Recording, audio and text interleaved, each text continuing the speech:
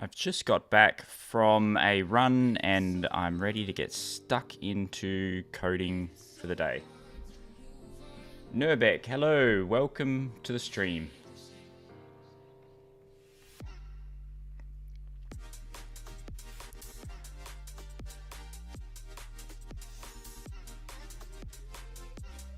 So last week I wanted to get the Best Auto Captions app up and running. My intention was to launch it. Didn't get quite close enough to the actual launch. A few little bits and pieces caught my attention. So today we focus on what we're doing. I've got a new pen. Very excited about this little twisting thing at the top because I like to fidget with things. So Best Auto Captions launch week. So this is going to be my list of things that I want to get done for the rest of the week, like for this week.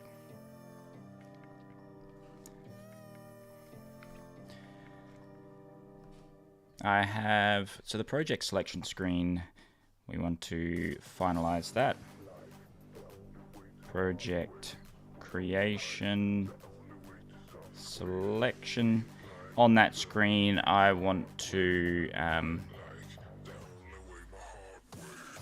on no project,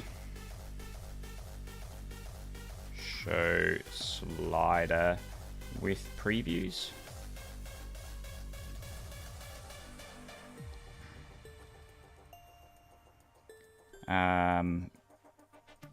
Automatic cleanup of files from projects. So a few temp files are created during the generation of projects. So what I want to do is, hang on a minute, that seemed to have stopped. Let me just load that back up again.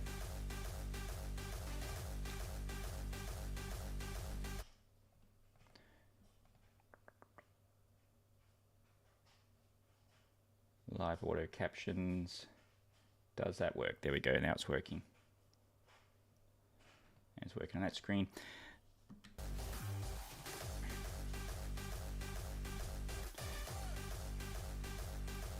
So automatic cleanup of files on the projects, because temporary files are just stored to the device and we need to start cleaning that up.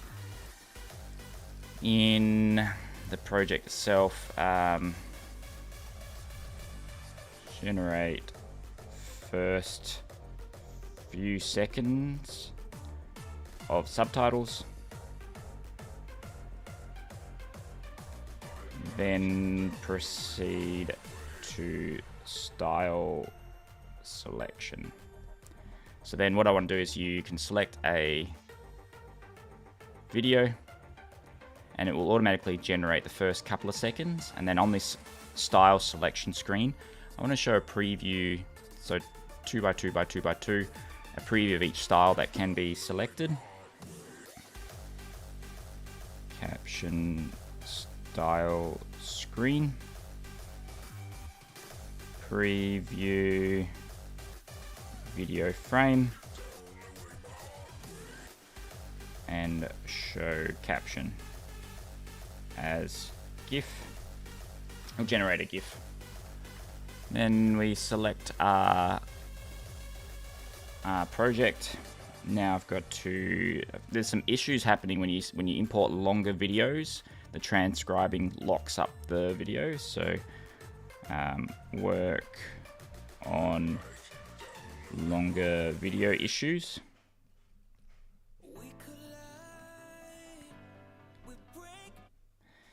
And what else do I need to clean up?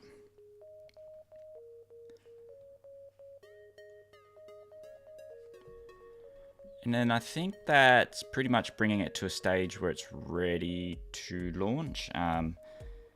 Work on video export. So that's our checklist for launch week. And then I want to have a evolving cleanup list. And with the cleanup list,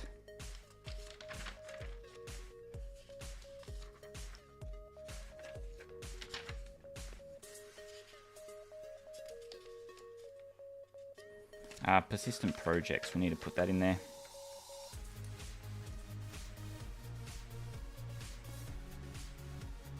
So the project needs to be saved to the user's device, and then it can load again.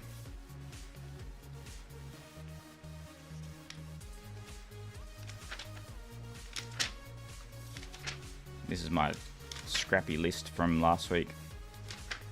We have cleanup, GIF, tenor GIF keyboard. Yeah, so switch to tenor.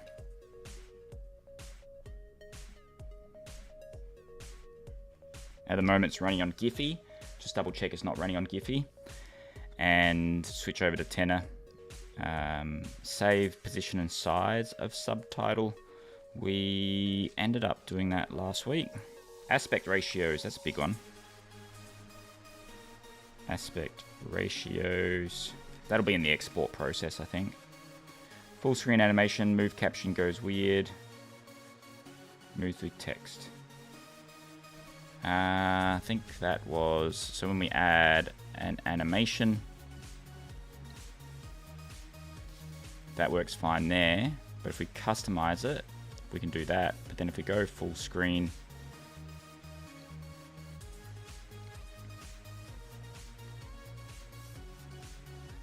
yeah, full screen animation.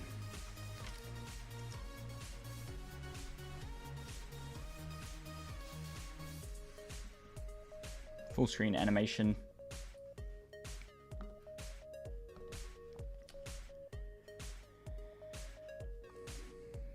Moves when moving subtitles. That's that cleanup queue. And there was a whole list of other cleanup queues as well. So revisit styles. We're still on that one. We're going to be doing that one today. Optimization, generating images better. We're going to do that one this week. Video palette on export. Video palette on export washed out. So what's happening is when we export it, it sort of adds this really washed out feel to it. Edit subtitle, HStack runs off screen. Edit subtitle words should stack and not run off screen. Remove popular sidebar. Popular sidebar from camera animation.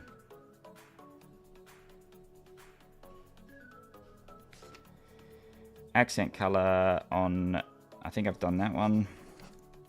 Caching of animations.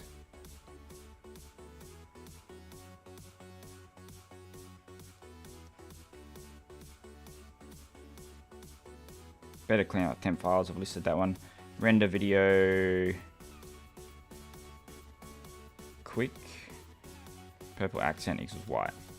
So to clean up, today I'm going to be focusing on project creation and selection.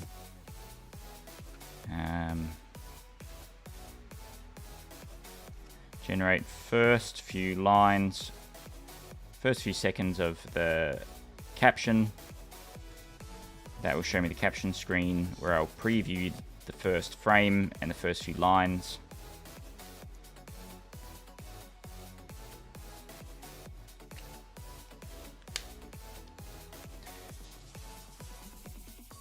I've also built this headline, automatic headline part up here.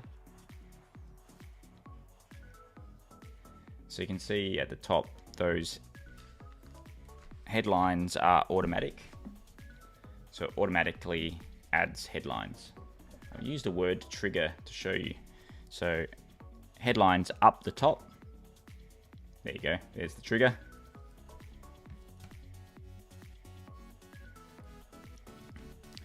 And first task is generate first few seconds of subtitles, then proceed to style selection. So when we generate captions,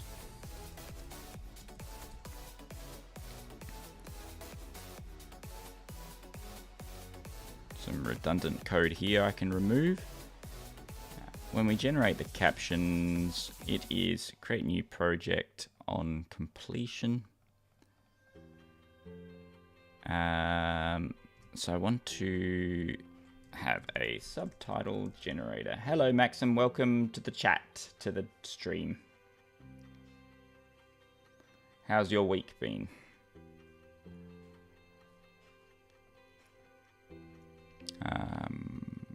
So I want to have the subtitle generator.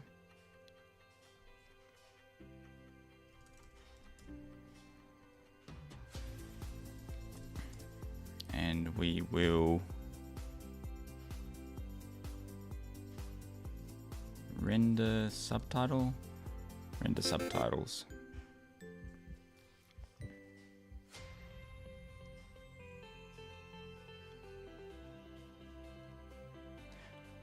That shouldn't have been my best yet, because this is my first bit of code that I'm creating. So there's clearly a bug that's comparing it to 0. Yeah, I did a little bit of coding before I went on the stream, so I cleared all the stats. So it's clearly pulling from the stats before. Having a ridiculous amount of sleep suddenly. How's your off stream? My life, good off stream. Very good. We had a good weekend. Yesterday I took the day off to do errands. Trying to set up a bank account, but they make it very difficult to set up a bank account these days. Subtitle render. So I want to generate... So we want to set up a new bank account, the same bank that has the company account. Make it easy to sort of keep everything in one place, but turns out it's quite difficult. Limit to like 2 seconds, so 60 frames. Limit to, I guess, words. Limit to words. Limit to 20 words, maybe. What I want to do is add a function to limit the subtitle render. So this is just going to show a preview of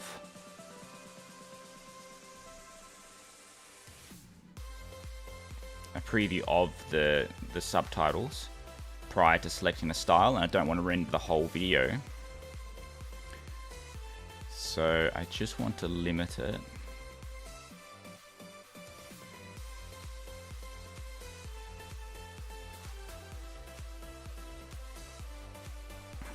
Limit int, and by default it will be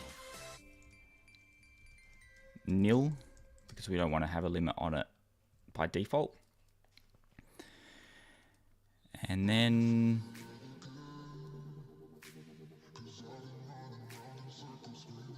render. This is the wrong sections. This is actually just rendering the actual subtitles on the screen.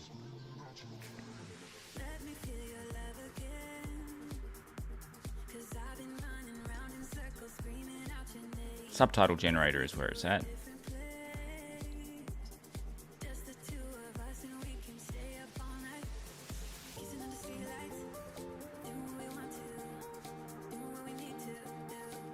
And we called it generate captions, create new project.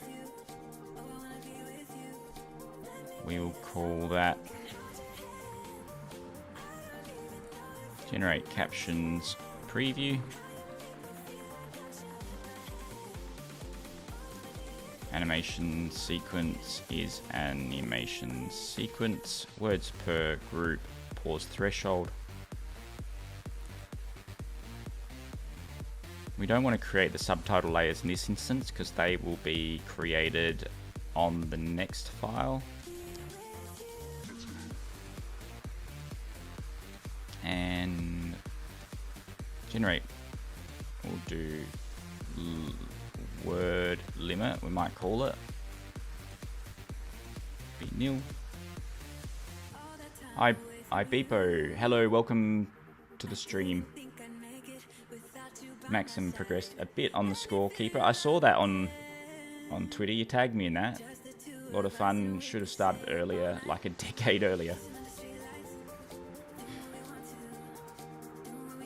Hello James, welcome to the stream. I'm going well. This morning we put the car in to get serviced, so the kids are out early and I thought I'd go for a run. So I went for my morning run. Haven't done that for the last week. Which means when I sat down to do the stream, I was a bit flustered.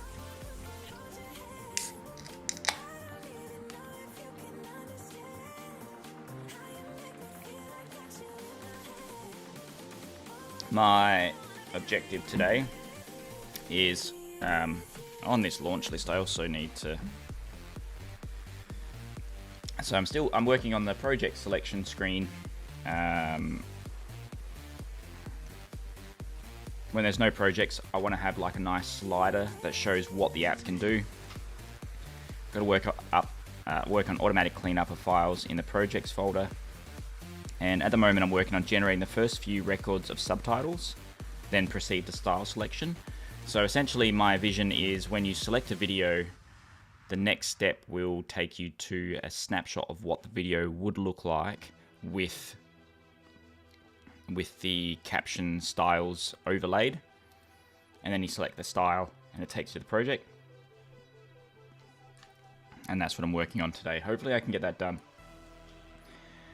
I worked out that I was having an issue on stream where every time I rendered the video it was hogging the CPU and then causing the stream to drop, and I was running 30 threads in the background processing the calculations of rendering the video, which worked nice on the iPhone because the iPhone sort of has a kind of a limit of what it can do, but on the MacBook it was taking all of the resources and then the stream was just dipping. So I'm hoping that that's fixed. And also on this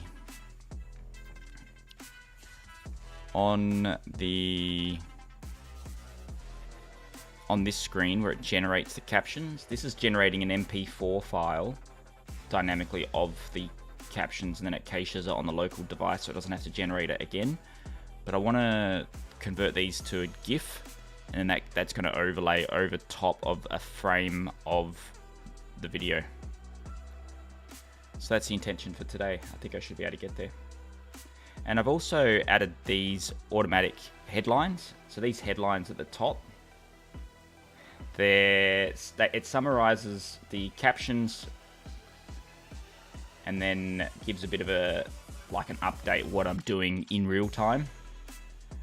So I've got that all running. I don't know how good it's going to be. This is the first time I'm testing it live on stream, but we'll see if it works. Like, I'm talking at the moment about the headlines at the top. So the more I talk about the headlines, the more you'll see that it will automatically update these headlines at the top. The update headlines at the top. Hey, what was the word I used to trigger it? The word I use is up headlines there. Automatic headlines. Automatic headlines. There you go. When I say automatic headlines, it triggers it. There you go. So it says live SwiftUI coding with real-time headline updates. So I don't know how accurate it's going to be while I'm coding. I think I've trained the AI, like in the prompt, I've said this is while I'm coding SwiftUI, but I context switch. So sometimes I'll be talking with chat and then sometimes returning to coding. So it'll be interesting to see how it handles that. But this is built into the Automatic Captions app, which will not trigger another Auto Captions app, which will trigger another someone pointing down.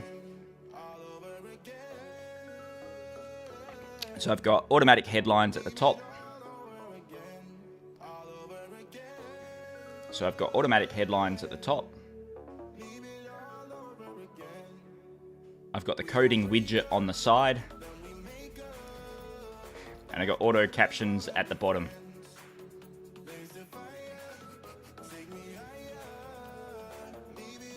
I don't know the reason for that, but I like it.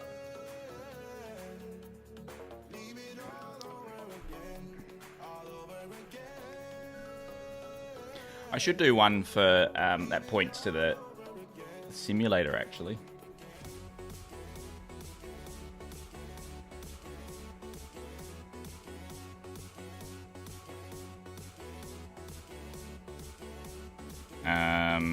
Simulator. Pointing left.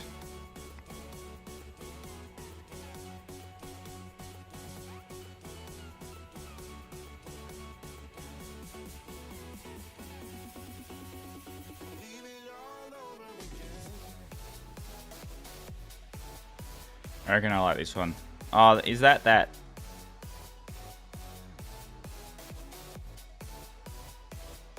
Is that a controversial GIF or not? I don't know. So when I say the simulator on the left,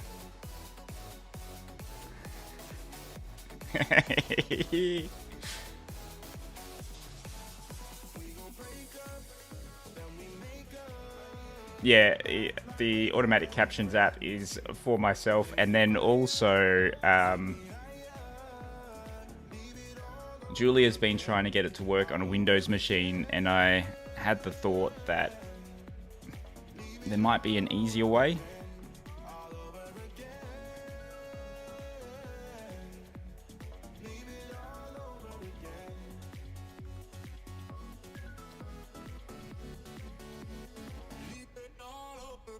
So overnight, like over the weekend when the kids went down to bed, I created a web interface. So this is running on the web. And I also put triggers in there, so you can say, I'll turn the captions off the big screen. There we go. So this is all running in the web. It's not as smooth as the other one, but it's like a couple of hours of coding and it works. I even added triggers in there. So I can say, welcome to the stream. Welcome to the stream. So triggers trigger. So and I'm thinking this whole live auto caption thing is probably not a complete waste of time. I'm hoping it might be like one of those growth hack type things that people share, and then the live auto captions is the gateway to promote the app. But we shall see.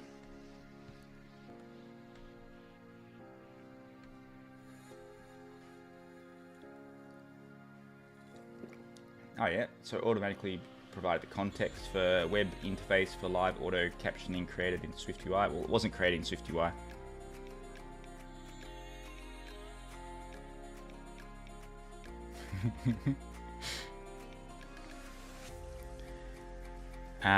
So where was I? I'm generating captions preview.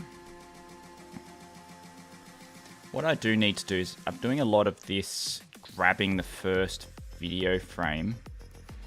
So I had a thought that I would like to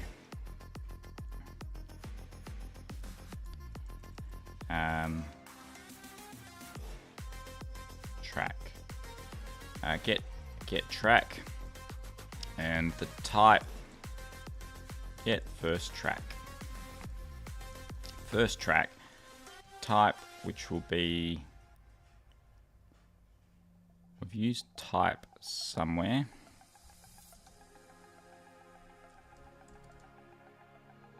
Layer type, animation layer type. And that will return animation layer. And instead of doing this complicated thing where I'm looking through all of the layers, first layer, I am going to, so that'll return layer, return layers first where type equals type. That's a function. So now what I want to do is be able to just very easily grab the first layer. And for the captioning app, it's not so much of a problem because there's only two layers overlapped with each other. There's the video layer and the caption layer.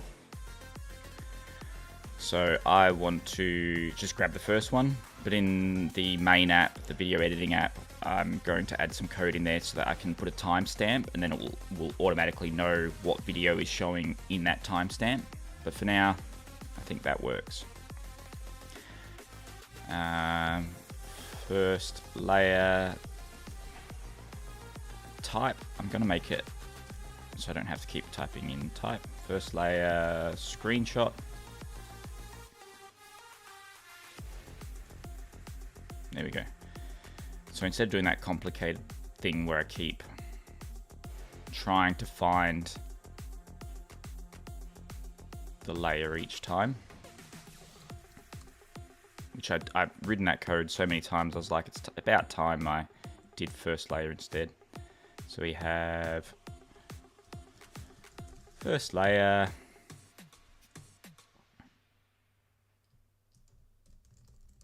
screenshot.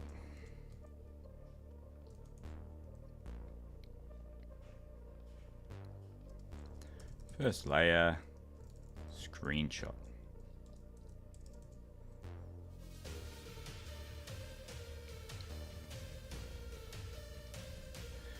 First layer, screenshot.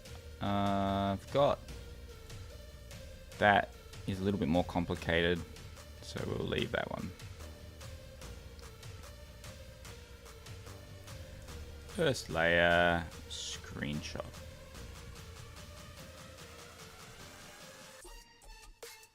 So you might remember I used, this is the original code from my screenshot to video app. So I've been using the same animation functionality engine and building on it. That's why videos are referred to as screenshots. First layer, screenshot. Which in my head makes sense, but probably doesn't make sense anywhere else.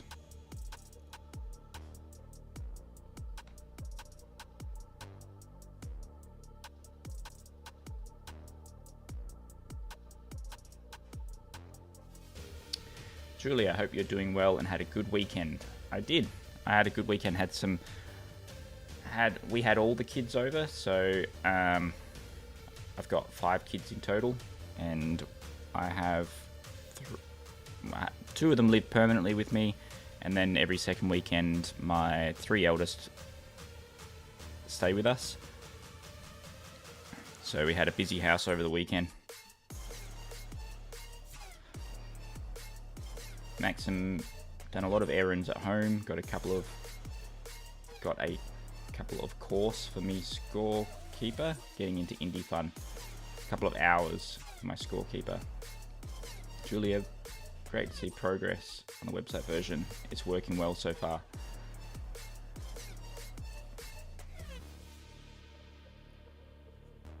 Next app, kids counter.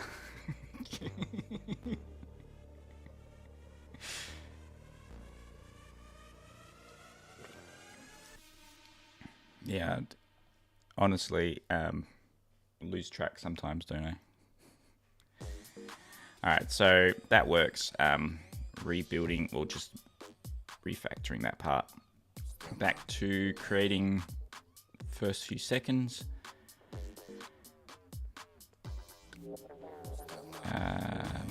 Generate caption preview. We have the word limit.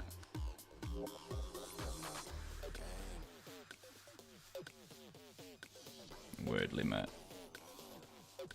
Word limit.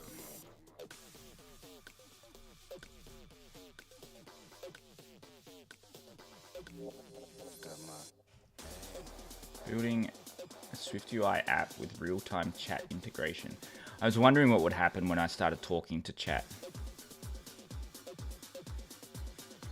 Crafting a SwiftUI app, overcoming word limit challenges. I was wondering what was going to happen when I started talking to chat, because I've said I'm building an app. So I'm going to... It'd be interesting to see what happens with that with the automatic headlines at the top there.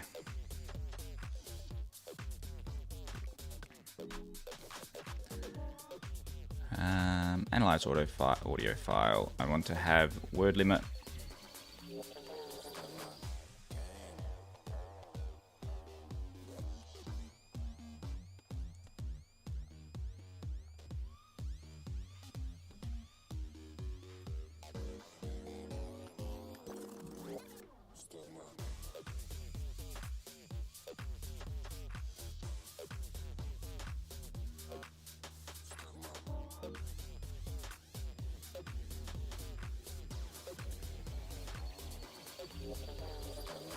Okay.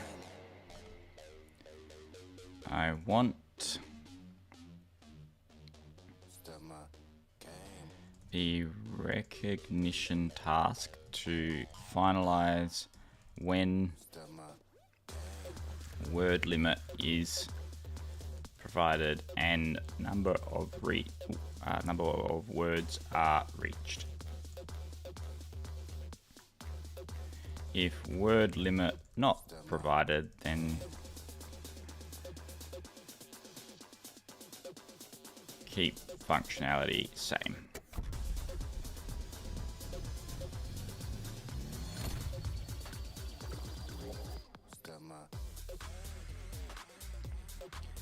Hello Robert, welcome to the stream. This is working just it's using the speech to text functionality built into SwiftUI. So I'm just letting SwiftUI handle all of the thread processing for the actual speech to text functionality, and then generating the video itself. I think at the moment it's running on the CPU, and it's really causing a few delays. Well, not delays, it's just it's racking up the CPU time. So I've got to work out a better way to make it work a bit better. And that's part of my task later on, is video generation, make it work better. Because I discovered while I was on stream, when I did render a video, the whole stream was cutting out. I'll try to work out why. It's because I'm using 100% of the CPU.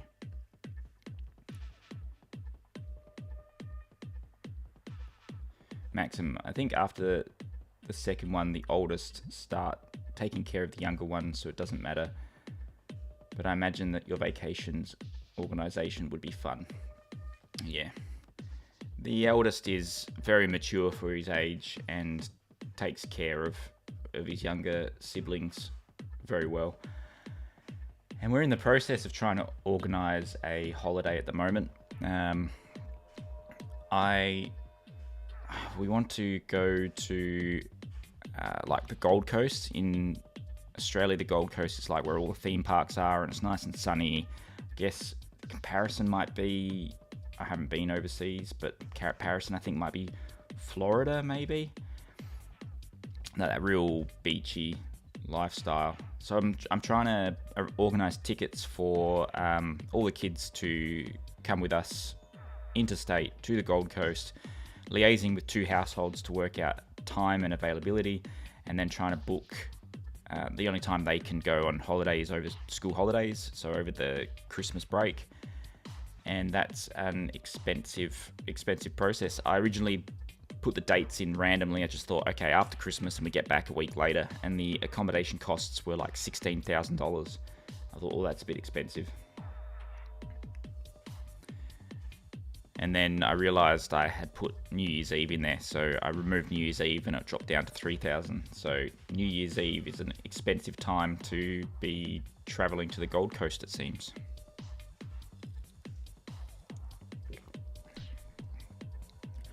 Maxim asks, do I watch WW's Practical, getting stuck into it? So the Apple Intelligence stuff, I installed it on my phone. I had to change it to US locale to get it to work, to see what the fuss was about. So I just play around with it. And being on Twitter, you start to see like the important stuff start to trickle through. And I follow people like Flow on Code, FLO. And he like anytime something new comes out, like Swift data and whatnot, he will put some videos on there about it. I'm trying to import this code. The recognition task method returns a non-optional SF speech recognition task, so we don't need the optional chaining.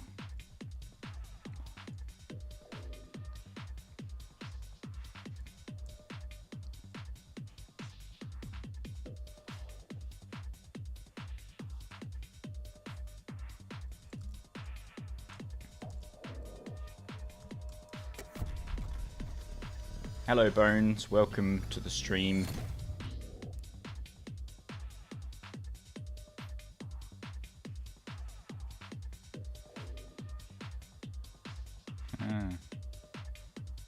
Those captions are delayed again, aren't they?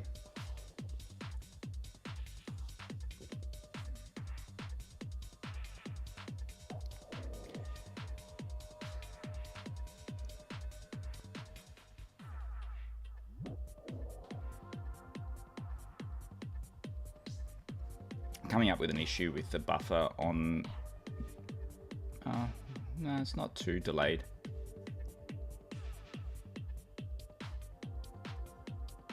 It should be about a second delayed with the captions. So it's a little bit delayed than I would have expected.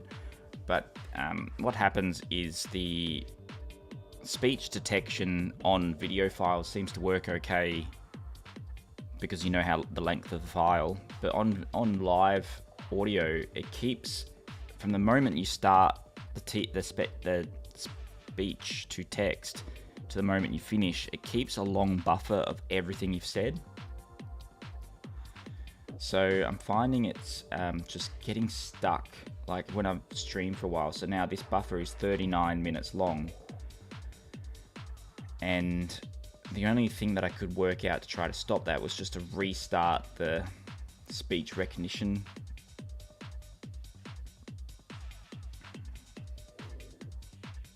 So the streams have been doing well to test the functionality.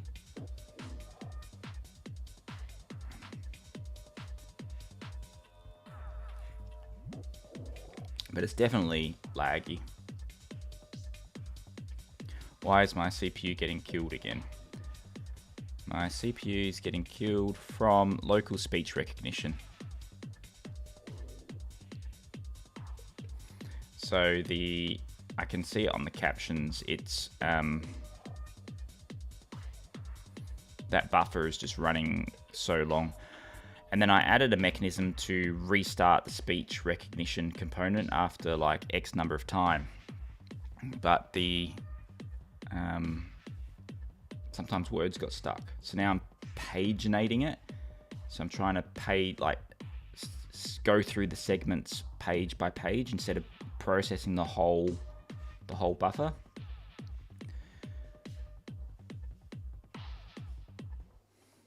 Just looking at the headlines.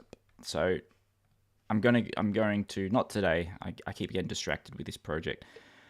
Maybe later in the stream when I've settled down, I'm going to reinstate that thing that restarts the voice, the speech recognition after X number of words or after X amount of time.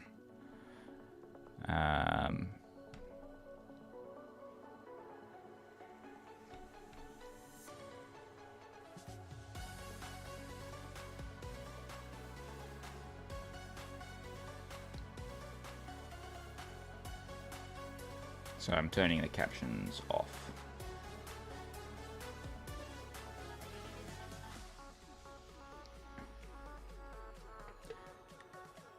Do I have a target device range? I think the performance between iPhone 12 and iPhone 16 Pro would be very big.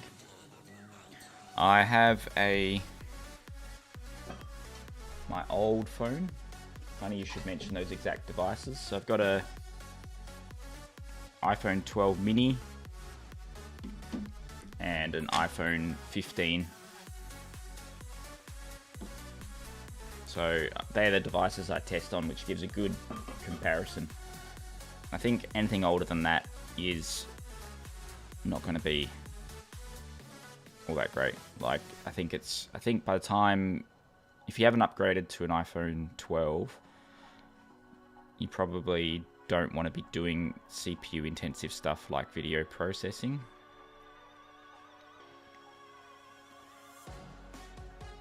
Nader, I have an app for citizenship for the UK. I can add localization for other languages or not. Are you asking whether you should add localization?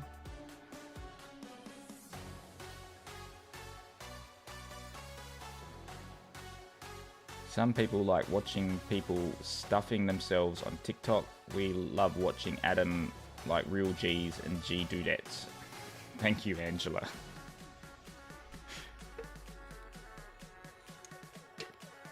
Have fun, Julia. Okay, we've got word limit. Let's see if that works. So what's the word limit actually doing? If let word limit is word limit, self word limit count, dispatch queue, cancel and return. That finishes the audio analysis once the word limit has been reached. So I might set we'll do, actually on the preview, we already know we're generating a preview. So word limit, I might set to like 3 words. This is A. So this should theoretically only generate 3 words. Let's see how it goes. What is Claude, asks Bones. Claude is like ChatGPT. And I've recently found out like it's quite powerful and everyone in the coding industry talks about it, but I've discovered that it's not as known outside of tech. So it's quite powerful.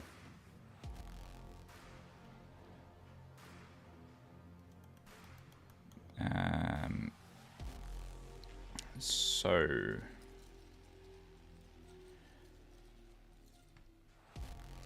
what I want to do is just check that only generated 3 words.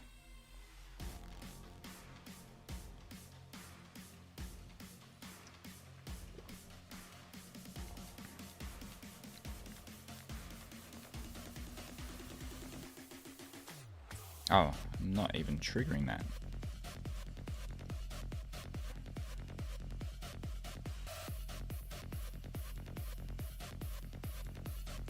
Am I triggering generate captions? No. So I want to generate captions preview. Generate captions preview. generate captions.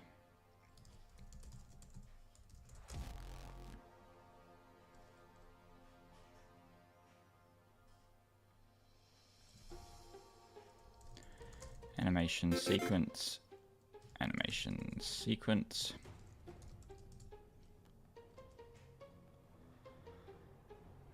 And that has an I don't have an escaping on that one.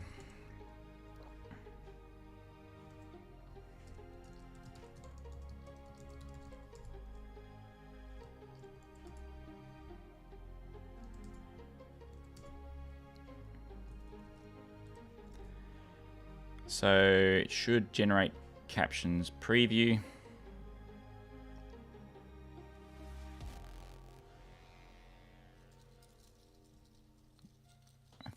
I feel like that's running on the main thread, but I'll see if that's working.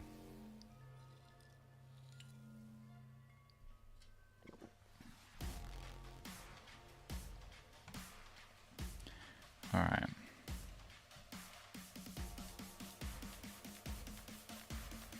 Didn't even check it properly. Generate captions preview.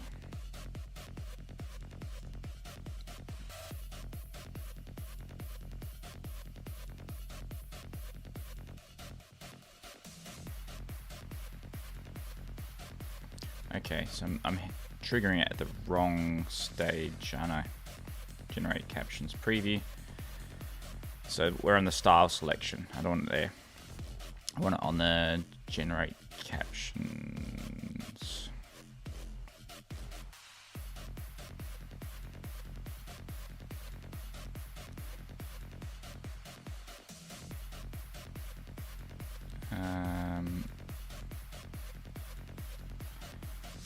So prior style selection view on appear.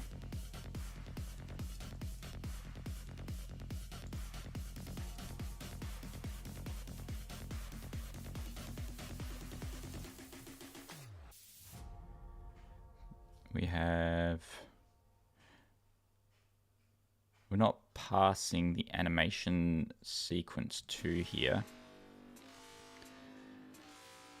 but I kind of do want to, because that's going to show a preview of it.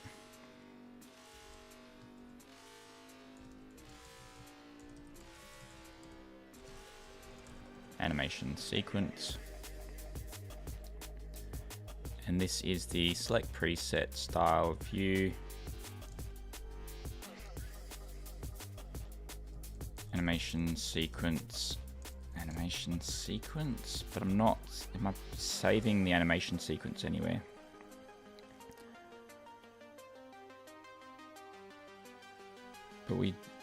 So we're just selecting the view. We've got creating a new project with the style.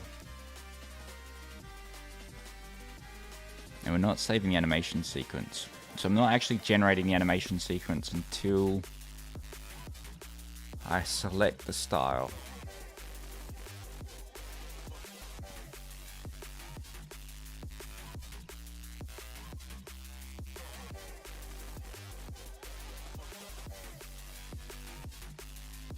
So I got create new project. That's creating the style in there. But I want to pass to it the captions that are being generated. And the captions being generated are generate captions preview.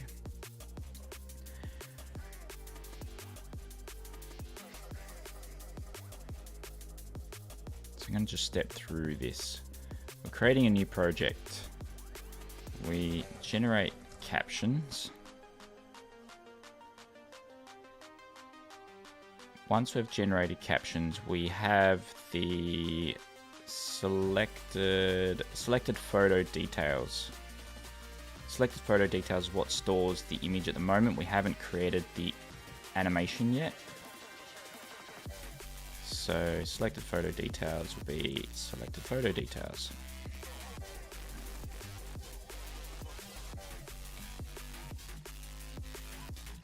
And we'll call observed object photo details photo details.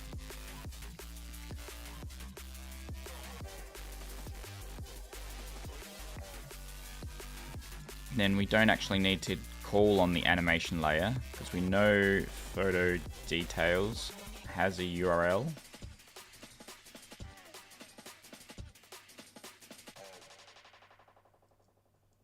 Subtitle generator is not set, so I can set the subtitle generator in the create project. I think that's redundant now.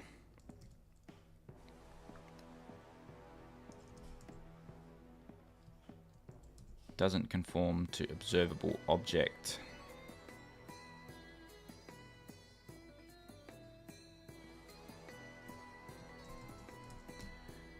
We don't need that to be observable, I think. That might come back to haunt me. Generate captions preview. Cannot find animation sequence. We're no longer needing the animation sequence because we're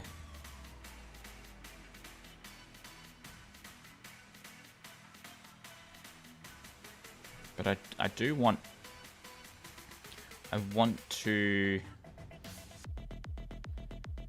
so I want to generate the first image preview and the text for the subtitles, and then each individual view will style or render the subtitles. Nada, you can use Cursor AI. That is better than Claude. I think it's cumbersome with Xcode, but also I like to get sort of locked in. And I found when I've used AI tools, maybe I have to get used to it, but when it's in the IDE, I get a bit distracted and pulled out of flow. Adam, who's my target user for this app? My target user are content creators, people who want to create generate subtitles on their short form content. So that's it. People looking for auto captions for short form content. Love the drum and bass background. It's been a while since I listened to any of that stuff. Thank you. This is just a playlist on a royalty-free music service, so I don't get copyright striked.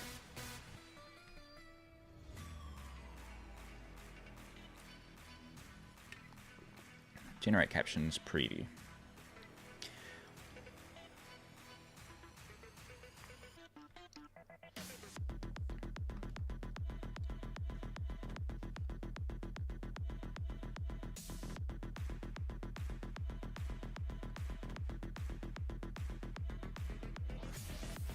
I'm kind of disappointed that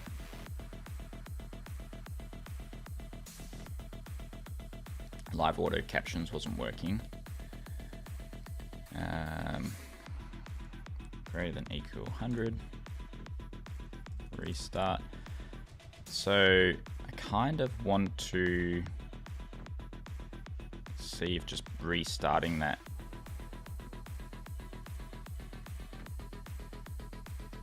if I put the code in there, restart it.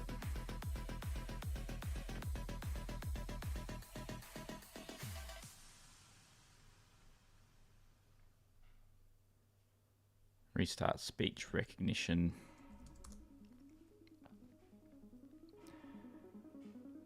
On selected device, restart speech recognition on selected device. If it was an easy fix, I'd fix it. I don't want to get stuck too much into it. But I'm kind of, it's frustrating me. I want that to be fixed. Generate captions preview. We select preset style. We have the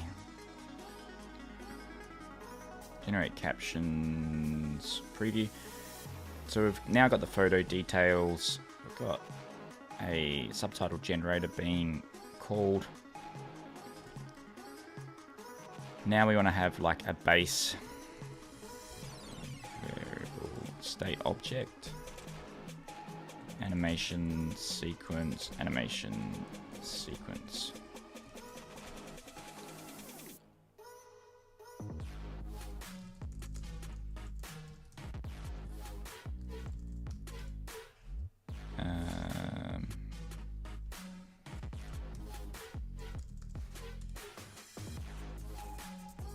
No. Going to generate captions preview.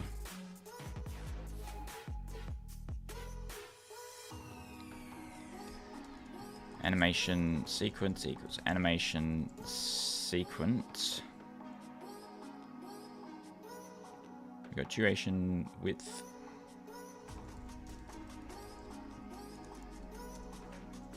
Width will be photo details. Get frame. Do I have that built into there? At 0.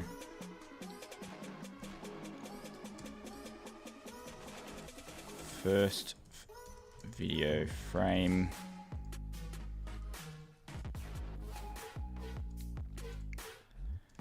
First video frame width, height, first video frame height.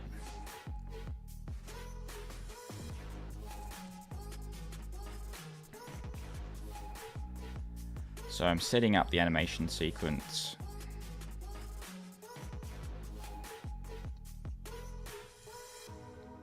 And then I'm setting the subtitle groups into that animation sequence. And I want to have a layer.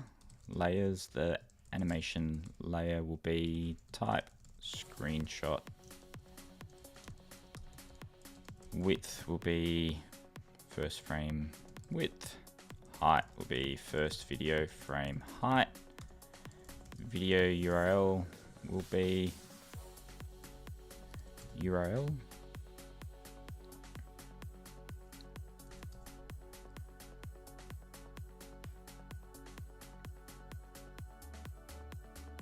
Photo details. Incorrect argument label in call. Have type width video URL. Expected type width video.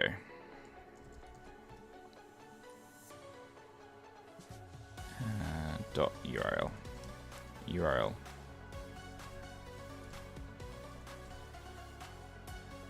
Of type photo details to expect target to expect argument video URL. URL. URL. Do I have photo details get frame? No. So photo details get frame is actually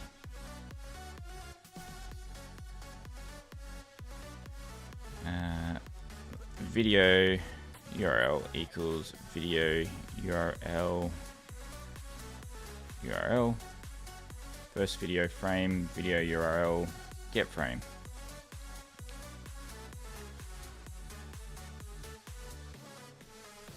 Int. Say let width equals video width, let height equals height. Width and height.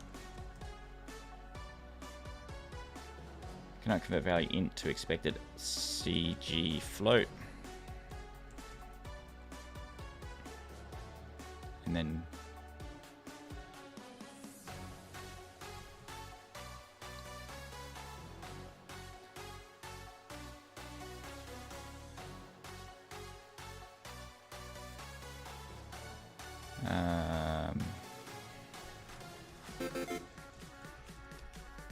if let first video frame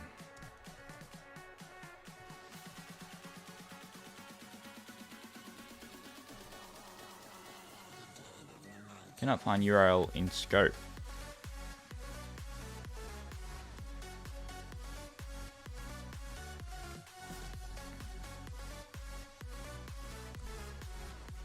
So what they should do is generate captions preview. It sets the URL, sets it as my video URL class, gets the first frame,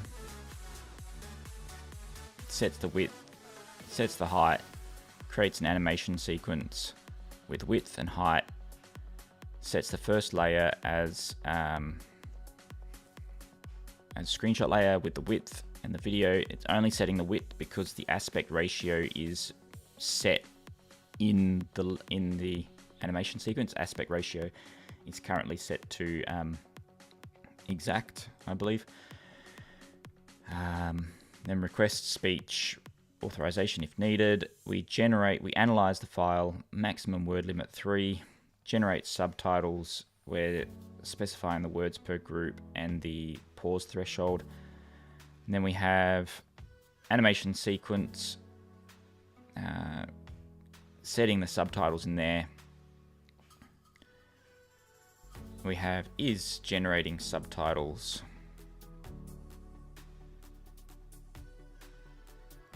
We no longer want that in there. Is generating subtitles. So pushing the generation of the subtitles elsewhere.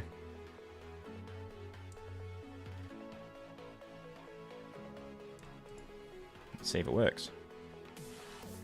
Hello Catalan, how are you going? Trying to launch an app to showcase my animations from website and busy with my parents-in-law. They came to us for about a week. Oh, it sounds like a busy time.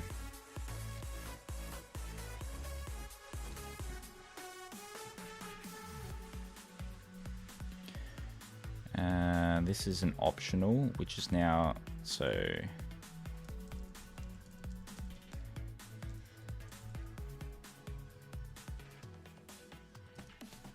am I allowed to do that? No. If statement's not allowed.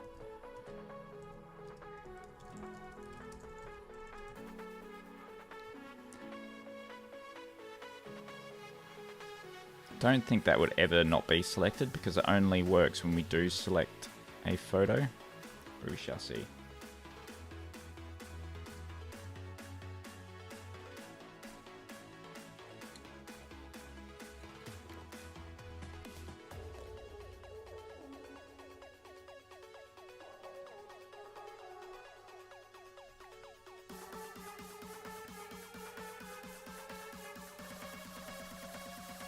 Local speech recognition still going crazy. Oh no, that's refreshed now. It's OBS taking all my CPU now. Alright, so that has generated. Let's see if it limits it to 3 words. Words, 3 values. Awesome. That shouldn't have generated it twice, surely. It just triggered it twice. Generate captions, 1, 2.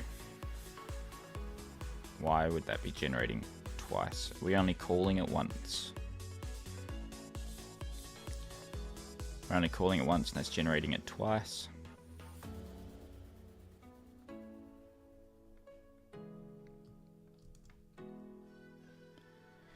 In a simple test, this was generated. This generated 2 results. Perhaps due to, I don't know, I'm not going to try to guess it. When I expected on completion to only be called once when limit is reached.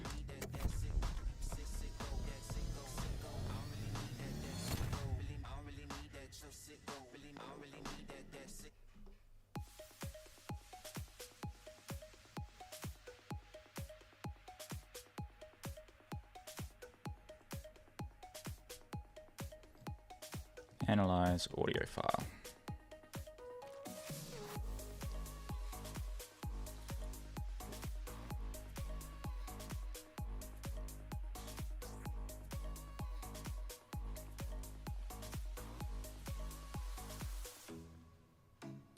That worked. Okay, so we have, and we don't need to generate, don't need to set visibility until that's all done. There's an issue that I found that if I don't set a delay here, when I select an image, the next screen would lag before showing, so I want that to be nice and smooth. Right now, captions are not showing at all, I think because I've set the duration to 0. But why would that impact these previews? Animation, sequence, duration. Dot last dot start time plus duration, and that is as a time interval. So I want to convert that to my frames per second calculation. If let last generated subtitle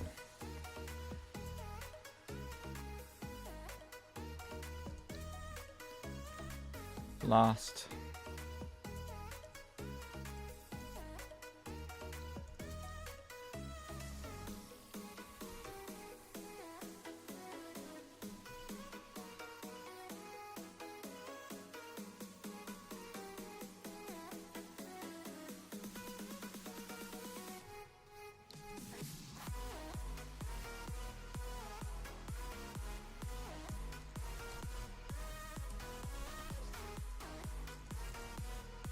I want to have completion here.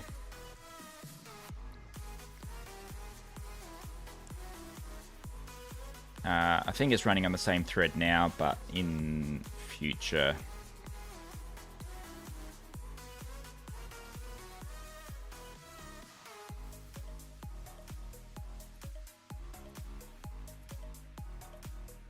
yeah, there's some issues with dispatching on main, and that's the lag. But there's also some views that are displayed, so it generates. Yeah, you're right. It's on main. Okay, so that's generating the previews.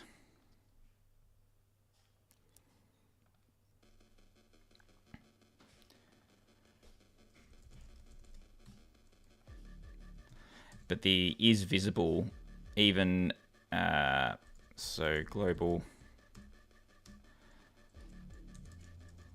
I know Max hates to see dispatch queue. It's what I'm used to at the moment. So it's when I set this as visible, the actual generation of these pre-rendered views, where it generates the previews. So it's got some optimization to go, but this is like a hacky way of doing it, I think.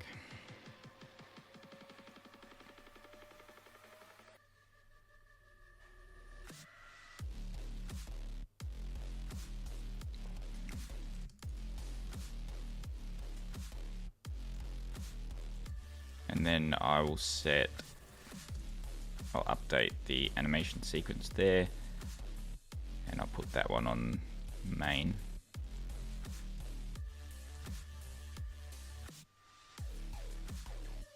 You've seen worse. That fills me with confidence. Kinda. Also still a neg. So what I've got it doing now looks exactly the same, but now it generates a preview, and then in the background, so first step is to generate the a preview of the animation, and the next step will be to keep generating that in the background. So the text to speech will continue even when I'm selecting a caption, but that's not visible to the user. It'll happen in the background. For the time being, I want to execute this code when the first, what lines? Words per group times 3. What are we saying for the words per group? 5, so it'll be 15. That makes sense. So to have at least 3 subtitles generated might reduce that.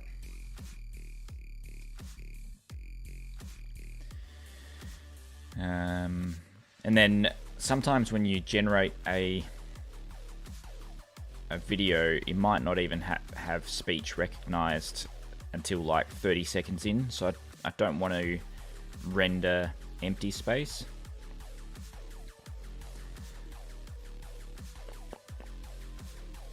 So I've got to work out a way to fix that. So to do, in this instance, clear empty space prior to first caption being generated. Don't want a few seconds of non-captions to be rendered for the style previews. In my example, I'm pretty much using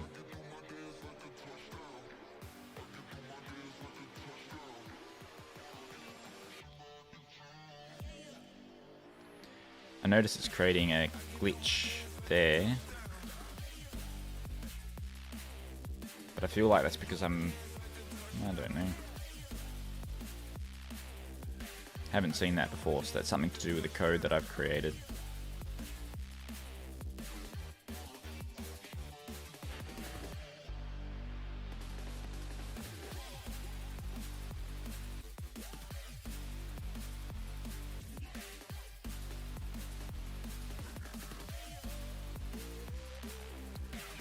But generating the captions on...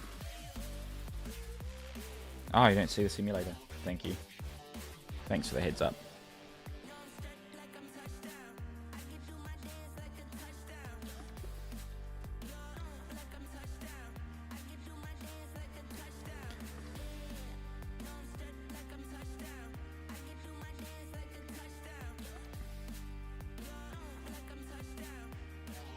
So at the moment, it's like showing all the subtitles at once. I don't know what's going on there.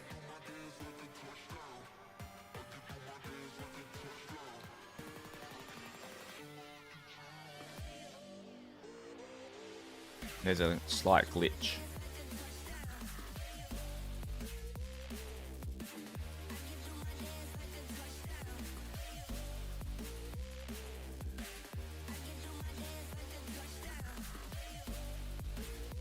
See if it's the new code that I added in there.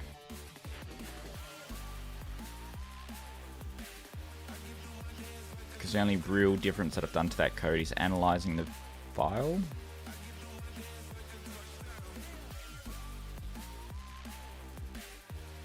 Yes, it's something to do with the way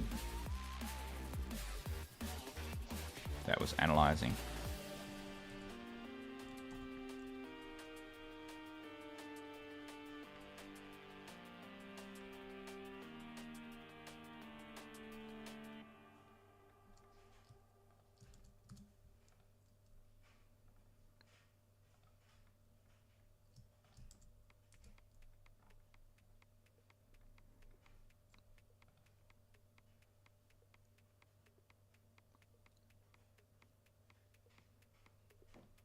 So I want to find out where that's causing the issue.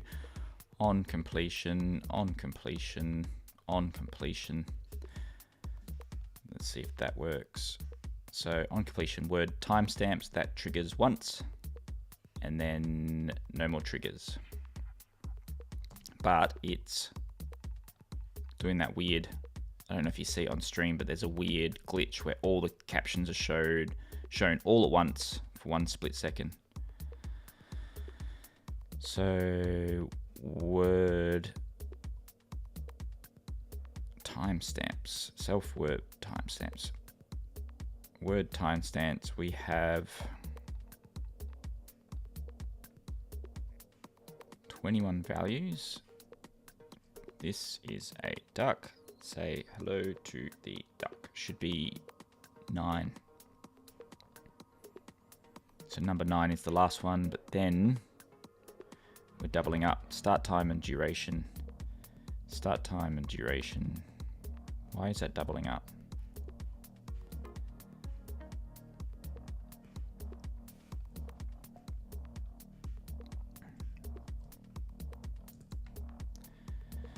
The analyze file now doubles up on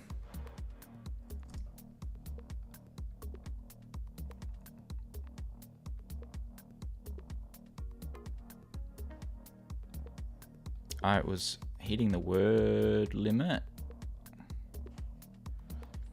but we're not setting a word limit, are we? Word limit set to 15, and we're hitting that word limit, but we're not setting a word limit in this instance.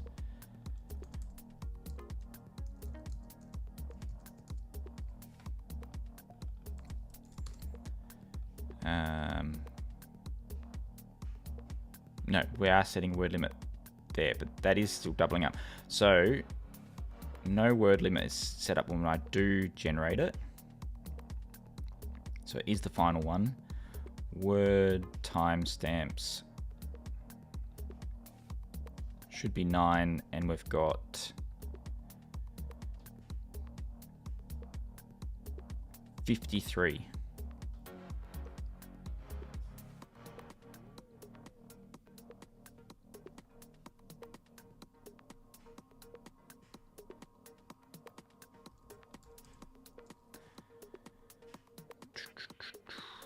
Remove all.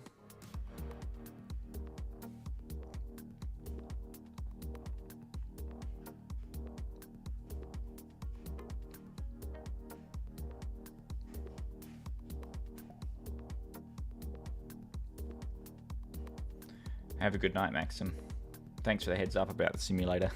That would have been a while till I worked that out. Now that I'm a bit less sweaty after my run, I'm going to put my jumper back on.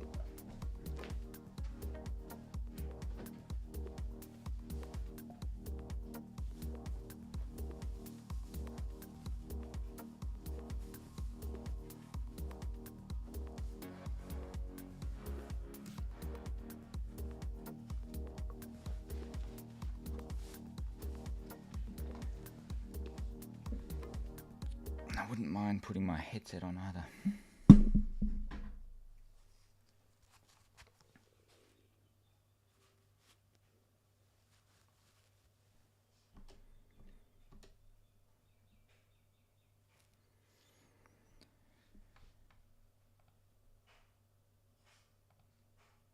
Power beats, no one, the AirPod Max.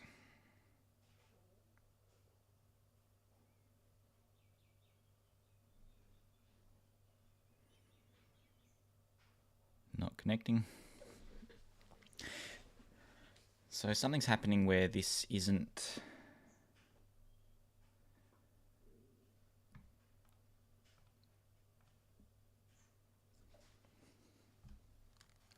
this is doubling up on the recognized text. AirPods Max. That's not, my headset's not connecting.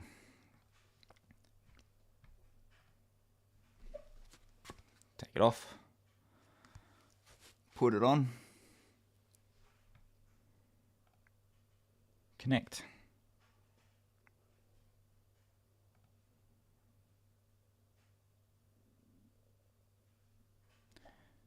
There we go. Now I should be on. Let's see if the music works through my headset.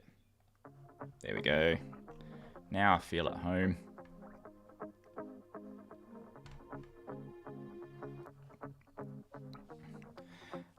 So I think what's happening is every time I'm analyzing the file,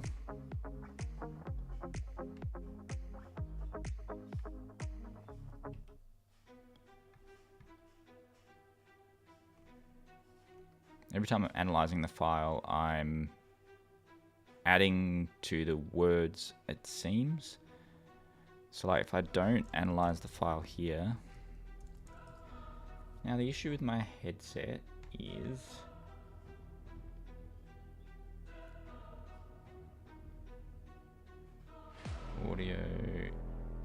Go on in that low audio mode.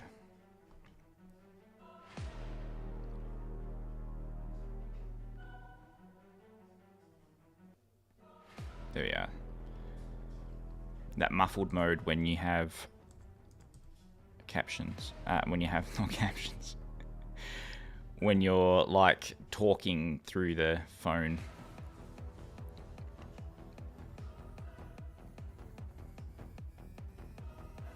So what I'm just testing at the moment.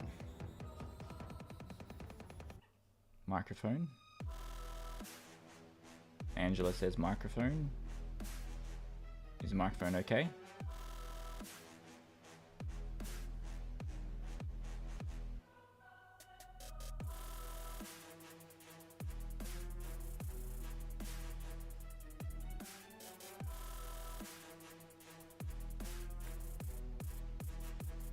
I don't know. I can see on OBS that microphone is being picked up. Did it go too loud again? All good. Good. Okay. So now I'm just turning off generating a preview. I want to see if it's doubling up on all the words. So this should only have 9 in there, which it doesn't. It has 53. So it's not this process of doubling up that's happening here. It's something to do with this code. This code is now doubling up on recorded words when is final for some reason.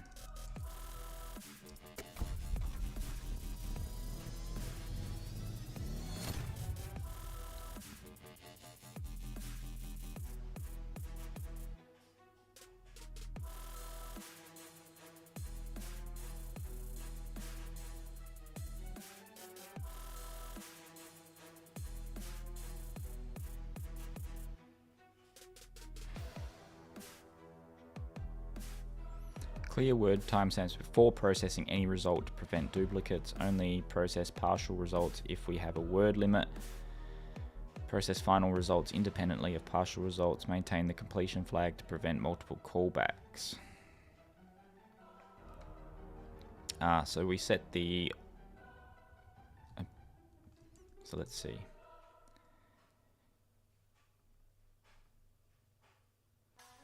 There is an option, should return partial results.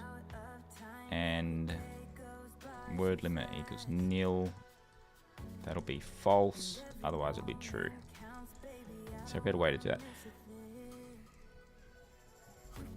Word limit does not equal nil. So should return partial results, word limit does not equal nil. So if word limit is nil, that'll return false. That's doing my heading. Will this return partial results when word limit is set?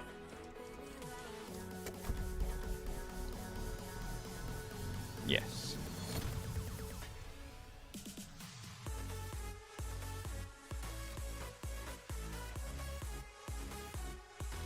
So I wonder if it's just that. I don't like that line of code that it's created.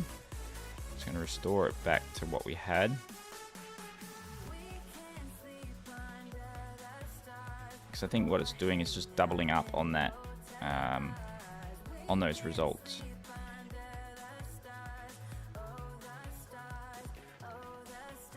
Okay.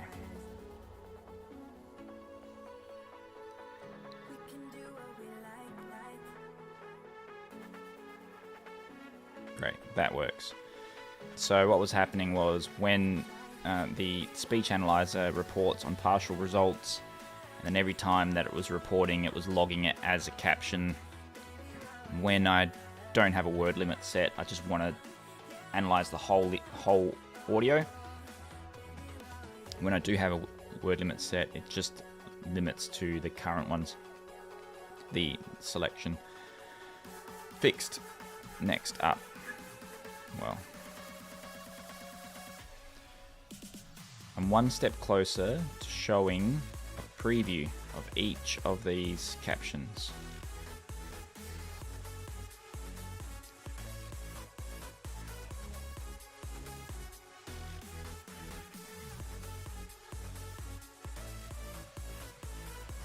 So I want to have a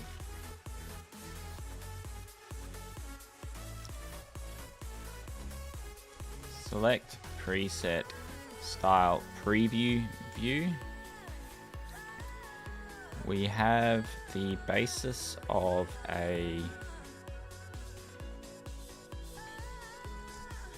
animation sequence. So the basis of an animation sequence that we've created, the basis of the animation sequence is created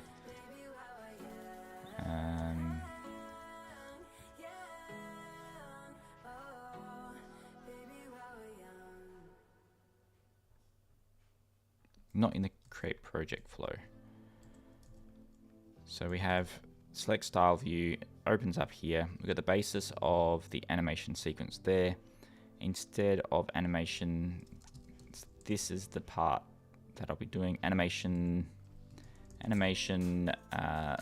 text style preview, pre-rendered view. Animation text style preview from animation sequence view. What a mouthful. We will specify the style.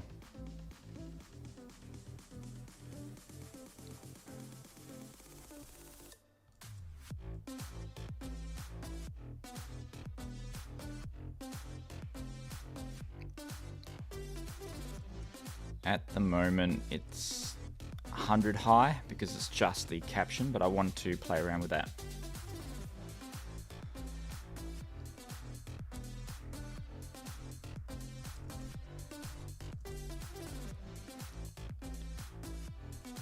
Animation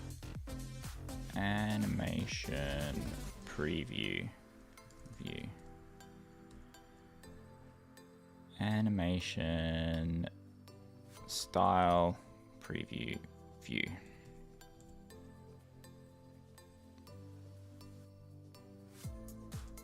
Animation style preview view. We want animation sequence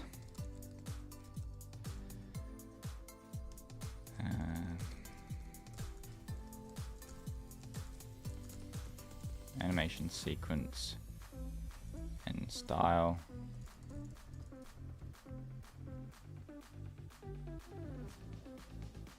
Animation text style.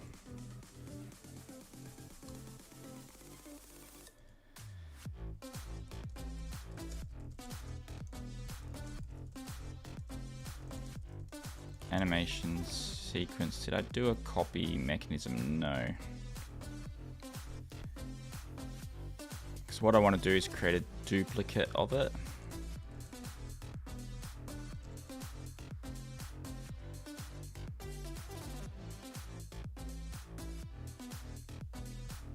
Because this will change between views. State object, animation sequence, animation sequence.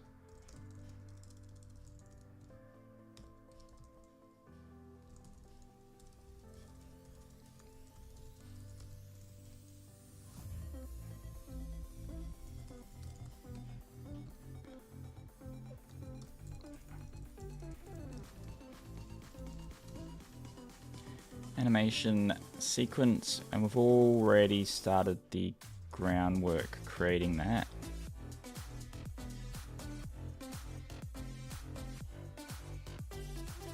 Animation sequence width, height, animation sequence duration, animation sequence layers, and subtitle group, animation subtitle group subtitles.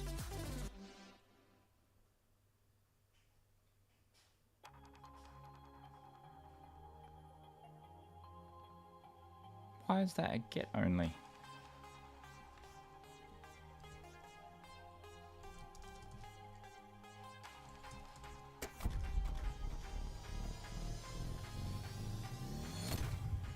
So I got to do that little bit there.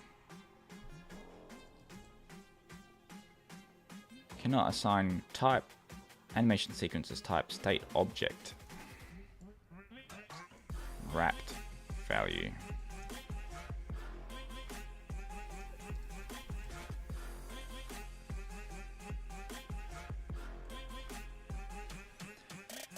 So this will allow me to, where do I add the style? Style goes somewhere, doesn't it?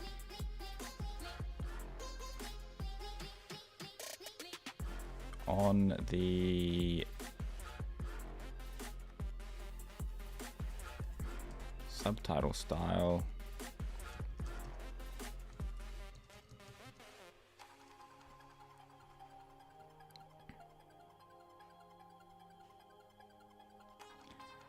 Animation, that's when it generates the text, so I don't need to save that to the animation sequence. That's saved to the generation of the text.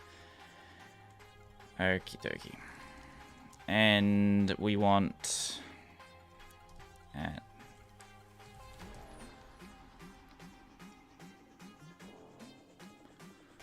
progress view to start off with.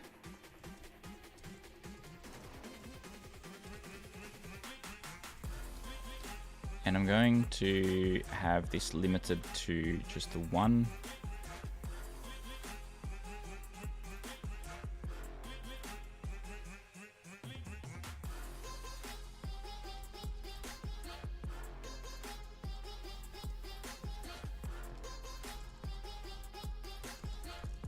Because I only want to test, it's going to be quite a cumbersome process before I properly test it.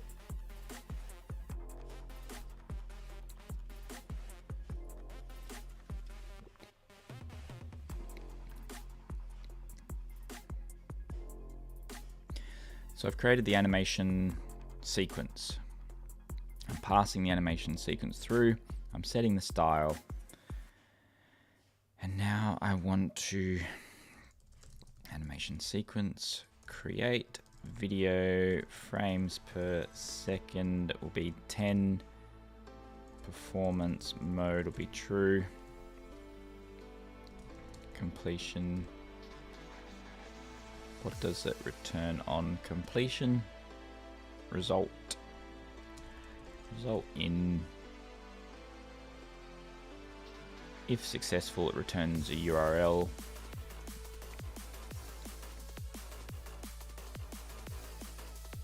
Print success, URL absolute string.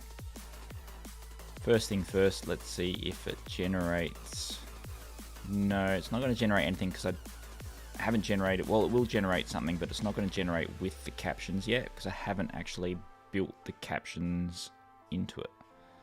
Like, I haven't rendered the captions from the text.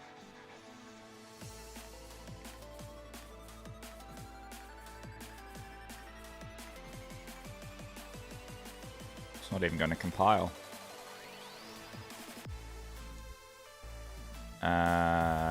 Remove that. Remove that. If let. There we go.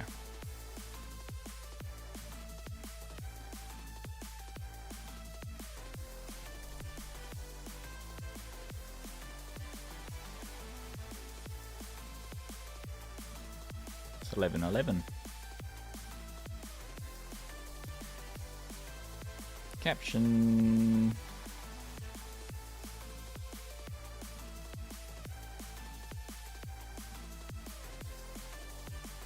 Not working.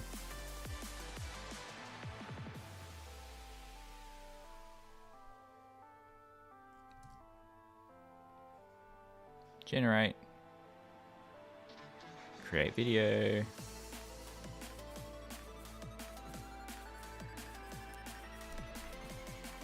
The operation could not be completed. An unknown error occurred. Error getting keyframe.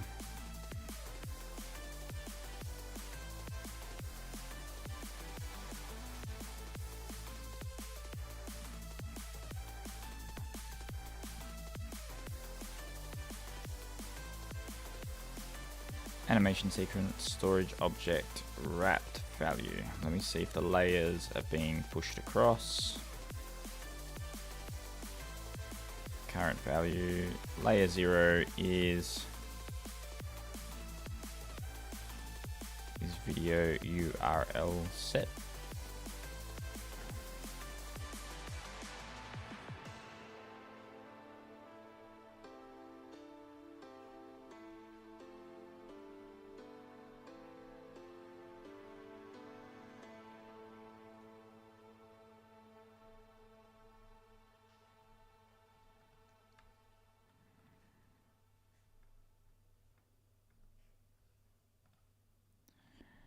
Which part are we erroring out on?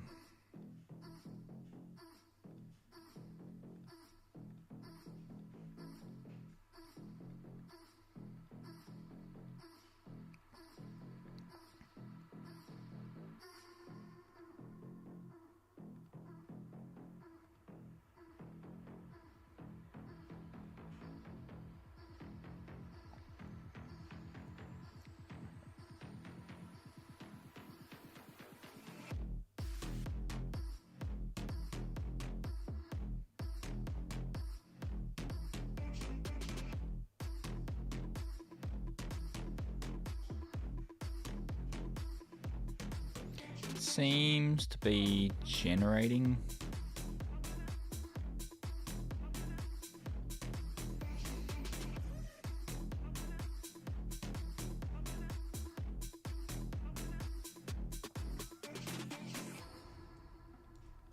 And restore for each.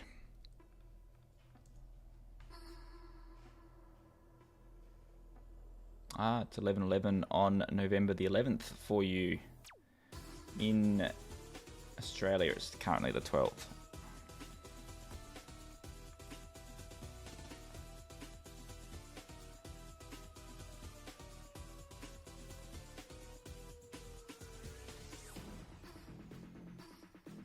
So I think I can check. I want to see how I can find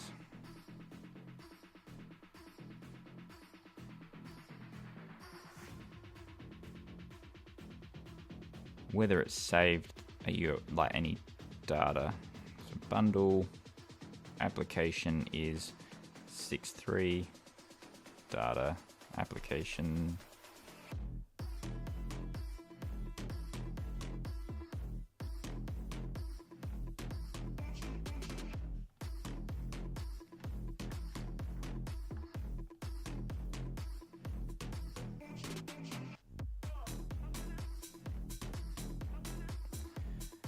Core simulator application, so data container application OA.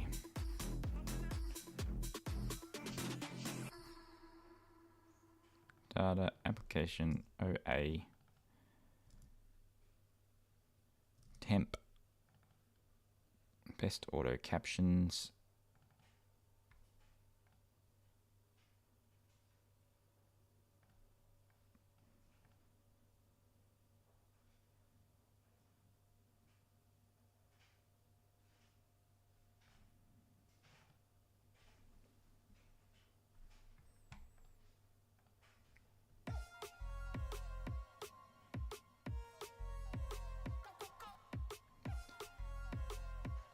So date modified, the latest one could not be opened.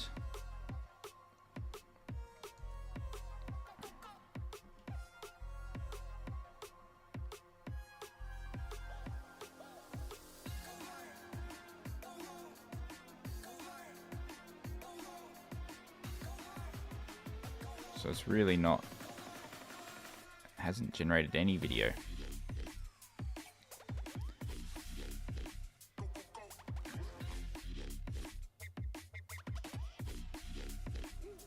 That generates fine. I'm just having issues generating.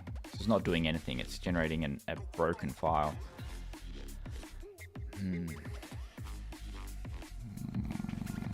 Maybe if I...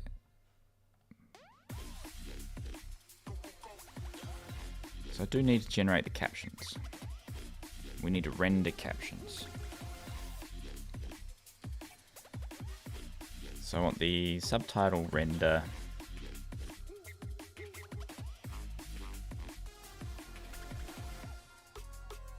on completion, then we generate the video. So we have animation sequence. We want to specify the style.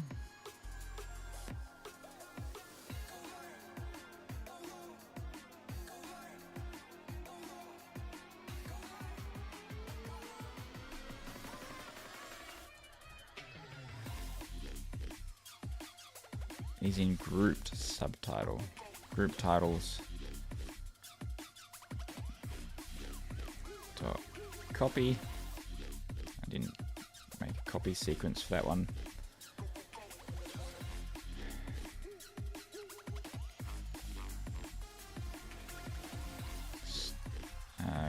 Group subtitle style equals self style, because I need to set the style, but to do this needs to copy the grouped subtitles instead of calling by reference. So I'm pretty sure this is a class, yeah, so that'll be called by reference, I guess. But for testing one, I'm just going to see if this works. So now I've got subtitles, the style. Before I render it, let's see if this works.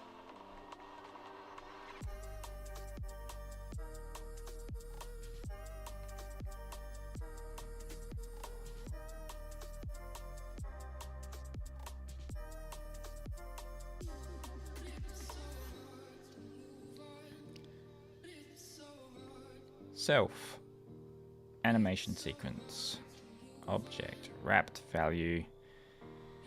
We want to see the layers. We want to see 2 layers, a subtitle layer and a, yep, so there we are. There's the video layer. There's the subtitle layer. Type caption layer. Type screenshot layer. Video is video set. I'm not sure the video is even set.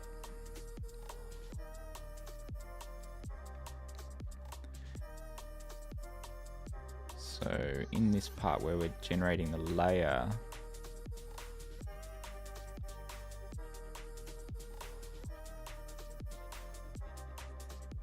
we are setting the video from video URL.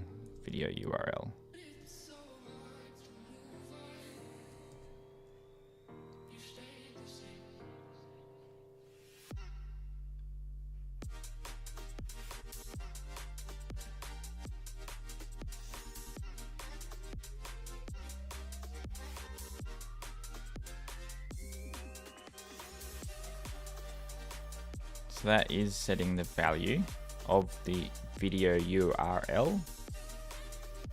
In this one, we have the layers, layer 0, video, value, URL, storage, value,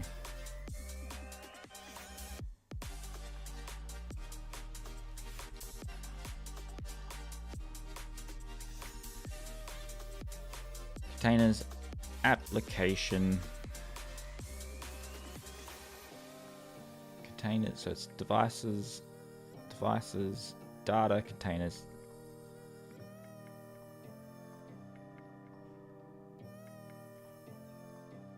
containers, data, application, AB3,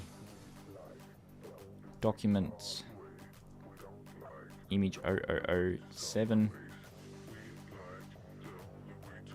So that is storing it. It is on the device. But for some reason, we're not rendering anything. I know what I'm doing. So in the animation sequence, the layer here, I set a duration for it. The duration would be total frames. I think that's an int. Duration. I mean, it's by default setting to 30, so it should have. Layers. Let's see.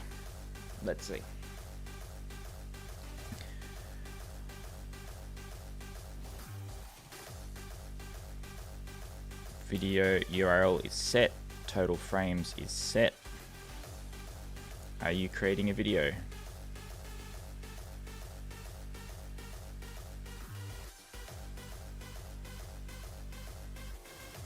Application temp. Empty file again.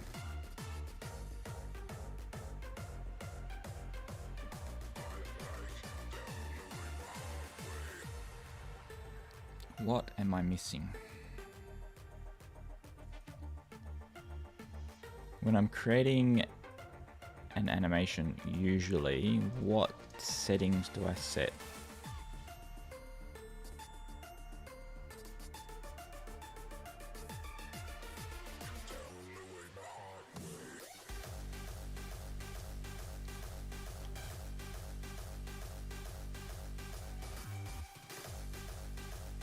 Video URL duration.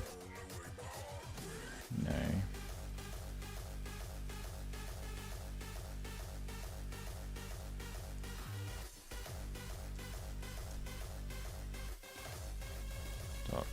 Total frames. Aspect ratio. Original. Background color black. Layers will be layers.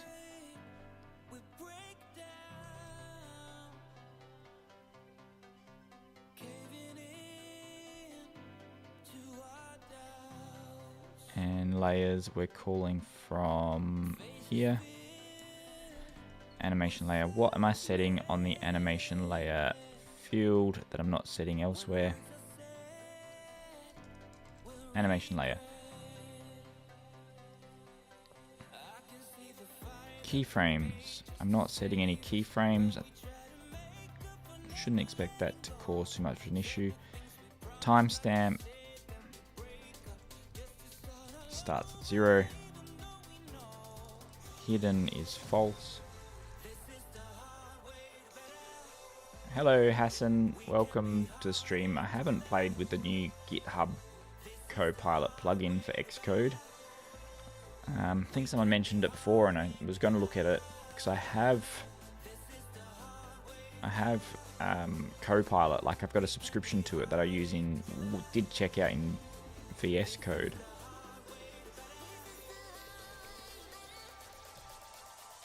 Let's see if this works. Have you checked it out?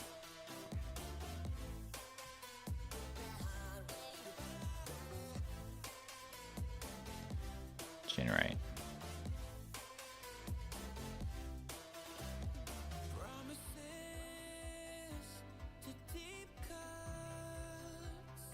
Zero bytes.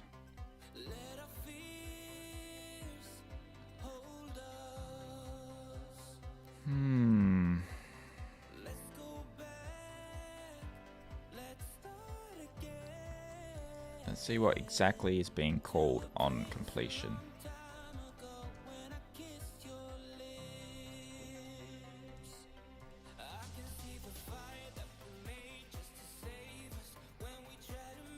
Create video. It's not calling any completion. Could that be correct? Completion failure, completion success, completion failure. Close all video assets. Mark as finished.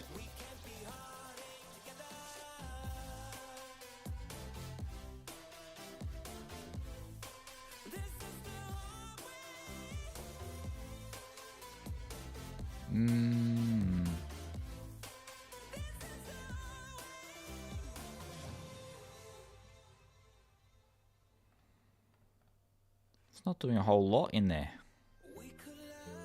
So because my thread count is too big for this short video?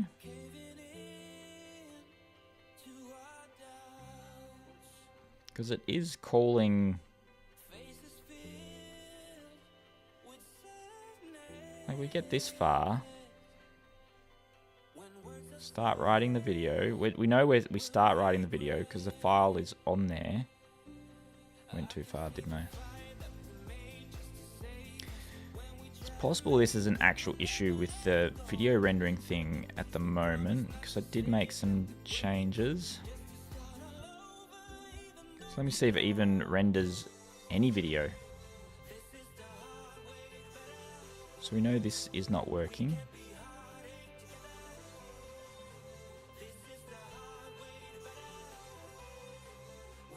But let's save that.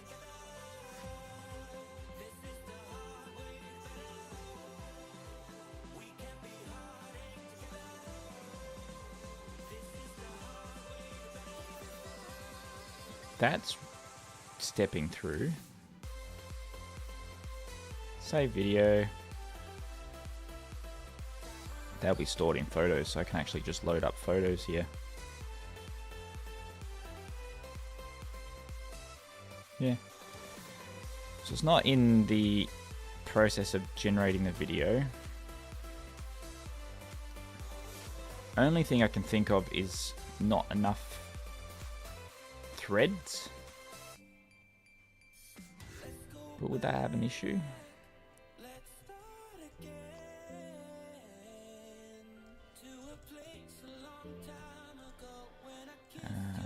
Thread.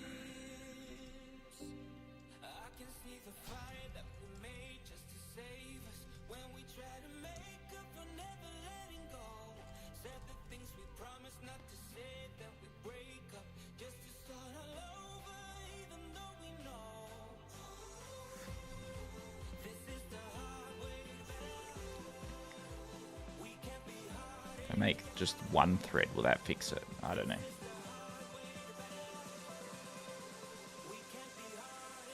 Oh yeah, if you're starting out with Xcode, the inline suggestions would work. That would be a game changer for learning, I think, actually.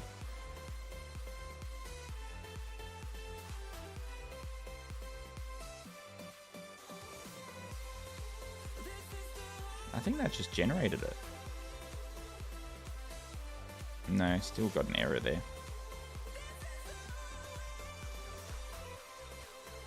We're just not getting to a stage where this is finalizing the creation, but it is finalizing the video. So I'm not entirely sure what's happening. So we're creating the video and then it's calling...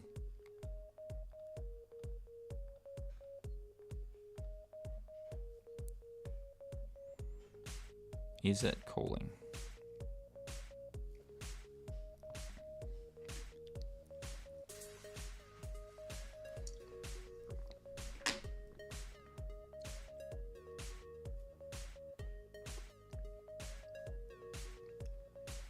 Got to keep an eye on my phone because I've got the cars being serviced at the moment. I'm expecting them to call up to say that the tyres need to be changed and to authorize it.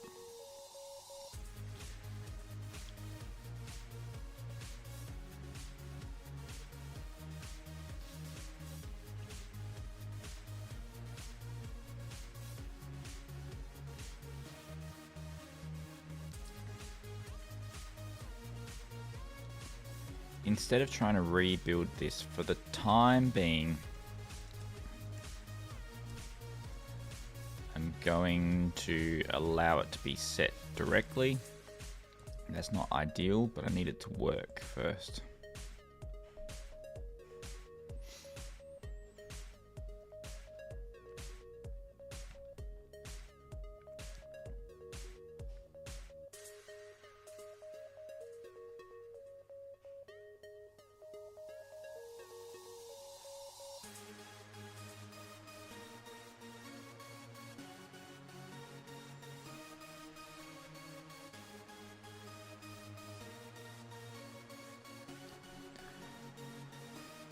I need to step away and grab a drink and see if I can find a solution to this.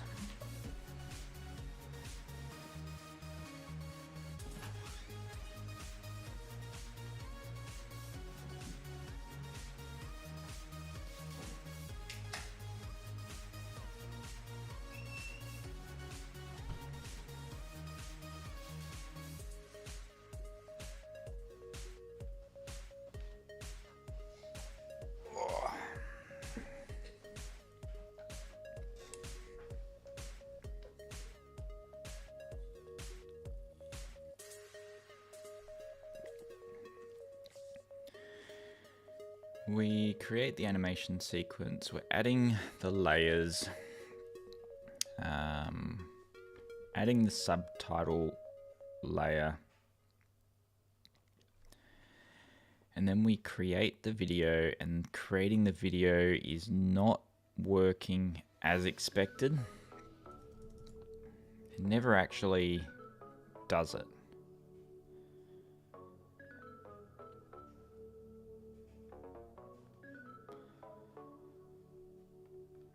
Create video.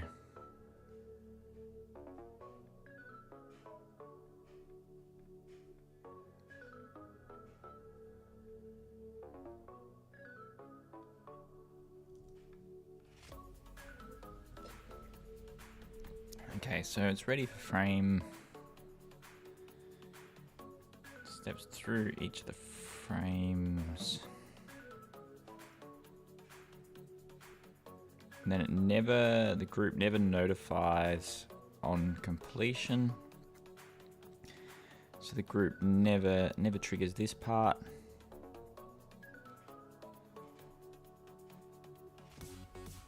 So maybe the frames are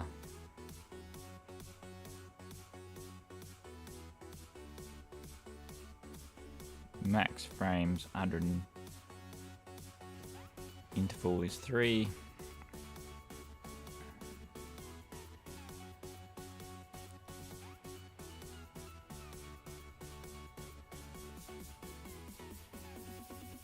So we are entering, and then we wait.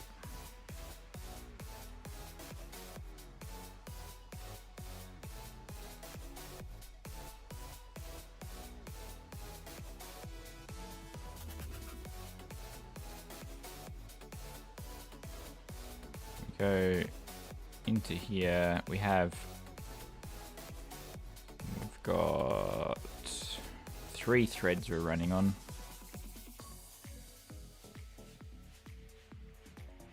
2, 3.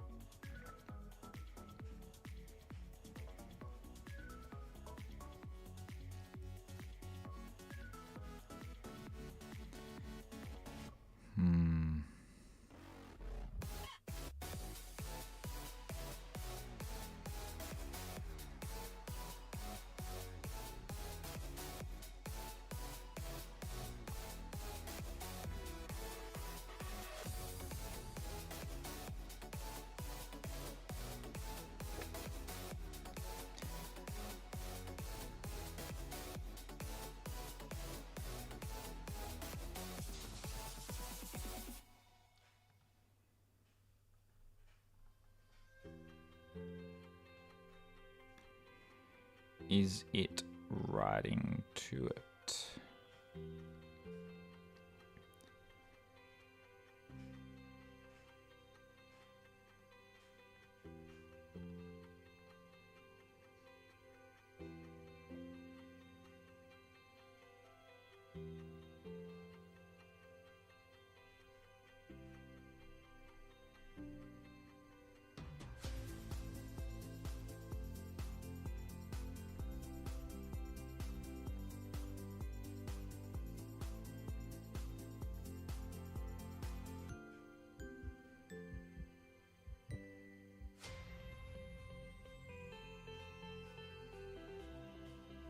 Something's happening where it's not leaving all of the threads.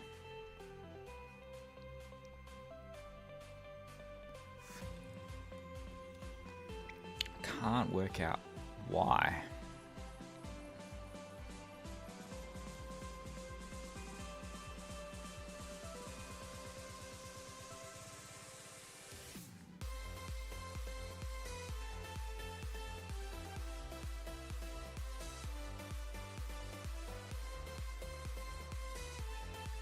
Hello Math Rodder, a Kotlin developer. I want to build Mac OS app.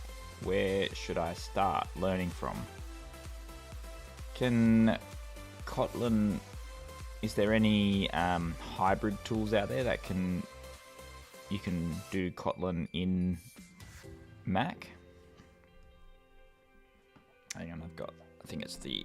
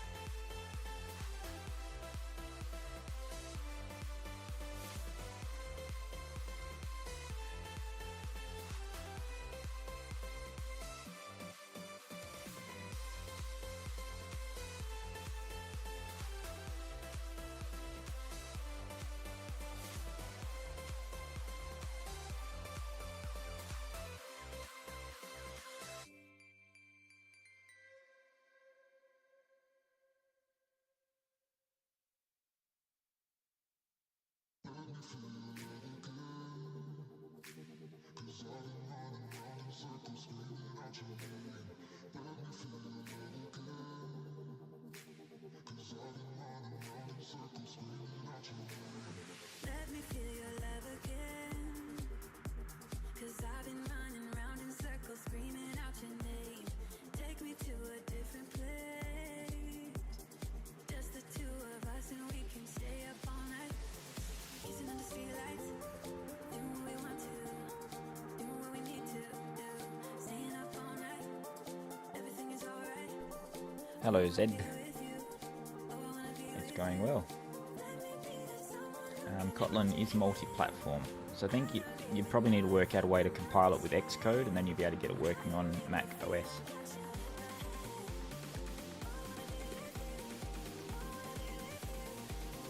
I think. I've never used Kotlin. I think I used a little bit of it with creating the hybrid apps, but most of it was automatically generated, and I think I had to go in there and alter some things.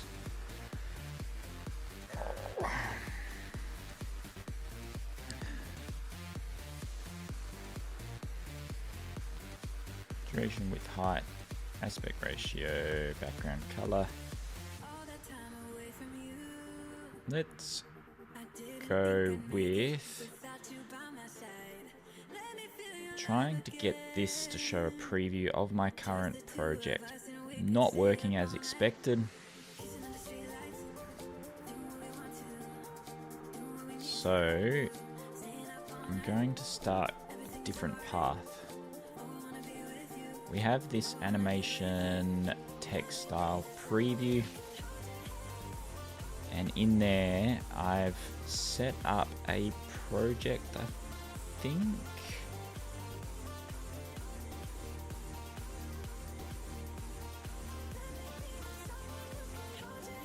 Render view.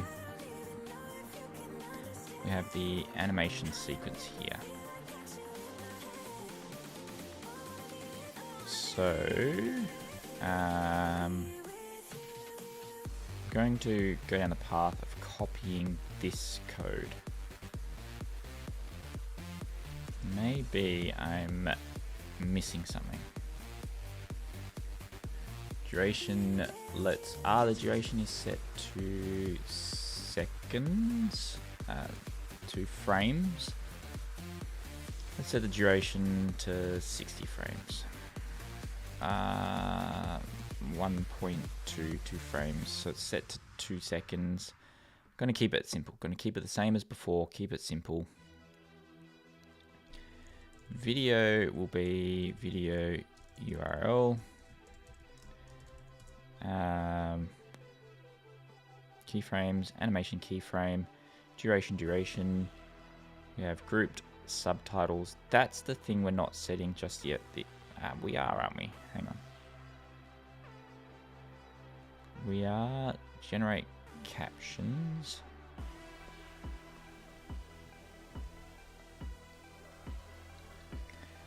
The animation sequence. Yeah, okay, so we'll set the animation sequence in this part here.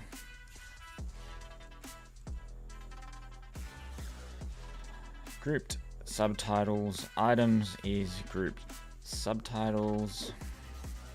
Style is no style, because we're setting that internally inside the view for each individual one. We'll remove the need for the duration for the time being.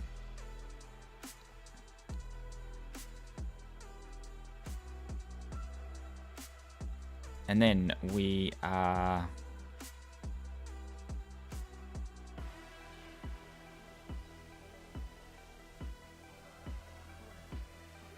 setting the animation sequence and then the completion, generate captions, preview, and then we're setting it as visible. We've set the animation sequence that then shows animation style preview view. We're just loading directly from the animation sequence. We're just adding the subtitle layer. Group subtitle style is style. So I haven't changed a whole lot. Let's see. So it should just generate the captions is all.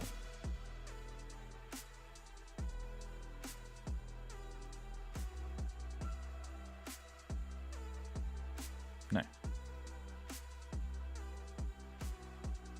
No such file or directory.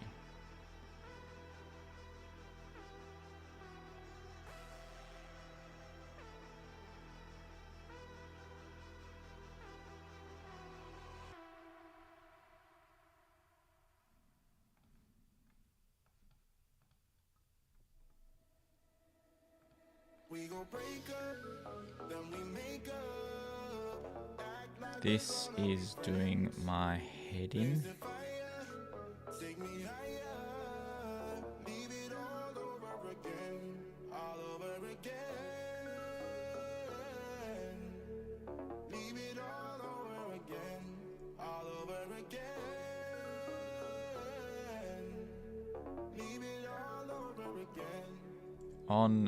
Okay, so I'm just going to init this. Instead of generating the animation sequence externally and importing it, let's create the animation style here. Is it because I'm setting it as a state object? Let me see how it was initialized here. I'm setting it as a let. Let's see if it works as a let. And I want to have grouped subtitles, animation preview. Now all I want to do is have grouped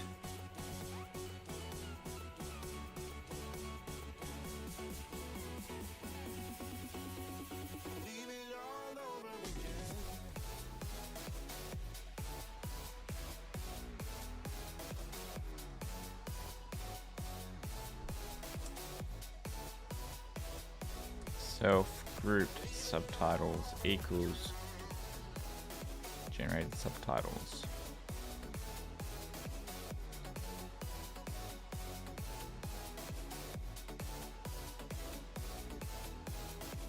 So say we're not doing animation sequence here anymore.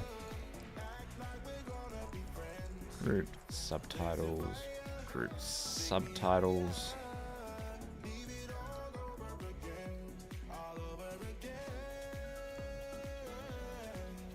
Remove that one.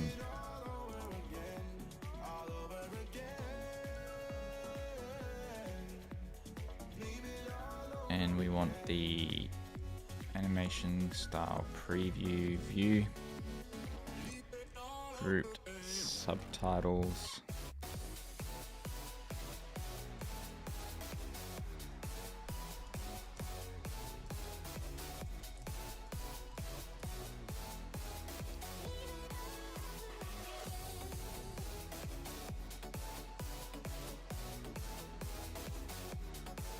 So we're now calling, so that'll be a let as well. Animation sequence is generated when group subtitles is generated. Group subtitles and style. Group subtitle. Dot items. Group subtitles items, and then styles. We're setting that individually. Subtitle render.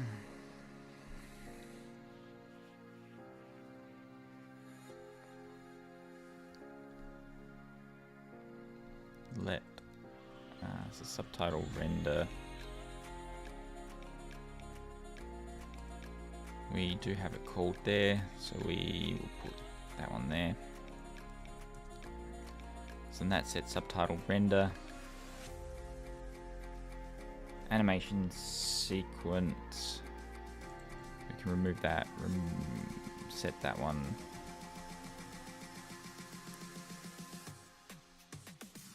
So we're setting the subtitle render from the animation sequence. Subtitle render from the animation sequence. Subtitle render, we don't need to call it again. Animation sequence grouped subtitles dot style, we're already setting that. Now we want to create the video.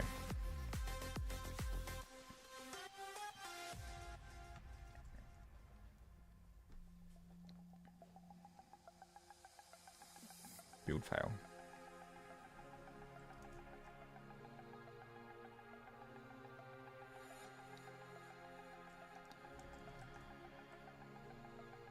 Grouped subtitles needs to be group subtitle.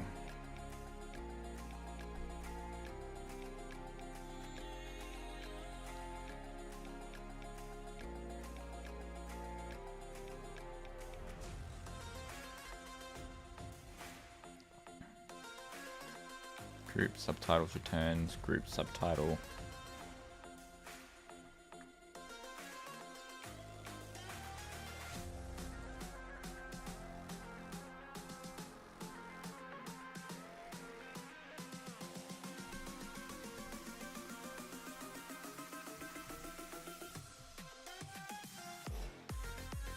Group subtitles should be group subtitle.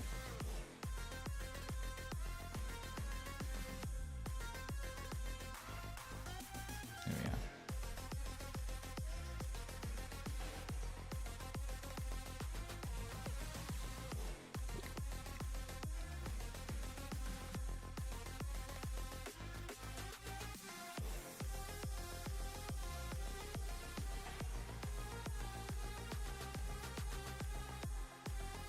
No such file or directory.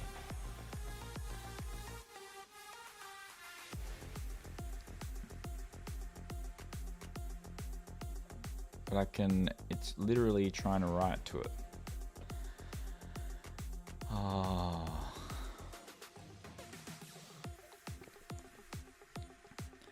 But if I do the previous way of doing it, and I delete all files, so that way it's not caching it.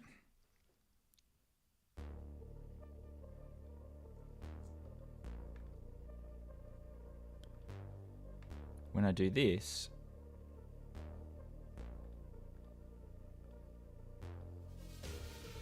it works.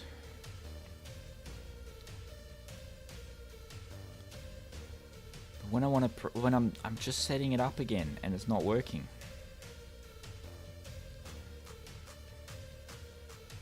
Preset style. So what I'm going to do is call upon everything that I've written here. That's a pre-render view. I don't want the pre-render view. I want the actual view, preview view. So I'm just gonna use this code.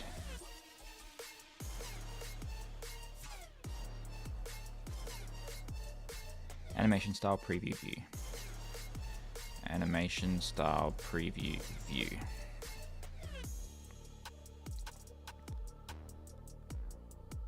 And then I have style,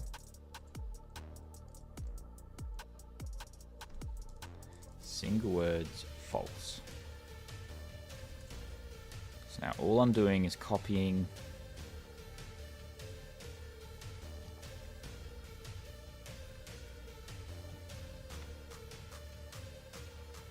from there, and that works. Now I want to have grouped subtitles also copied across.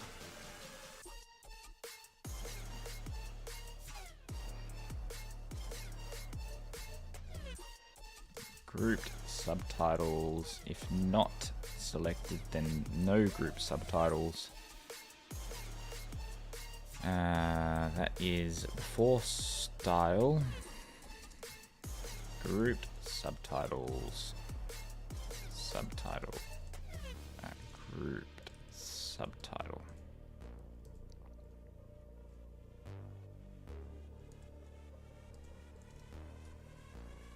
Self group subtitles equals grouped subtitles.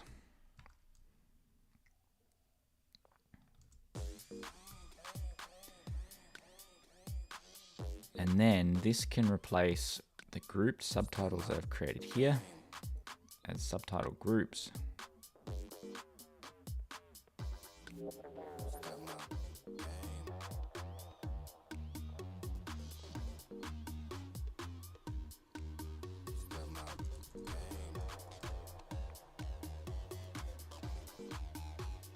Because I know the text that it's going to say.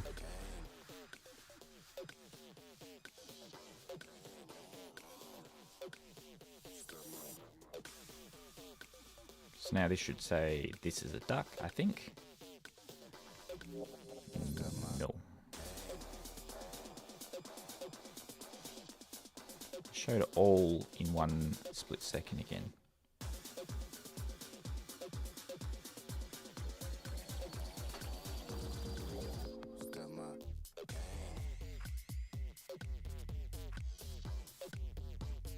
All captions are shown all at once, all at the same time.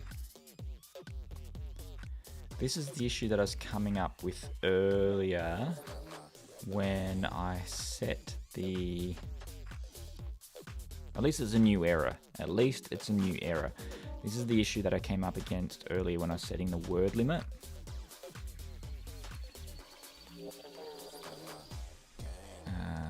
To do return to implement word limit and make sure it works. I got carried away with myself and I added the word limit before implementing it.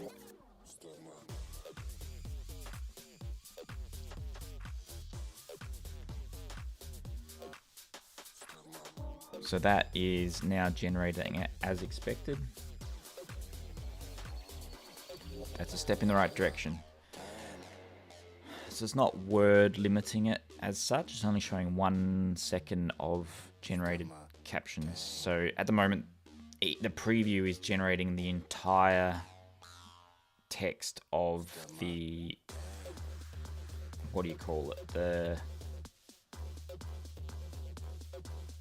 preview, the captions. So the whole video, all the subtitles are being generated here.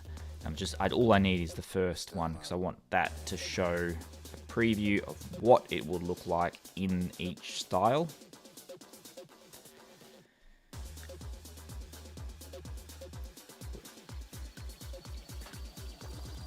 So at least I'm getting closer. I don't know what was happening before. I really don't know what was happening. I missed something. I was just going around in circles. So it wasn't generating the video. I couldn't get it to generate the video. Now it's generating the video, but I've removed the word limit. And the next step is to add the image in the background and set the aspect ratio to work correctly pending the width of the frame.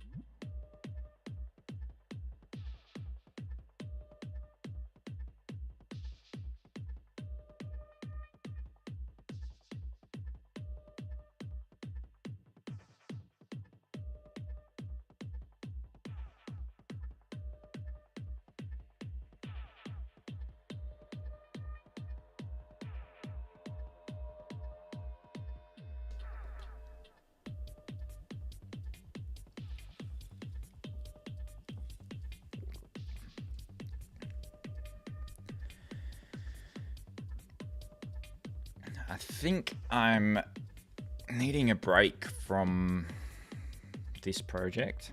I'm going to head back over to the live captions project to see if I can fix this memory issue.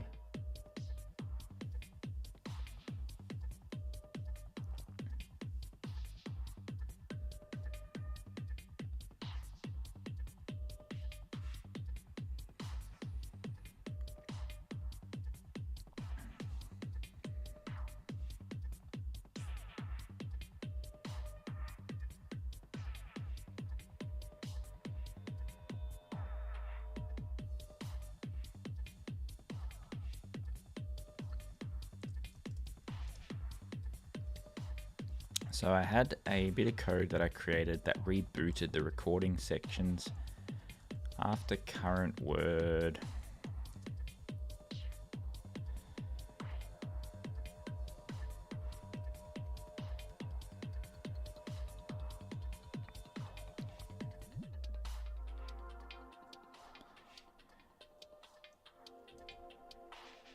So when the segments reaches over 100, it restarts it. Adding that back in there.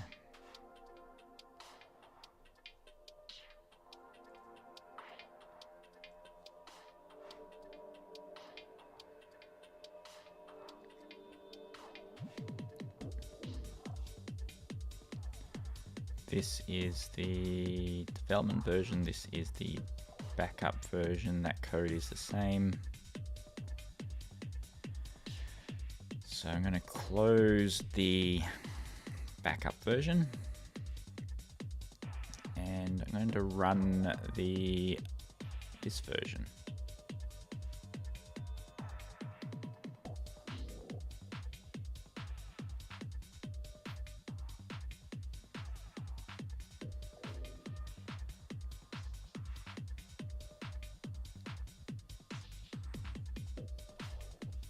Okay, so that should now be working.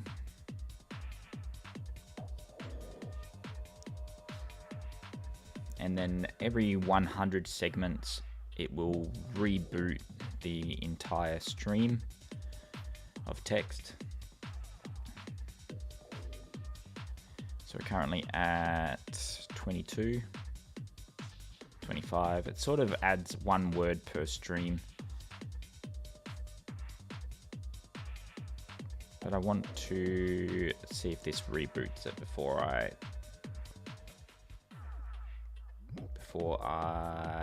put it onto the stream. I'm just running it in the window at the moment. Seeing if it reboots. Currently at 66, 67, 68, 71, 72, 74, 76, 79, 80.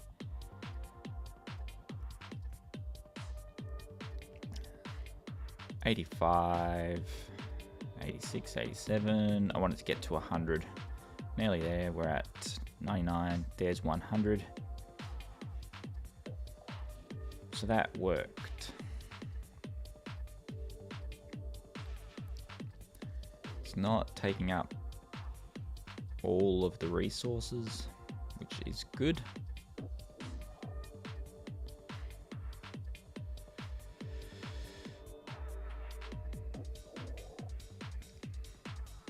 Hoping that's enough.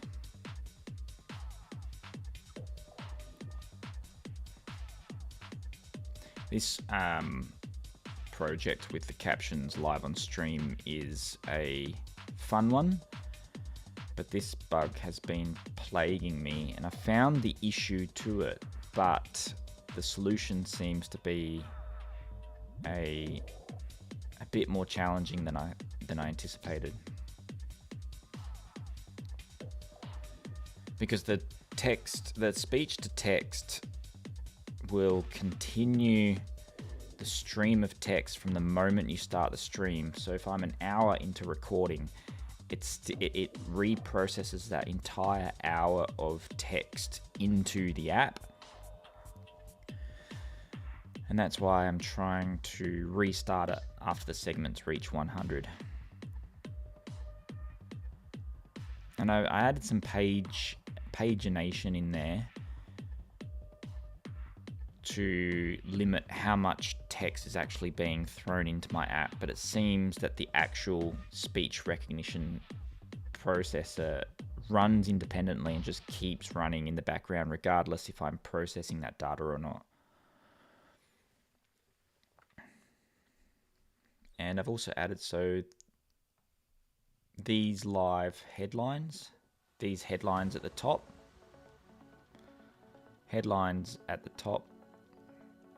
the auto headlines, these headlines, what was the trigger I used?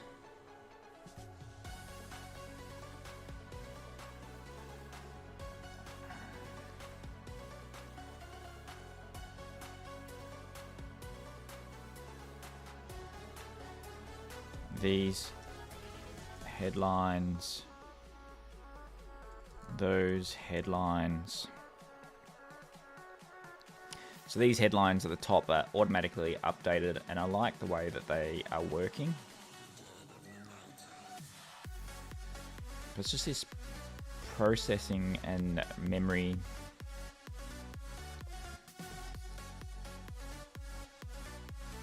I feel like, is that the... Don't tell me that's the app.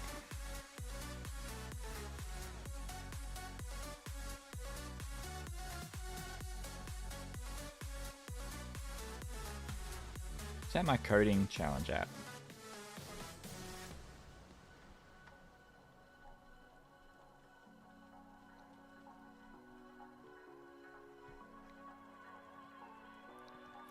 Memory management in Mac OS is a new thing I'm learning about. I'm used to my sloppy code working well on an iPhone. iPhone seems to clean up my code nicely on my memory usage. But on the Mac, I seem to be running into all sorts of problems. Auto-generated headlines. These headlines, but there's no headlines there at the moment. Thanks, James. I'm going to put this back into the stream and see how it goes. Actually, it'll be a version that's not the debug version.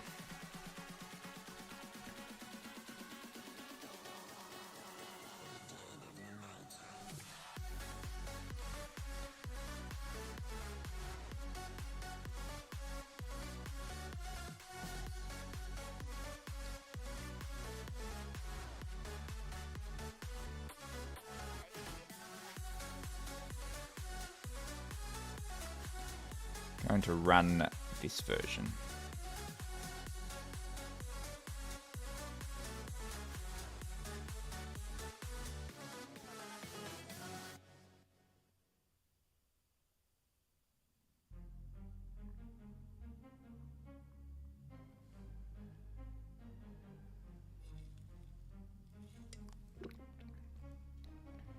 Alright, let's see if that works a bit better.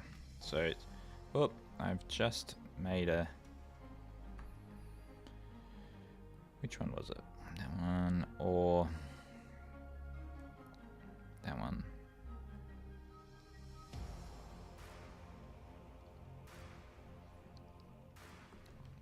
I'll run it again.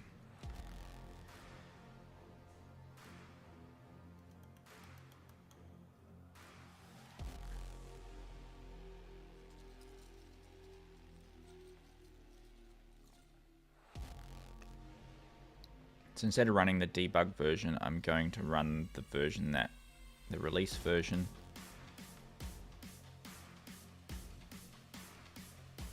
I'm not going to run it from Xcode, I'm going to run it independently.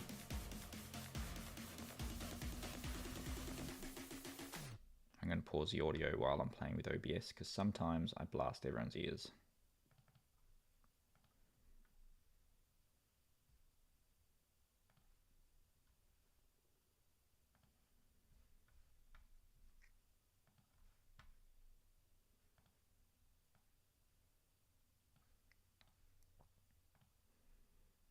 There we go.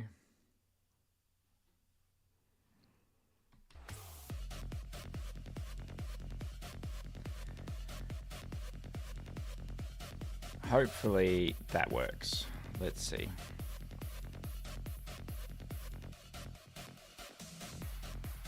It's one of those issues that's like a time sensitive issue. And it's dependent on the speech to text recognizer built within SwiftUI.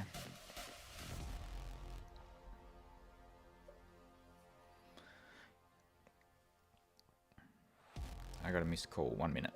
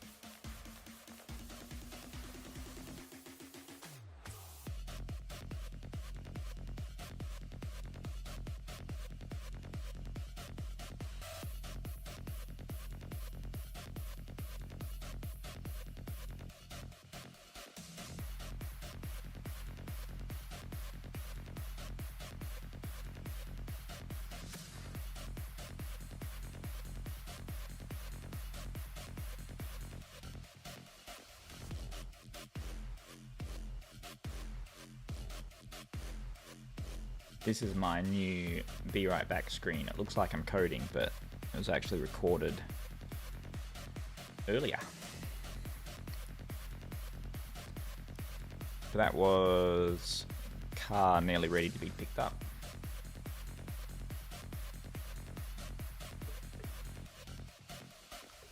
Currently getting a service done.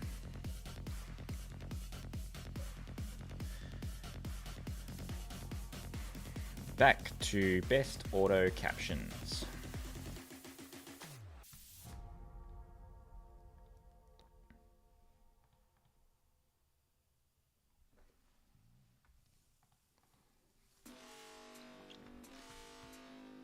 Let's put some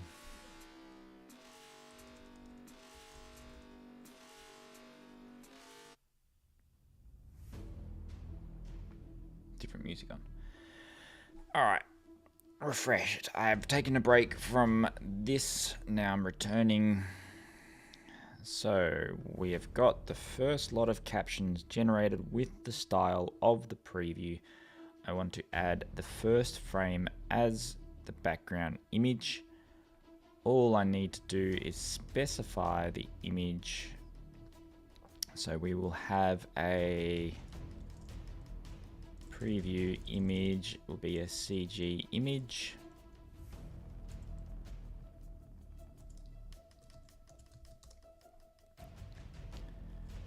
Preview image will be animation sequence first layer dot video get frame at 0.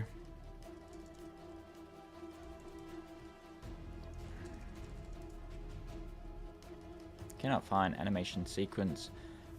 That's right, so we have photo details, photo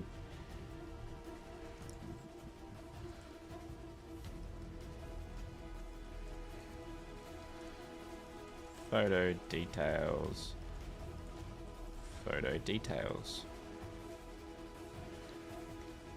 And here we will say photo details, self dot preview image. So video URL equals video URL. URL is photo details dot URL. Video URL get frame at 0. Value optional type CG image must be unwrapped. Value CG image. CG image.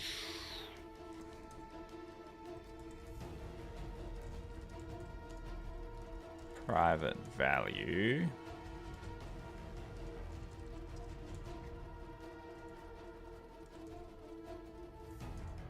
So preview image will be get frame.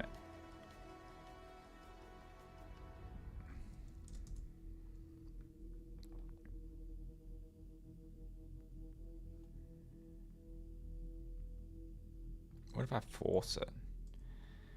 Is that a bad idea or a good idea? So I don't think we can just set an empty.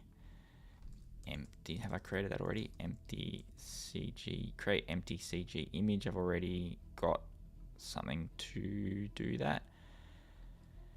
Width, video URL, width, video URL, height. So in the event it doesn't create anything, I create an empty CG image. CG image, I really don't want to be an optional there. Can I assign value of, there we are. Because I know when I create an empty one, it's going to create it. That's the fallback. Props for the effort you put into the stream, Adam, the intro, the Be Right Back video, the coding challenge widget, awesome. I appreciate that, James. What I've been doing is, if you have a look at the progression of the streams, I just, or anything that I do, what I try to do is start out really scrappy, and then over time just like add a little bit more, add a little bit more, add a little bit more, add a little bit more. And then along the way, I'm building stuff for what I'm doing, which creates products. So the auto captions on the live streams are a product. Probably not the most successful product, but like I'm learning and I'm implementing my learnings into creating things. And the coding widget, I really want to release that so people can join along as well. And then like a lot of that dynamic functionality is just me building the dynamic functionality. Like those auto headlines at the top. Those headlines at the top. There you go. And like all that functionality is going to be available in the next version of live auto captions. And I don't know if you saw it before, but I've actually been working on a web interface for the auto captions because it's a Mac app.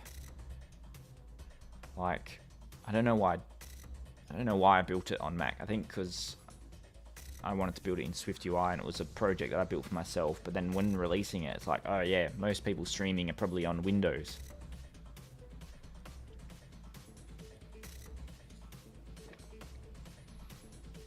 So there's a web interface that I've been working on. Let's see that this works. All I've done here is set the preview image. I haven't changed a whole lot.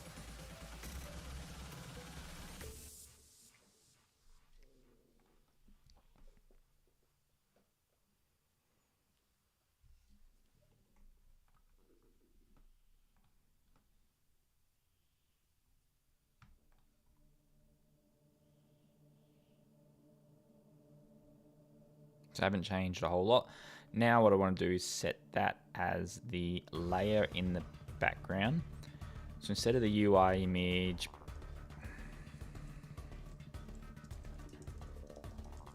CG image would be self, preview image.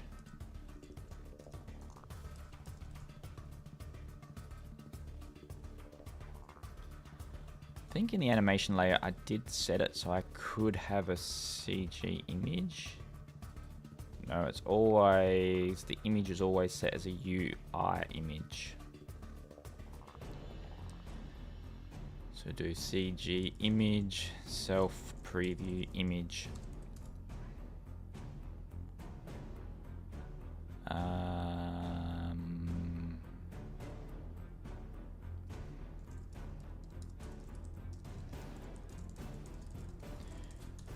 Preview image.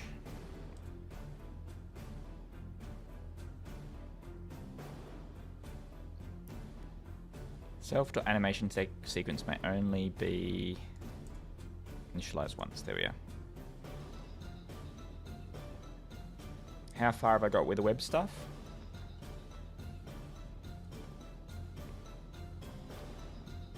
Pretty far. Just loading it up.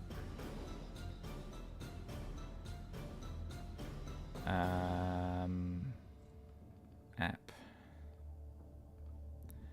So this is the web version, and it's not as dynamic. It's just pretty static at the moment, but it works. This green bit's rendering in browser. I'll turn off the SwiftUI stuff so you can see what's being rendered by the browser. So this is being rendered by the browser, and I've also added some of the basic triggers in there. So you go welcome to the stream and it will show the animation for the welcome, and then you can green screen it. So technically that can be run on Windows or Mac. So like, there's that part where you're like, why did I go down the path of building it in Mac? And I think the website is going to be free with this ability to have the live captions. And then that's going to be like, I'm hoping that might get some SEO happening where people will use this service and then that hooks into the download link for the iPhone app. So I didn't really have a strategy at first when I was building it, and then as I've been building it, the strategies sort of come together. So there's no Swift at all in the web version. This has been redeveloped in JavaScript, and it's a bit more clunky, but it's a lot less overhead. The text-to-speech doing live text on SwiftUI has turned out to be a bit of a nightmare, actually. I'm going to mute the audio, and I'll put this window as the foreground.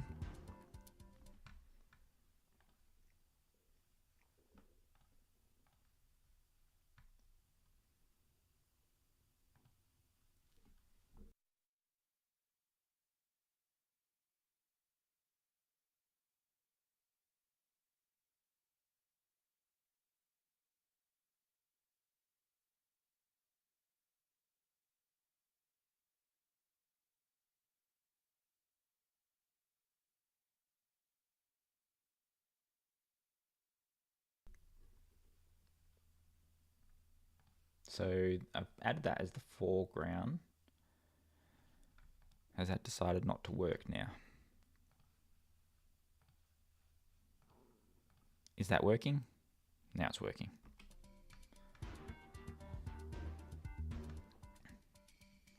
And then I'll chroma key that. So add a chrome key.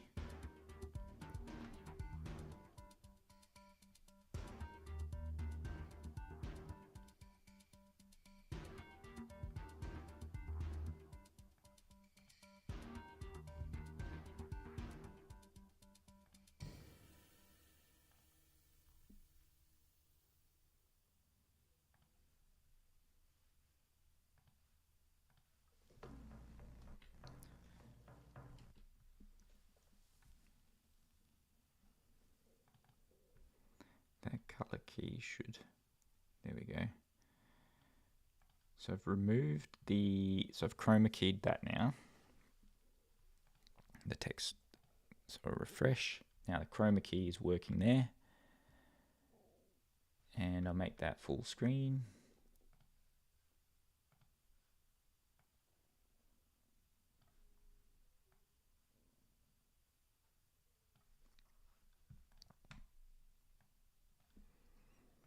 So now the live captions are running from the web. That's not running from Swift at all. And you can see straight away the overhead is so much less, and it keeps up with what I'm saying straight away.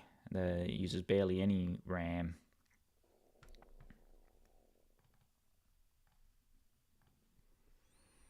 And then I've still got triggers. I mean, it's just very bare basic version of what I've already built. So I can say welcome to the stream, and that triggers the animations. In the web version, I'm purely just using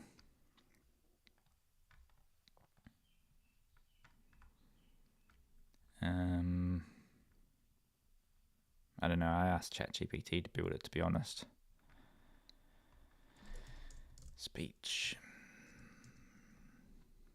Window.speech recognition. Window WebKit speech recognition. So it's built in, and it works on, like, even works on the browser, right? I'll show you.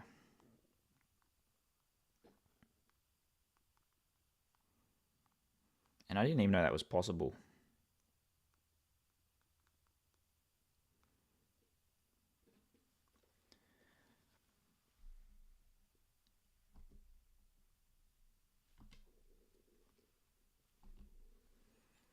This is a test. This is a test. Hang on, I've got to get a bit closer. It's hard. This is a test. So it works in the browser because it's all just JavaScript. Welcome to the stream. Welcome to the stream.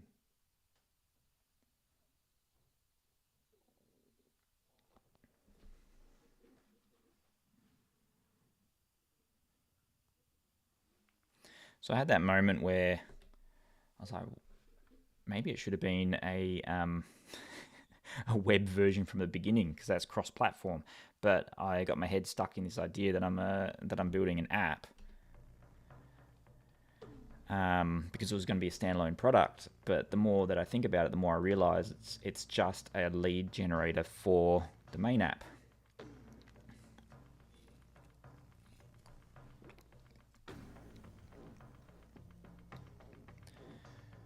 All right, so let's test this one. It is very responsive, a little bit too responsive. So on the SwiftUI version, I delay it by a second. I can turn the SwiftUI version back on now. I delay it by a second because it kept changing the words as you were typing. Should have been a web app wrapped in Electron. Yeah, that's a good idea. Even just a web app and in Swift, just a browser inside the web app. But yeah, I you'll learn. And then over the weekend, I spent a bit of time building it, and I really could have got stuck on it. Okay, so the image is working. It's doing a weird thing here, but that's because we've set the height to a strange amount, and it actually doesn't know what it's doing with the background buffer. So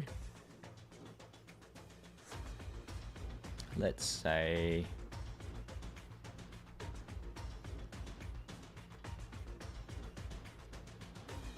do we have video URL set? Yes. So in video URL, I have a width and I have a height.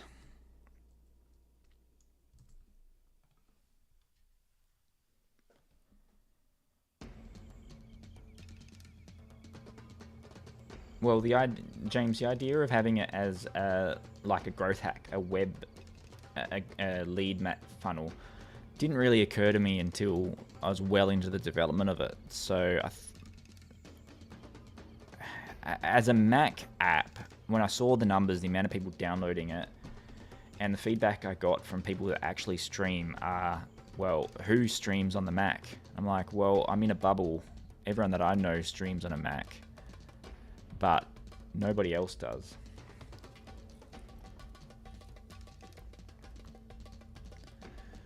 So now I've got the image working in the background. I just want a still image. I don't want to generate, like, it doesn't need to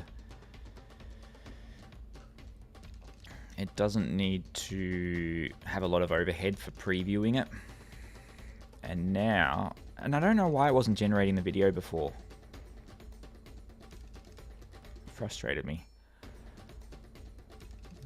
Now I want to have the style view. I want to select the preset style view. I want this to be a lazy grid.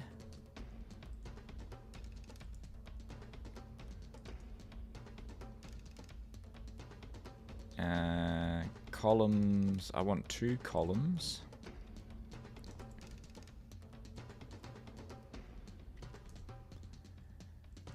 And I want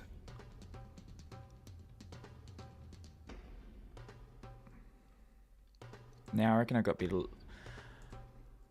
will that work if yes, it will, because I'm not really doing anything fancy anymore on the outside of the view.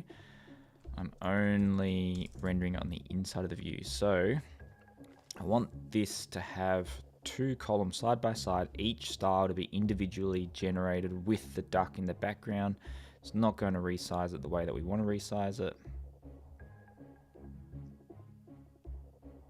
That's not working. That's the error that I was coming up with before. Ah, maybe I was impatient before. So then we're going to see what the first word looks like. Now I want to resize this to the aspect ratio of the width. So the width is the predetermined one. So generate my picture.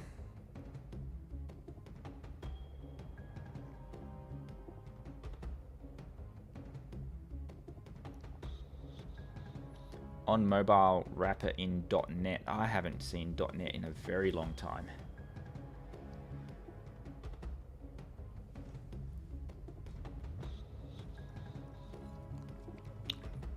And then this headline at the top, these headlines at the top, I actually think this is another cool feature with it. And I'm even thinking it could, at the moment it's just at the top, and updates every minute. But like, you could turn captions off altogether and just have a summary that shows all the time. So if you're gaming or whatever you're doing on stream, like maybe doing a presentation or something, you can have that caption always showing. And then it just constantly keeps it updated. And you could even have like how CNN has the breaking news thing coming out. But I'm getting ahead myself, and I got to pull myself back because I don't really know that there's a market for this yet. I just want it to work first.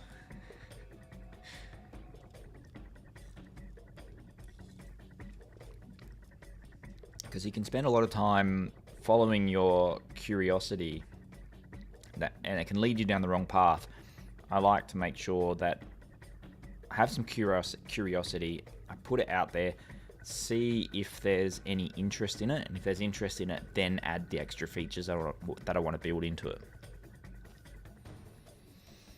So like, I could have spent a few more hours over the weekend with some late nights coding the web version,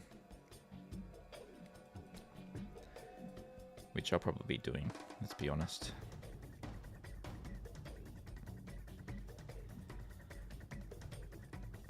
So at the moment that's generating nicely. I like how that's building it. I want to resize it dynamically. Headline: enhancing web interface with late night SwiftUI coding sessions.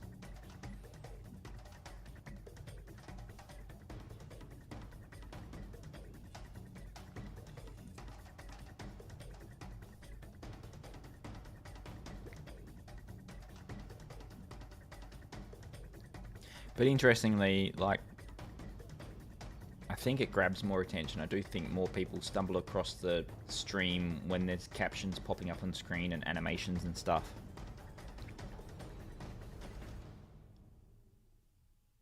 So there's some validity to including that.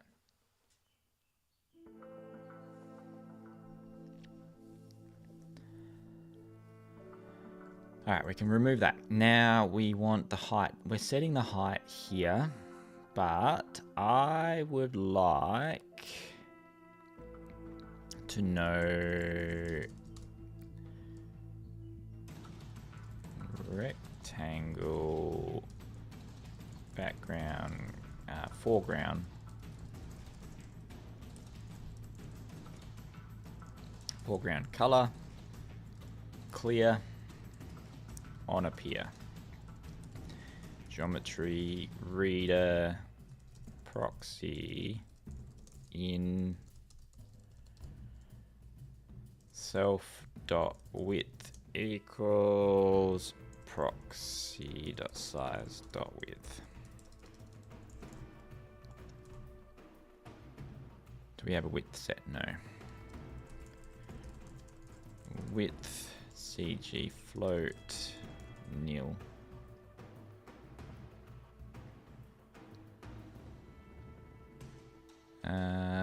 Computer's running slow again. I'm just seeing what's causing it. Best Captions is using 128% of the CPU.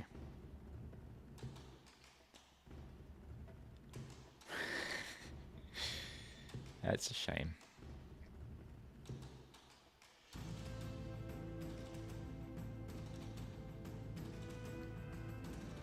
I'm terminating it.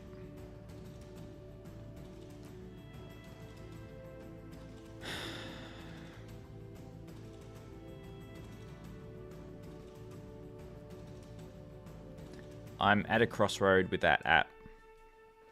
I really am. I wanted to release something that was quick, but the bugs that I'm experiencing with it makes the product unusable for long streams, and especially if you've got gaming and stuff where you need your CPU, it's frustrating.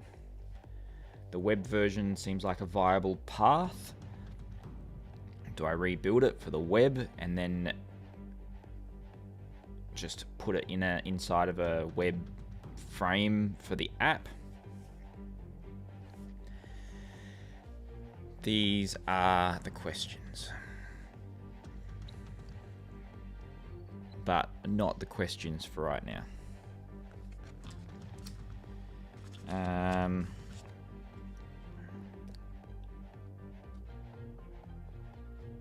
Okay, still on, so I'm 3 hours in, still generating the preview for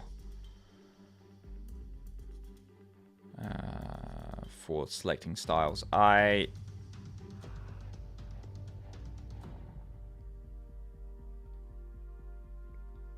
This is dragging on for me. I'm getting to that stage where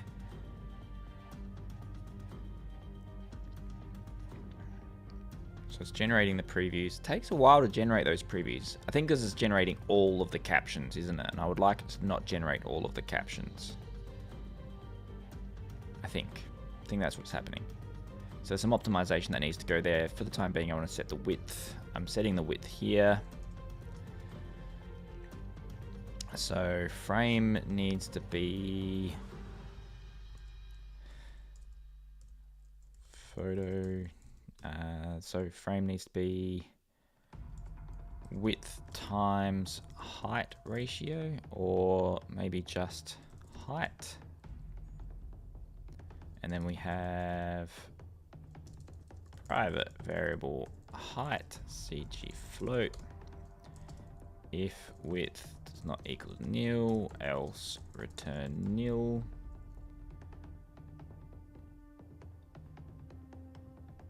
What is using my processor now? Because there's best auto captions, force quit.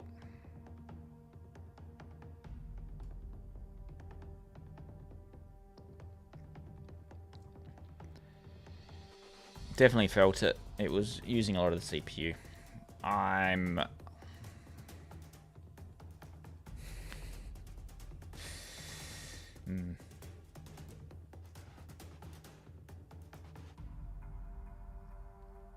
It's fun. I'm glad. So Fit says it's fun to see someone else doing the exact same thing I've been doing for months and am doing right now. The pain of getting the details right. I'm glad it's fun for you, because I'm at that. I've got 80% of this done, and I've been stuck on this last 20% for so long. And I'm really trying and pushing. Really want this out this week. I've got today to do it.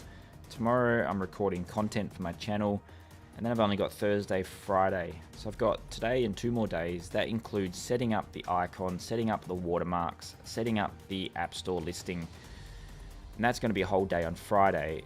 So really, if I want to launch this week, I have to get, and my list doesn't look that long. Today, I need to get these highlighted stuff done, and I guess I'm just putting that pressure on myself, and I'm feeling that pressure to get it right, to get it released, but then having that quality control to make sure it's my vision that I want released. And it's that trade-off all the time of making sure I release something that's not buggy and broken, which I've kind of accidentally done with the live captions to a degree, but then also just getting it out there and seeing if it works.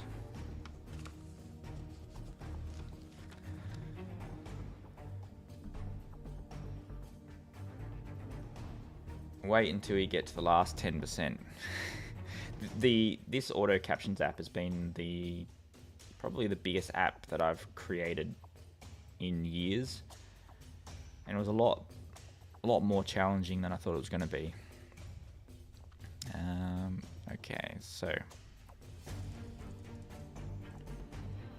photo details, video URL, photo details, URL dot height.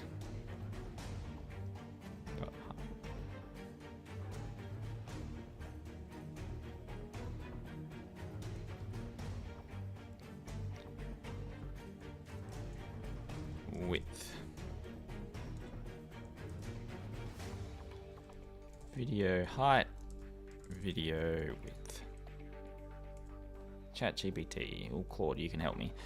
I want to set the height of the video.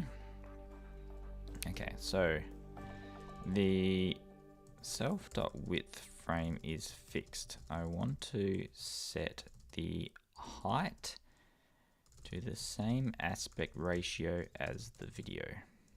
The video height and width are already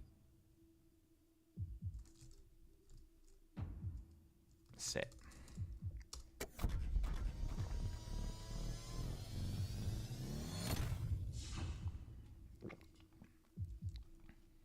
Copy.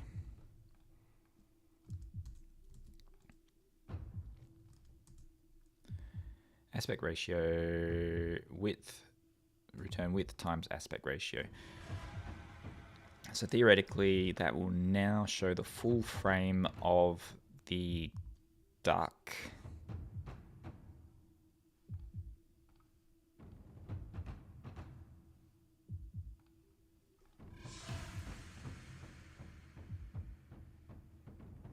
If it wants to load. There we are. So show the full frame of the duck.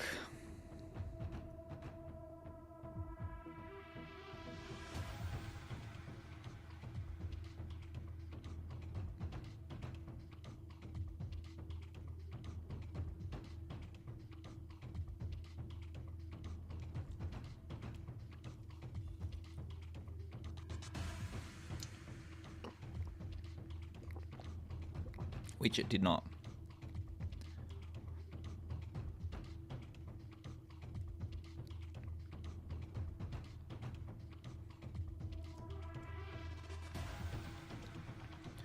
What I can do at the moment is turn off removing the cached files so I can quickly generate the image.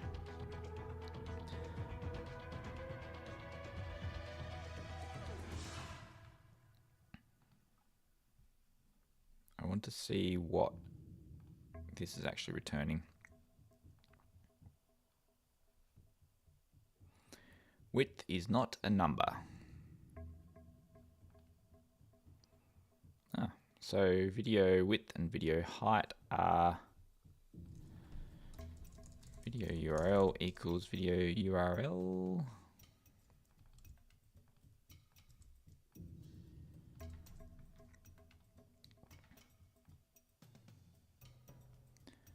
Video height 0, video width 0, video URL is not working. Photo details URL. Do we have the photo details set? Self photo details.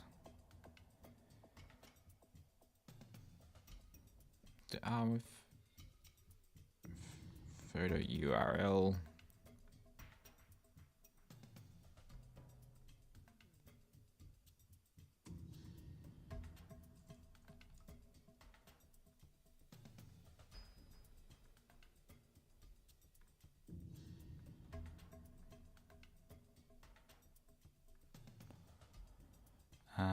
Photo URL dot get frame at 0.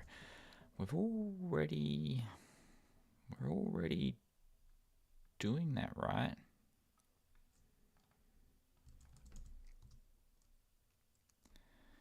First video frame, generate captions preview, on appear, generate captions preview. First video frame, it's generated there.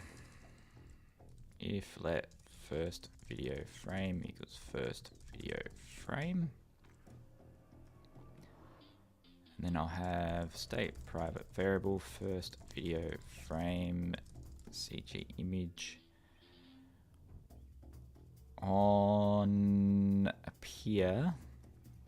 I would like to set first video frame video URL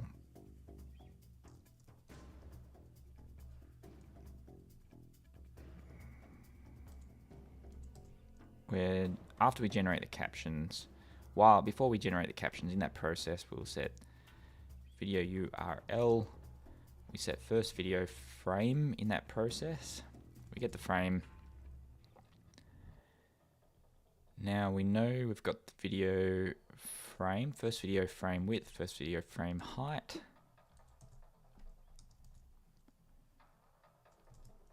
That's an optional, isn't it? And first video frame equals first video frame.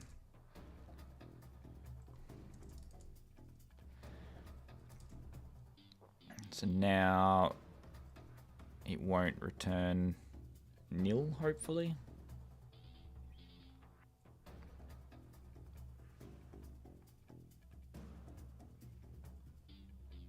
Height.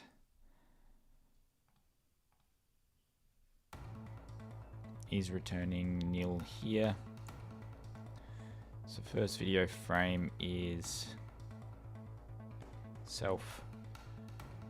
First video frame value is nil, I guess.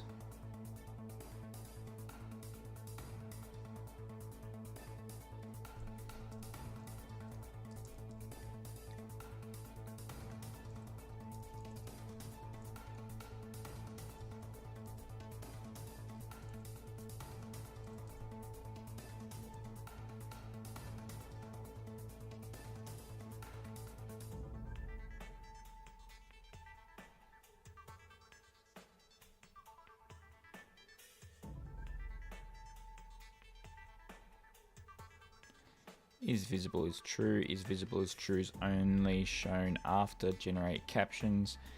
In the generate captions, we have the first video frame set. And then once we've generated the subtitles, we do completion. That generates the preview. That makes it visible. If visible, height is only being called once all that is set. Width is now nil. Maybe I just have to wait till it shows it. Okay. Aspect ratio 1.777, video height, video width.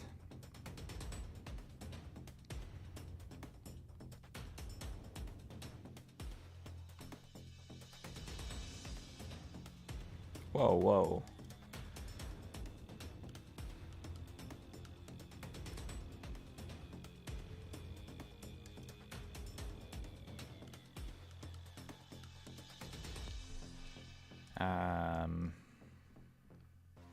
Green. Let's see if I can, if it is setting the height correctly.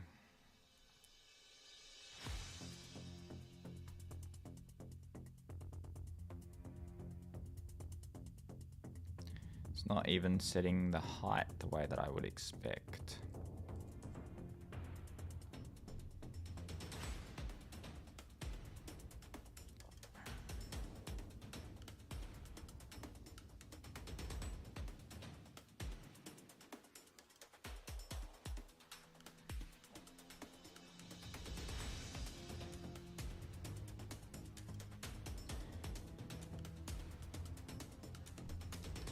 If self width is nil, then we set the value. Height.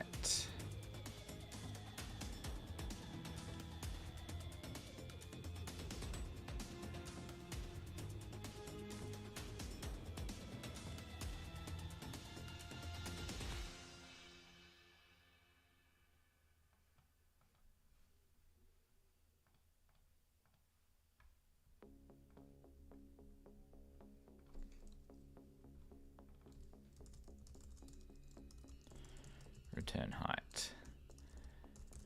Set height value to height.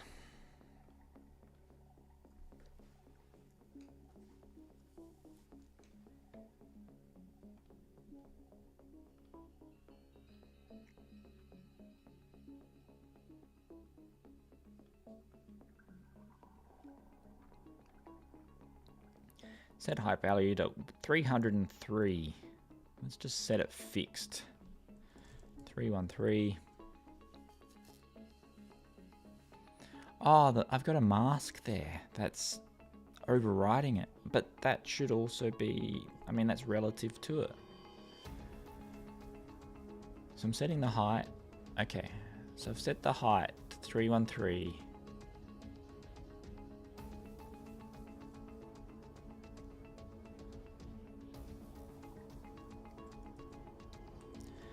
We'll set the mask on a rounded rectangle.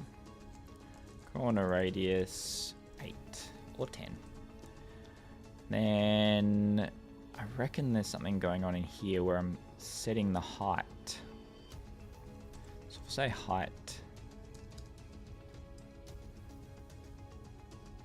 frame height 100.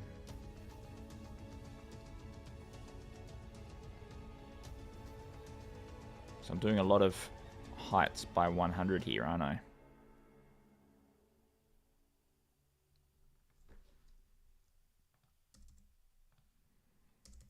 And I've got some redundancy there because I've just added a rectangle in there.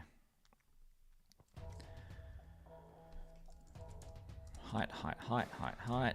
Because this was setting the captions initially. Content view.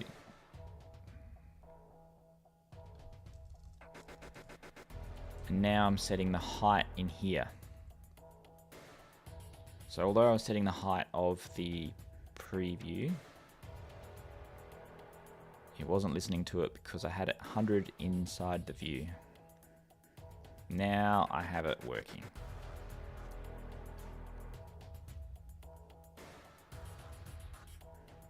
And I have a green that I saw flicker. So I can remove the green.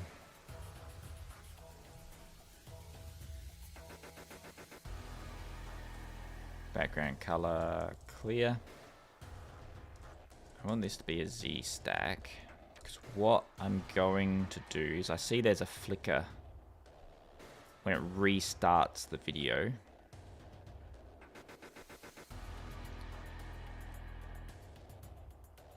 That looks better than 10 frames per second as well.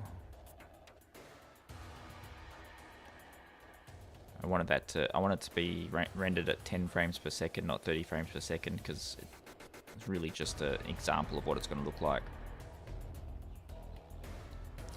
So now we got our duck. We generate the captions.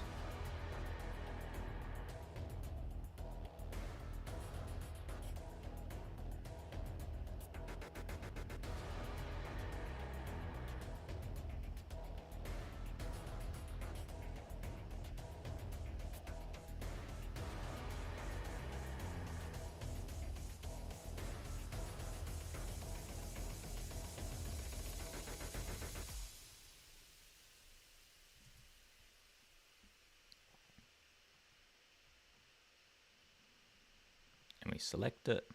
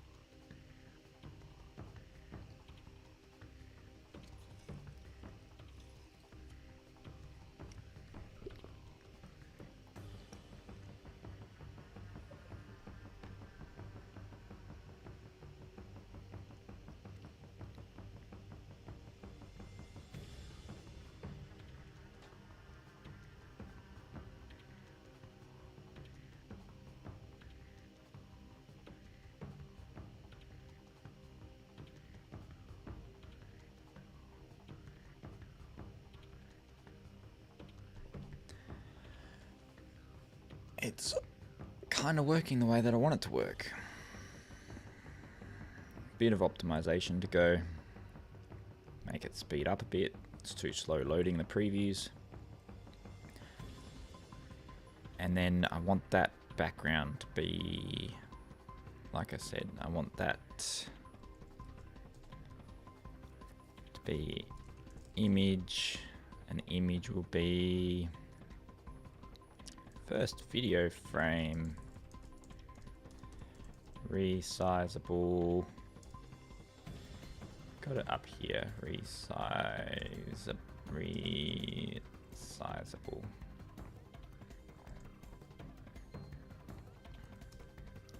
Fit. So I'm going to remove. No, I don't need to remove anything. Let's see if it works.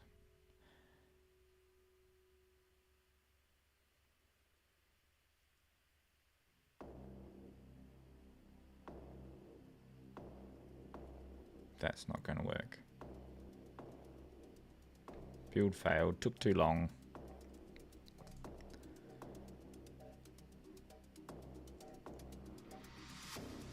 Build failed, took too long. Ah, I know why, because that is a optional value.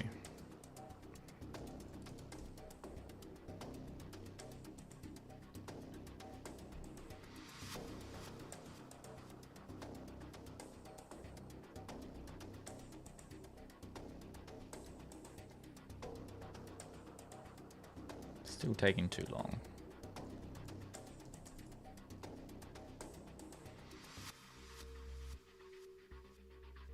Works until I put that there. UI image, CG image.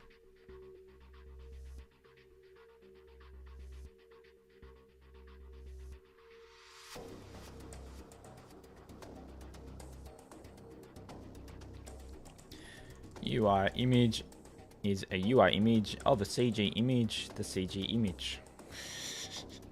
I'm sure there's a better way to do that.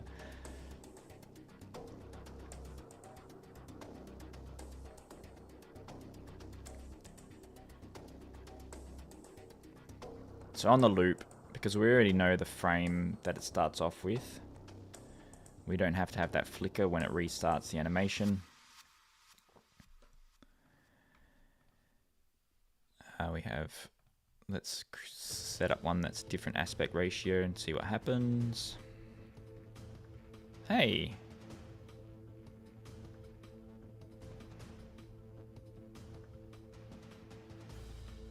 Fascinating.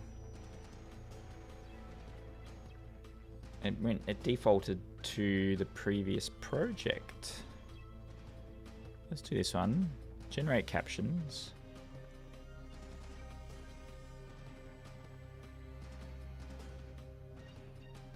How? How? I don't have that frame anywhere.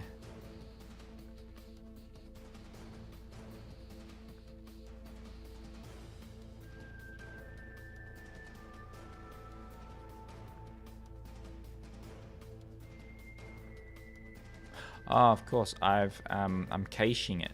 I've set it to the cache. That confused me. Okay, so we...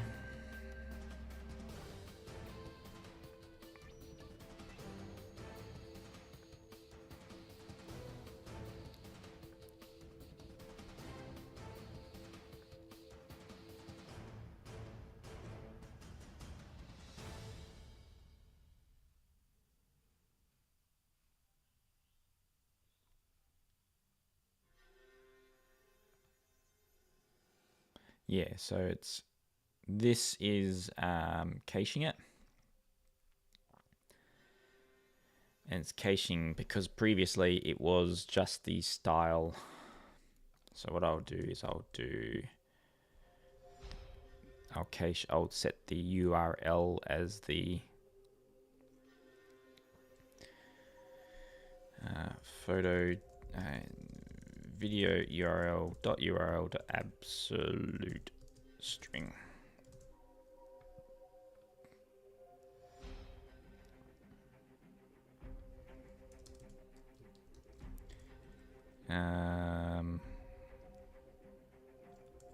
if video URL is nil, well, we can't be calling video URL. We want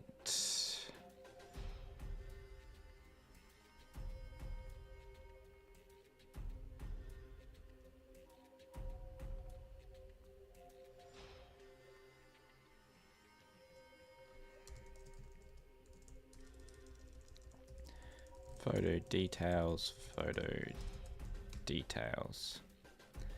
self photo details equals photo details, photo details dot URL absolute string.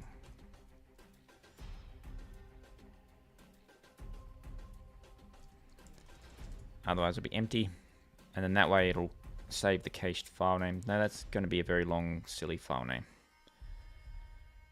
I've got a function that I call md hash, which will hash the file name. What is the music that I listen to in the background? This is epidemicsound.com, and I've paid for a subscription. It's like a Spotify service. And this particular song is called Tyranny by Dream Cave, and it's basically just royalty free, so I can listen to music on my stream. And this search term is hard drum jungle. So it's like it's royalty free music.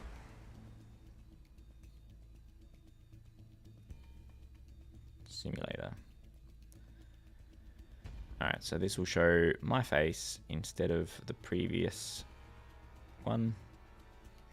And it generates the captions.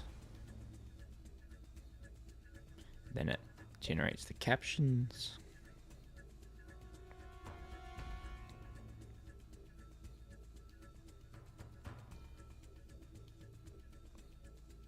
It's not generating the captions.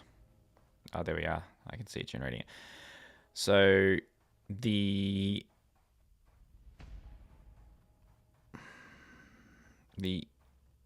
needs optimization. Definitely needs optimization.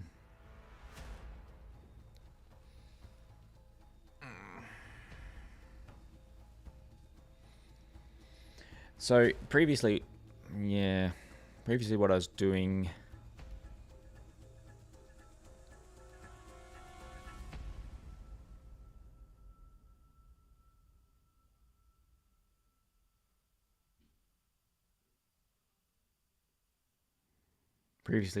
is setting a limit to how many words it captures. So I need to reduce how many words it captures, because the longer the video, the longer it's going to take to generate these. I want to only generate like the first caption or two, so that you can really see it in action. But even that's only a couple of words, and that takes its time to generate.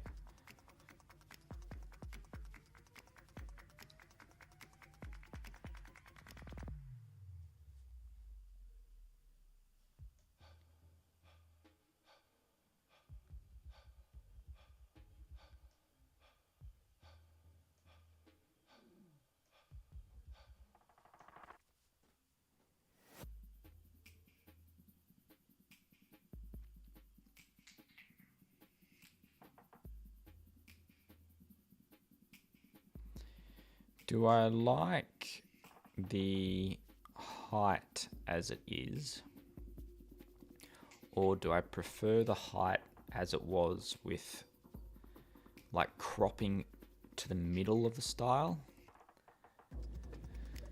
Like this is rendering the full 1080.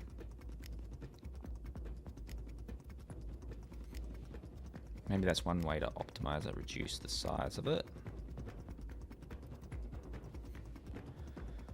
First video frame equals resized to width 300.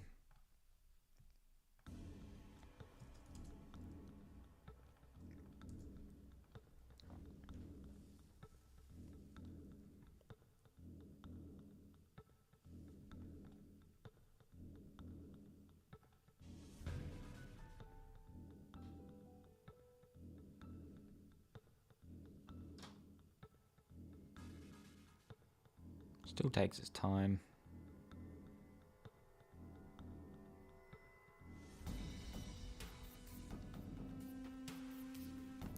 I'm wondering if, so we go,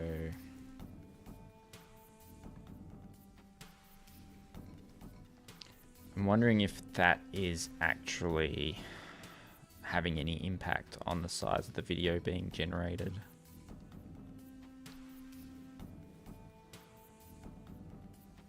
I don't think it is. It impacts the preview being generated, but the second that the video clicks in, I reckon the video is still generating at 1080.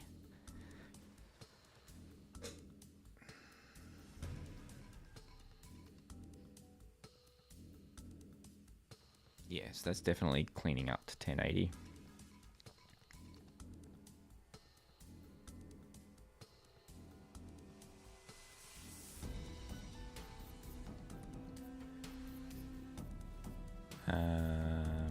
Generate preview, and then we have is visible true.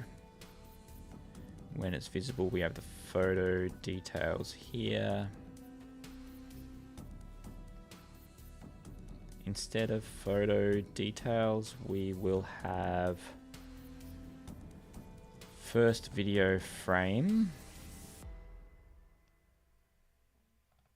First video frame. First video frame. And then we have first video frame is a CG image. Now preview image. We're already setting a preview image.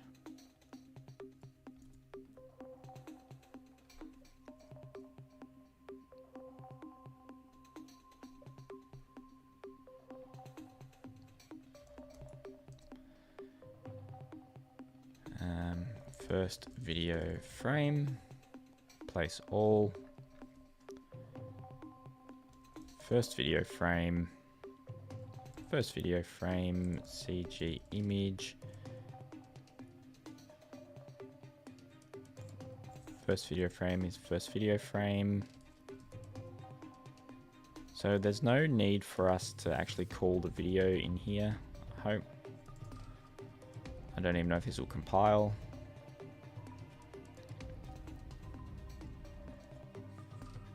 First video frame width, first video frame height, CG float,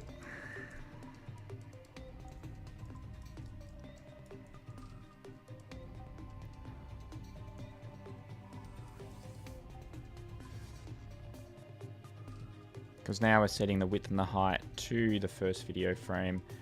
We're not going to build that because we no longer have photo details URL in, we're not calling it anymore.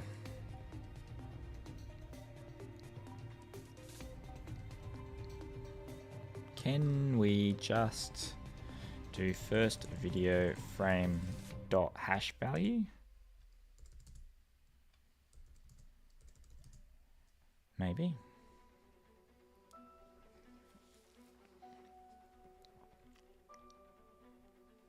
Alright.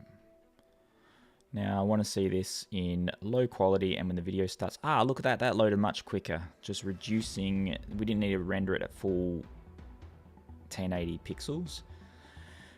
Reducing it to 50 pixels makes it much quicker. Who knew?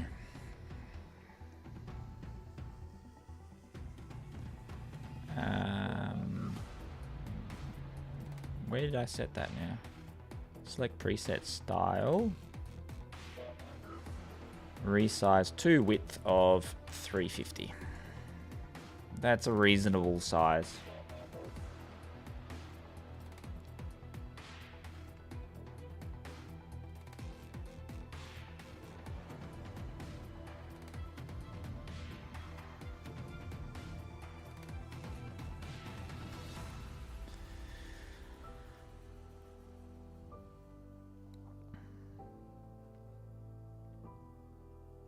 And I'm not convinced that I like. I'm not convinced that I like it side by side by side by side. I think it loses its impact. And you see a bit more context, and then in the future I'm going to add more templates that would do different things than just text in the middle. So my inclination is to crop for now the height of it all, which would make it render it faster, have more of an impact when you see it on the preview.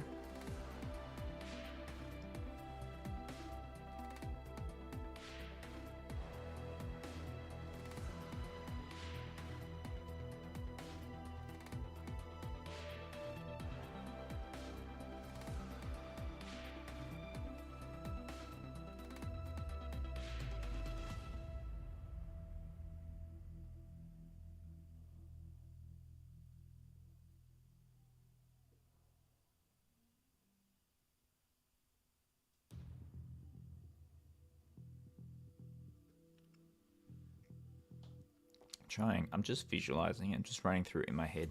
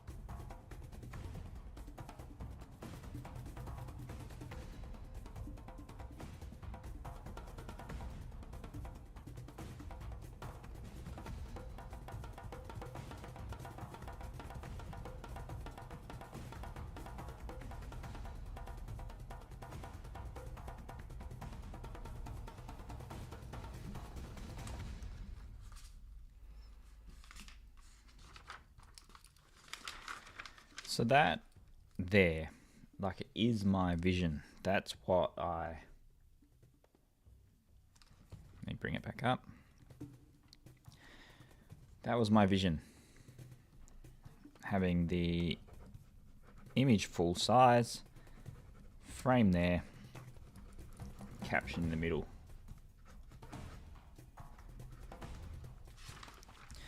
But now that I see it, maybe I should test it on my phone.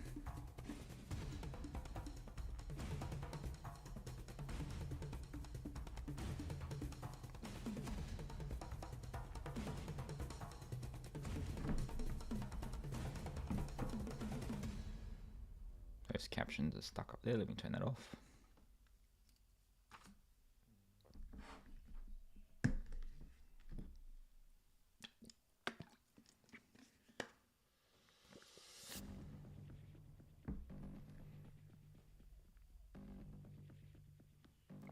Taking a while to load on the phone. So what I'm thinking is just cropping it, and you kind of need some context to show what it's going to look like on the frame. So this is Auto Captions doesn't work as effectively, I don't think. You need to have. Let me just find a preview. This one here. Let's see if this is what it looks like on the actual phone. It needs a lot of optimization there.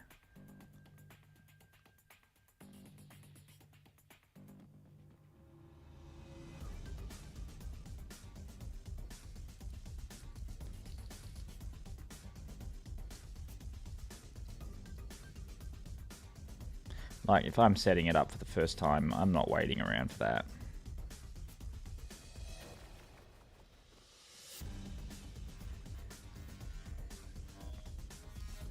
I guess if I crop it there and there, make that full screen, because it really does lose its impact.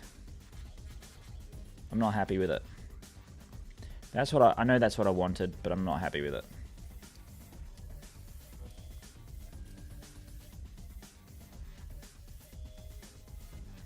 Like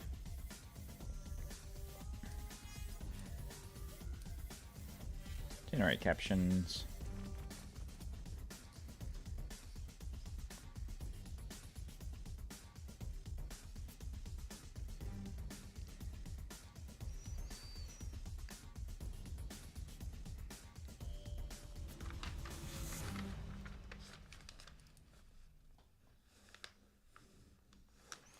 Maybe it can be a bit bigger, maybe more of a square, caption in the middle, background.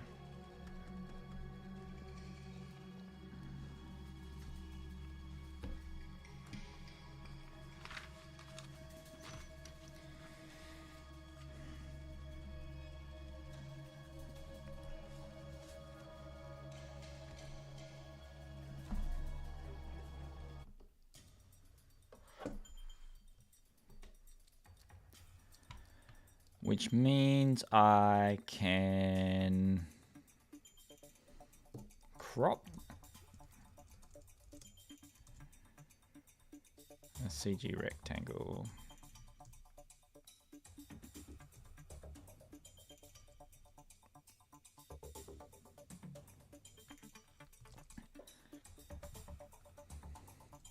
This is a CG image. Once it has been resized to 600, I want to crop it to 600 in height. So it will be 600 by 600.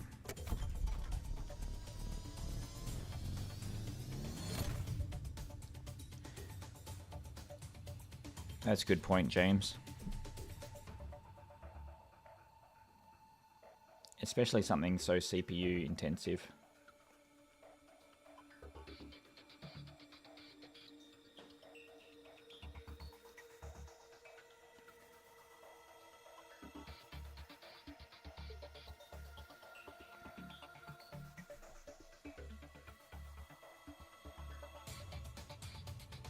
Yeah. That delay was the partly the Xcode debugging run in the background, and then also when I have it plugged in with a wire,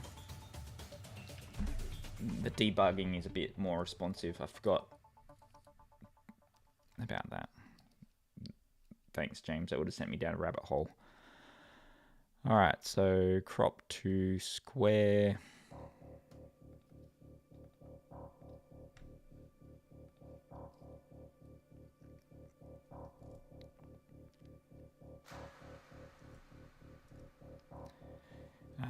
Make it a CG image extension function, crop to size, width, height, CG image.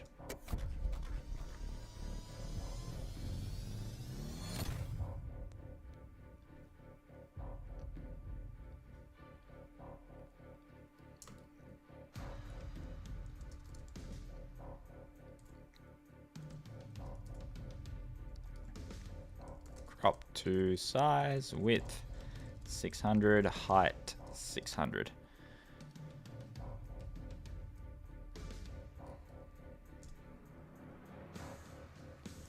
Once again, I'll create empty CGI image 600 by 600 on fallback.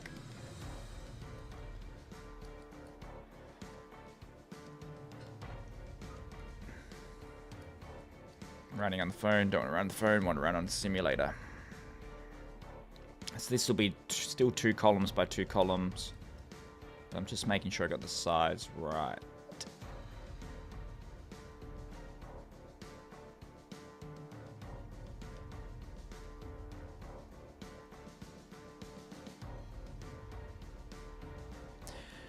Even at 2...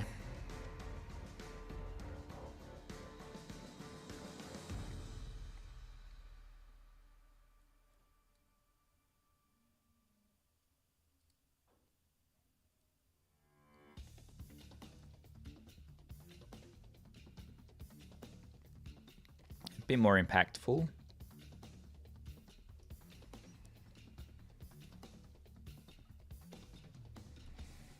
Column, we'll have 1 column, and we no longer need to calculate the height because we do need to calculate the height because it'll keep it within the aspect ratio.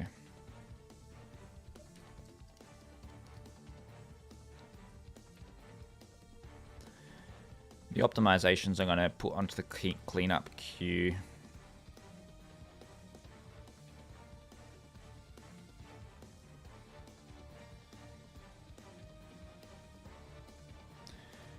So I don't need, so it'll be 400 maybe. 600 by 400. Also, I don't think it's listening to my request to do 10 frames per second.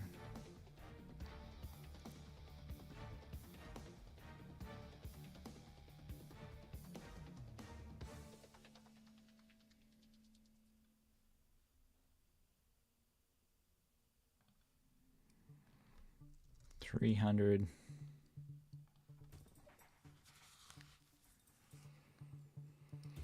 Even that, I'm not.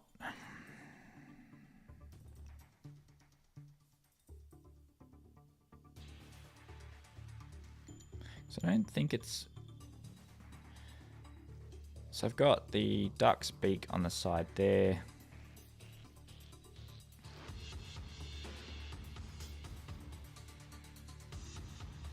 I thought it's zooming up, but it's not actually zooming up.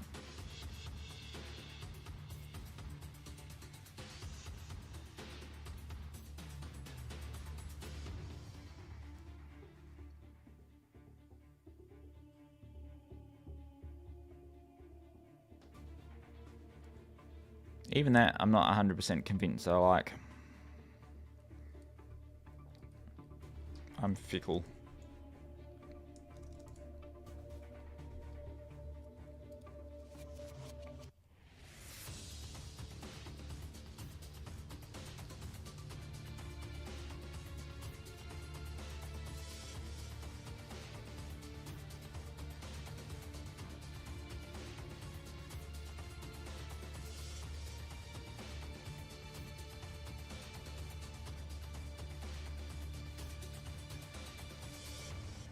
What if I can add some dynamicness to it? So if we say style preview and frames camera dot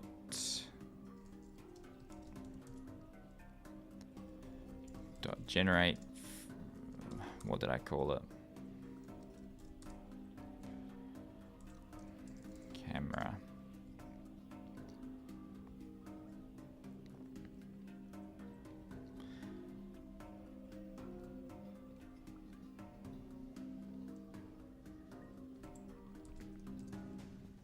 We have animation movement.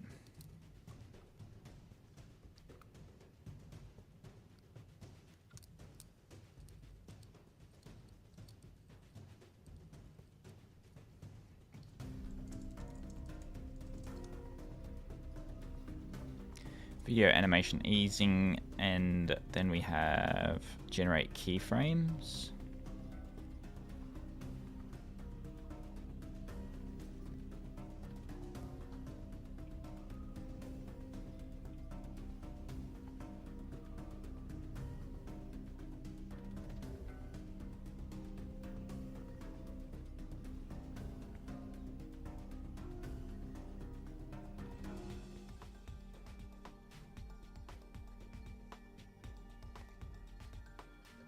Keyframes, we have earthquake, generate keyframes, max timestamp will be duration.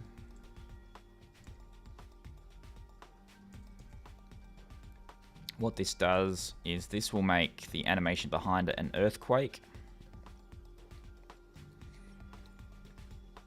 Like I want to add some dynamicness to it.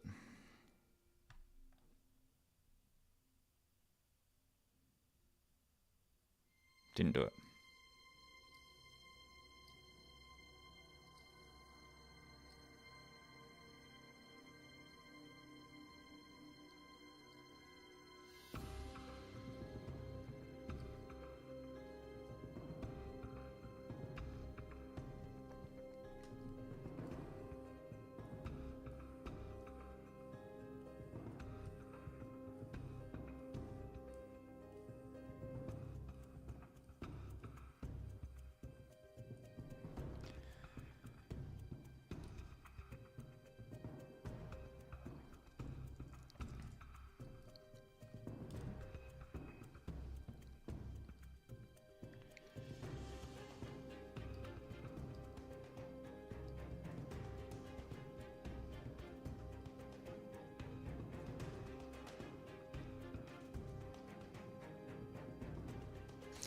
Actually, I think what I might like to do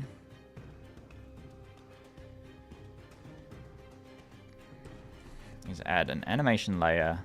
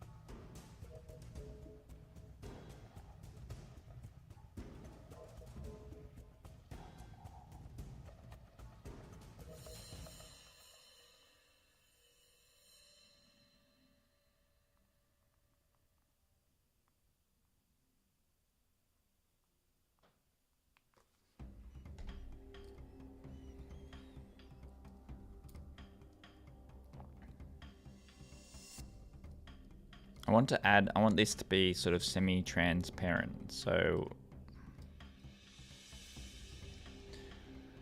theoretically what I should be able to do is create a layer over top of it.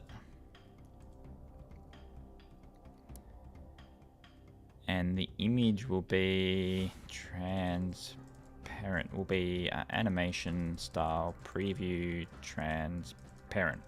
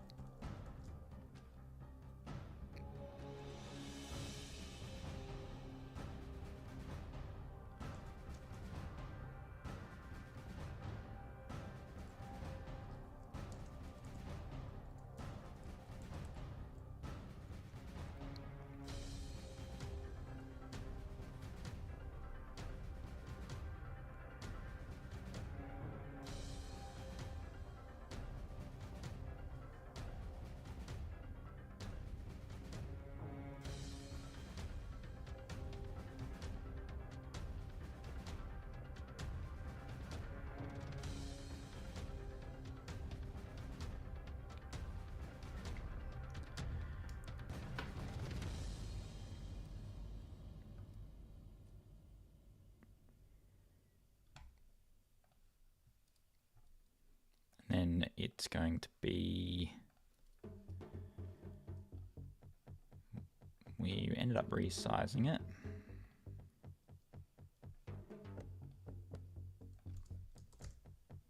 .600 by 200. That's a good size, I think. 600 by 200. I will set it to black.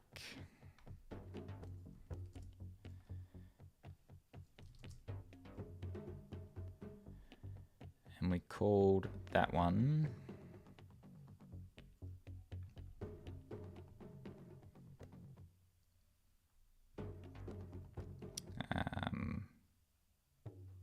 Xcode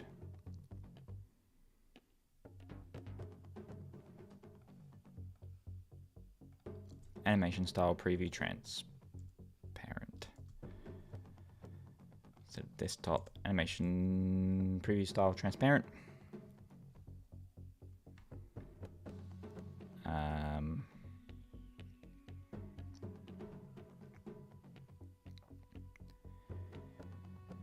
In Xcode, I import it into assets.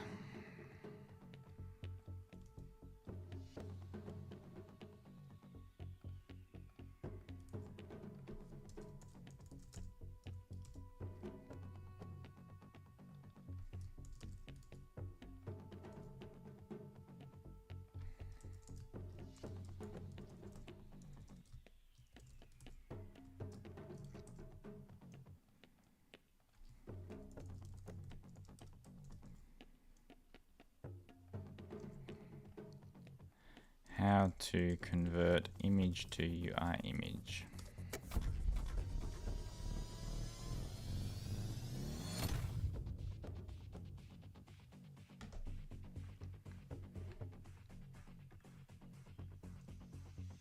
To UI image, that's what I tried.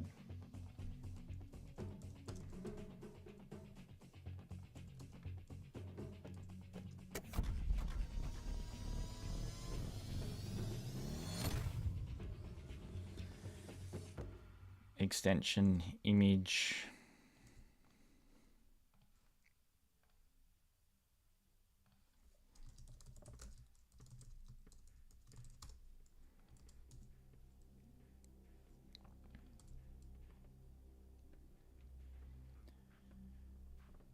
I want to rename it to UI image.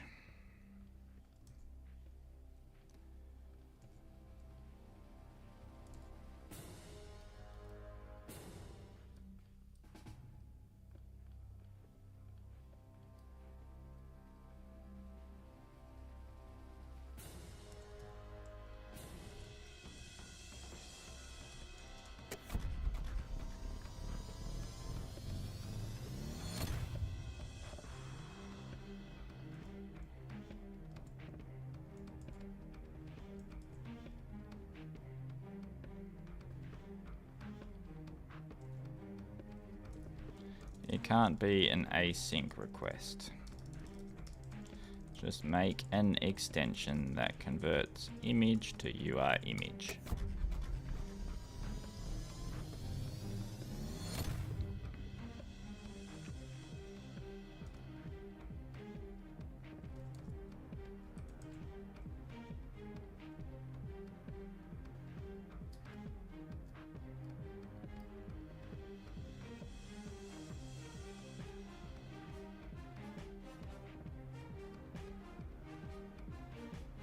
And that'll be black because I haven't added any transparency.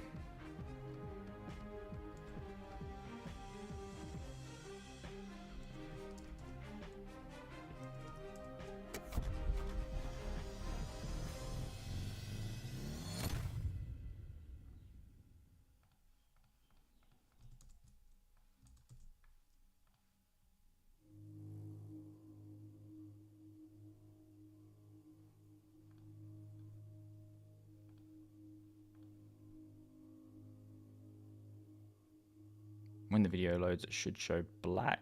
No. 1 minute. Oh, something happened there. So it does show black, but it's at the end.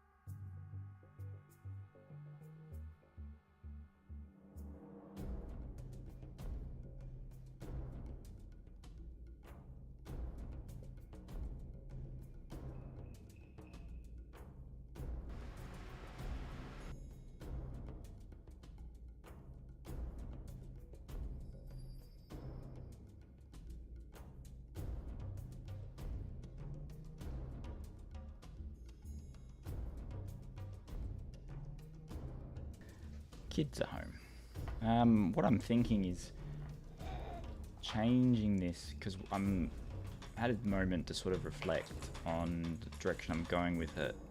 I'm adding a layer on top of it. Instead of doing that, it's a still image. I'm going to make the still image transparent. And I think that should work better.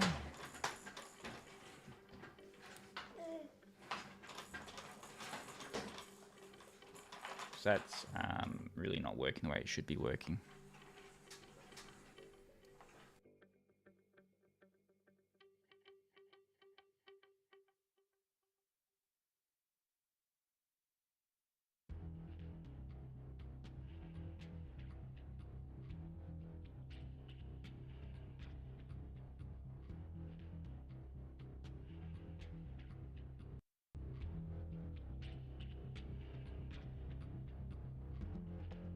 And with those live captions, I think I might go with the web version.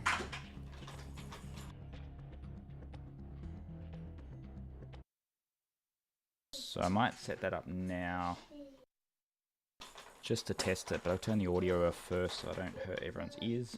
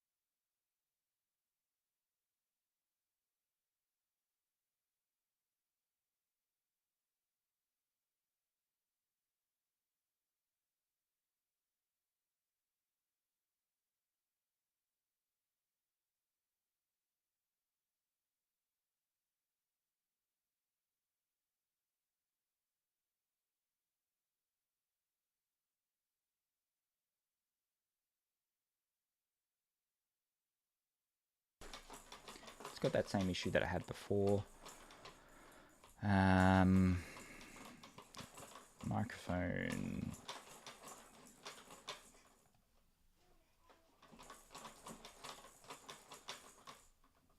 Wonder what device it's pulling from, because on my device settings it's set to... Hey, yeah, don't wreck my plant. No.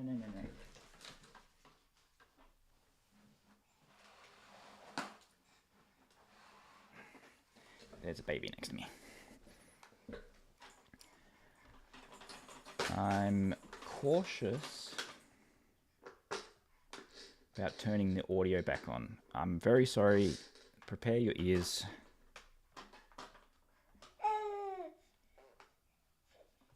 Caption web should be muted.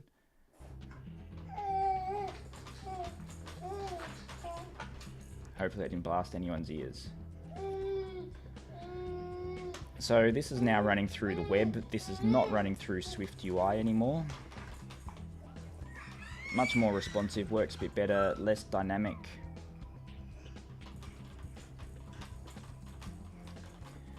I think with this app, what I'm going to do is go with web first approach and then wrap it in the Mac OS app as a web frame.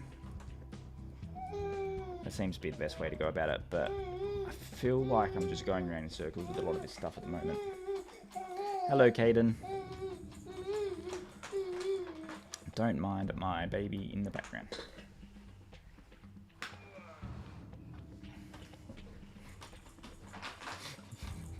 See him bouncing. I'm going to test the web version.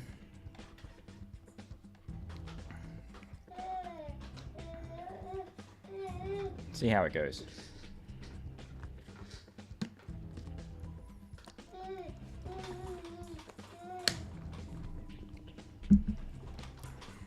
I had a bit of a break from coding for a bit there. I had to run to pick up kids. Still doing this create project selection, generate first few seconds of subtitles, then proceed to style selection. That's what I'm working on. The caption style screen, preview video frame, and show captions. So that's my priority right now. Then I want to get to that. I would like to check off all of these green items today. I reckon I got to like a couple more hours to get there. Play some heavy metal for the baby and see if he starts jamming. He probably will, but the audio is through my headset, so he can't really you can't really hear the music that I've got on. Yeah, so we're in the process of generating a few frames. I don't like the way that it looks. I was going to add a empty black frame over top. That's just adding it to the end and then causing like a thing. Instead, what I want to do is that background color is going to be, the background image is going to be semi-transparent, so the caption comes out. I think that's the way to go. To get there, I need to remove this reference to this one. So we're going to remove that. Delete. That will show me where the error is because I've deleted the reference.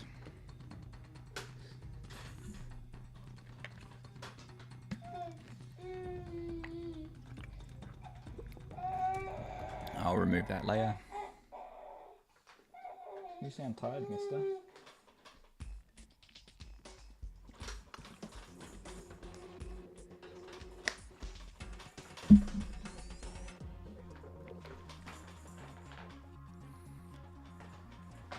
Generate the captions. It builds the captions. I want this to be semi-transparent. So we have the crop to size.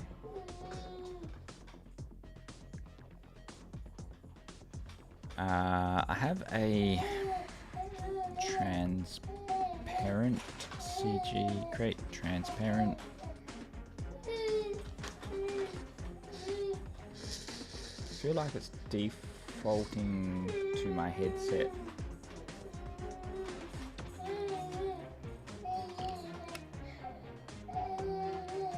Because the music in my ears.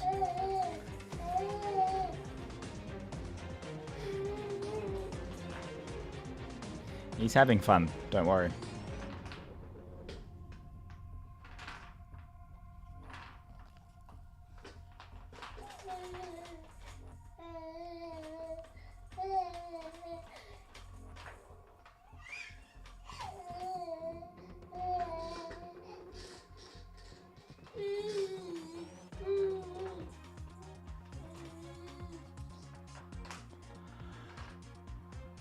I'm getting a bit fatigued. I want to push through this.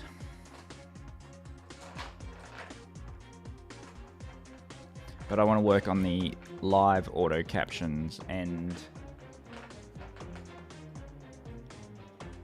all the things. I want to do all the things all at once.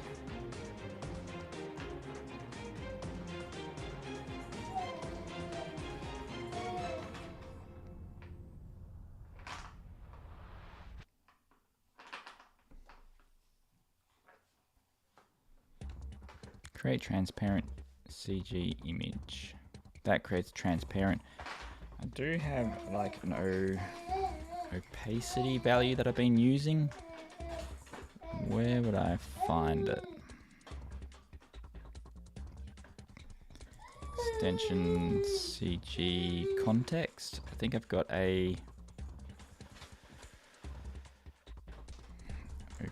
opacity.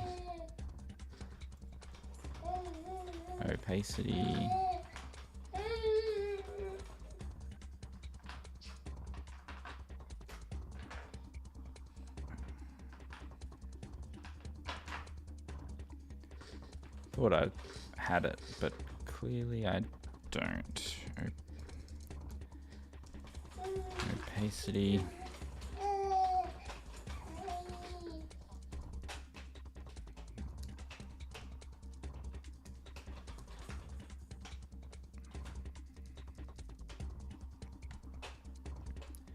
Okay, I want to create a CG image extension that loads a CG image onto a black frame, a black image. The imported CG image is 50% opacity. Final image is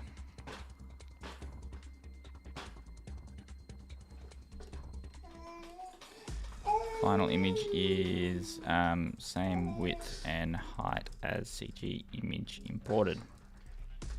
Extension CG image, and make transparent image, CG image.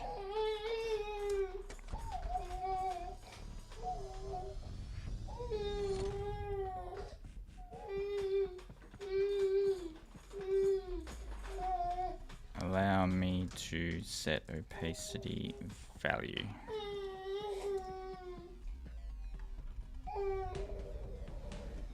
Okay.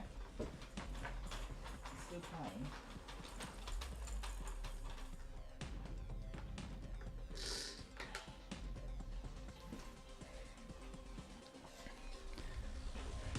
Okay, so allow me to set background color, which will automatically convert to CG color within function.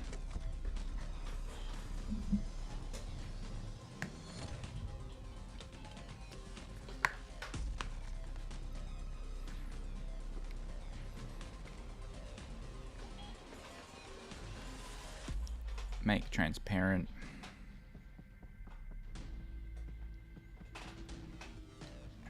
Make transparent CG image extension. So then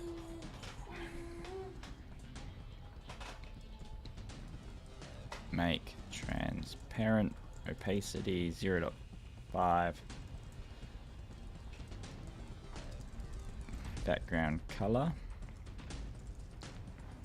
black.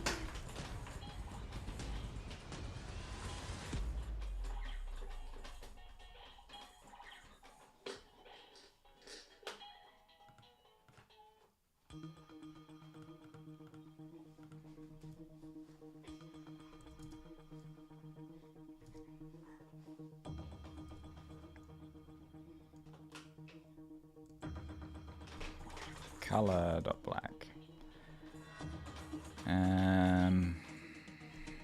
First video frame, make transparent. Nope, not working. Function, make transparent.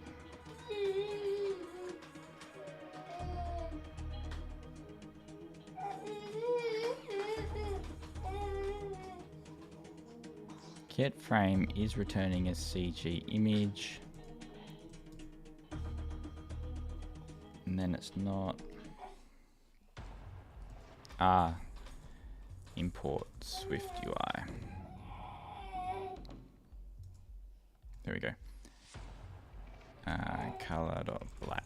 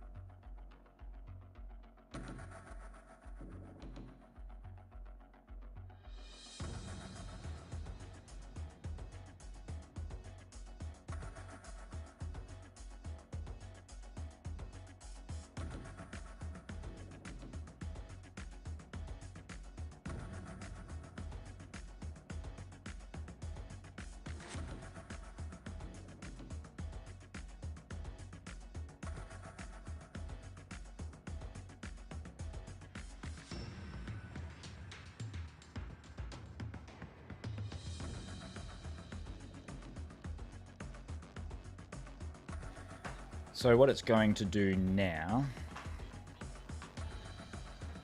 is this. I think that works better. I kind of like that.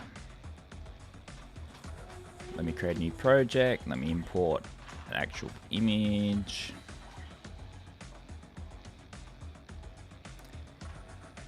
And then that way we have a preview.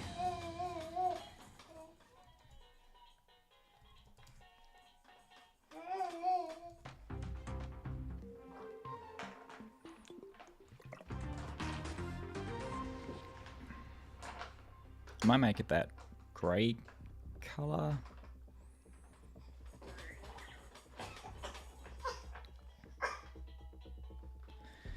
But then that highlights the subtitles. The subtitles are much more impactful.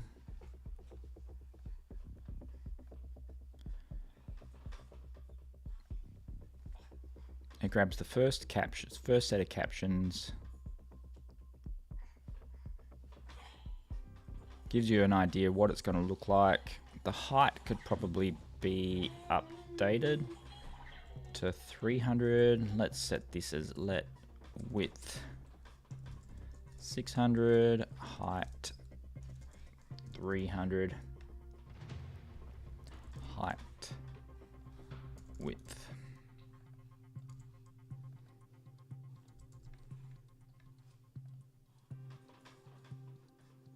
Problem is I'm using, so the captions are running through Safari. So now when I do this, it goes full screen. Let's say EDM hard drum and bass.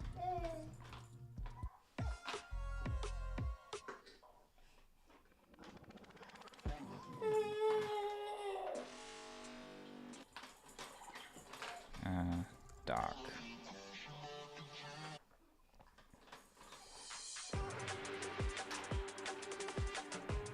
That's better.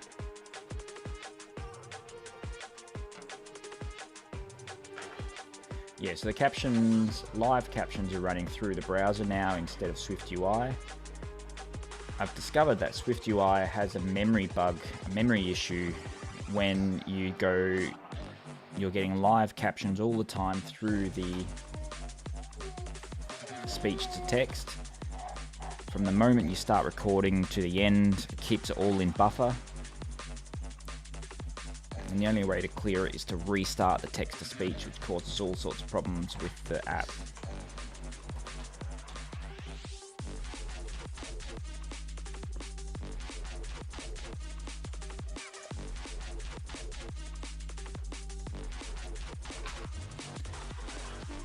And I made this web version as a test. It only took an hour to build. And it's not as good, but it's kind of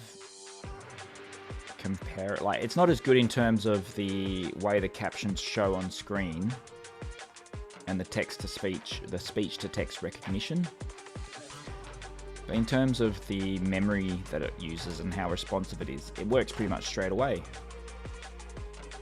So the whole strategy of that is to be a growth hack lead generator for the main app, the best Auto Captions app.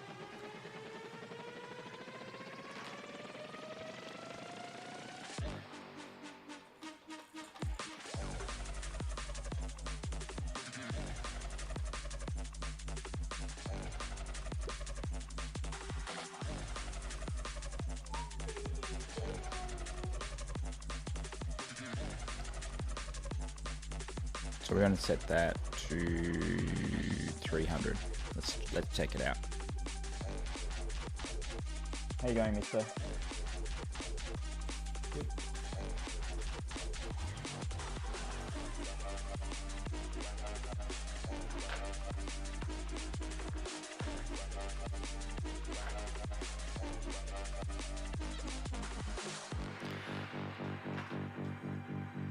I think that's the impact that I was looking for. I think the height, now I'm just playing with very specific little details. Probably don't need to go that far down the path.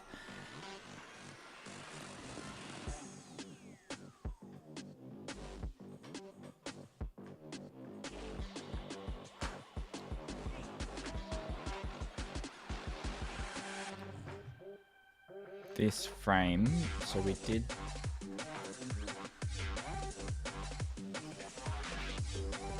showing a frame that automatically appears.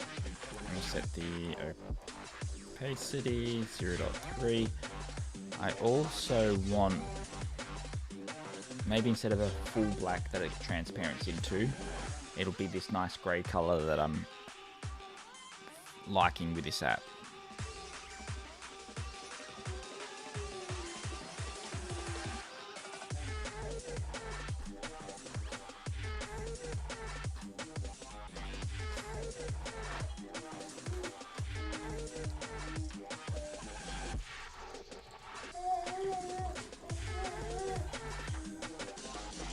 What color was that? 1A, 1A, 1C. I also have color theme. I will call it color gray theme. 1A, 1A, 1C. And all the references 1A, 1A, 1C make gray theme.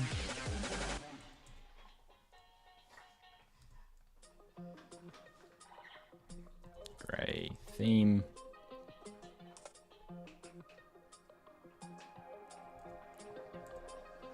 Replace color gray theme. Place all.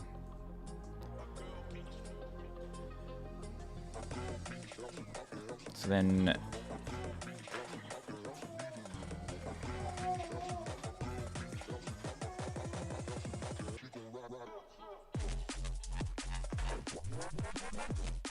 we have the background here, sets it to that grey theme, and then instead of black down here, we'll set it to the grey theme.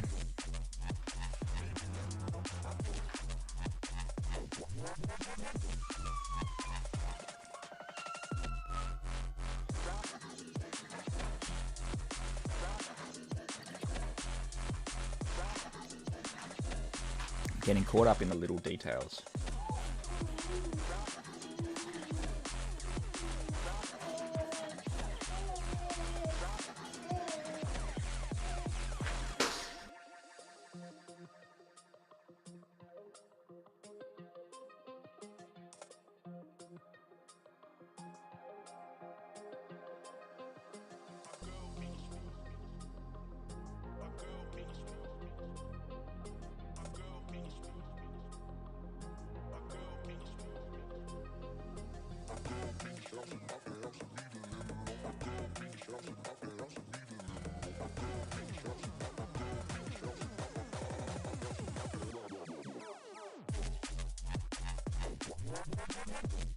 This is not loading.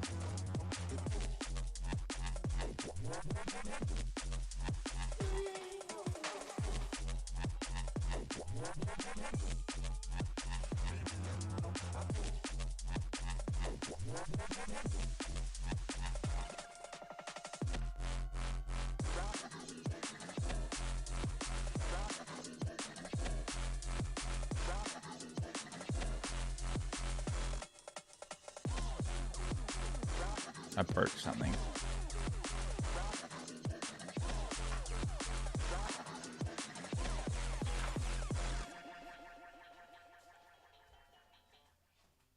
Getting your bet.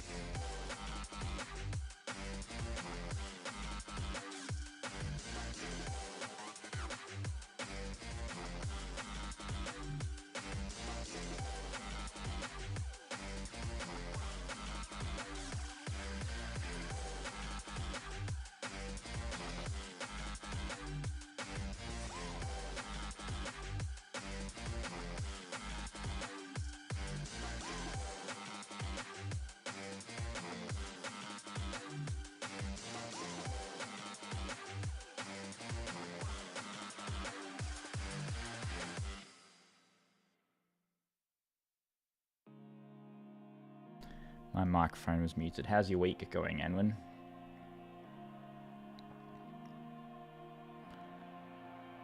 Simulator. Now that's going to do that all over again. Let me quit again.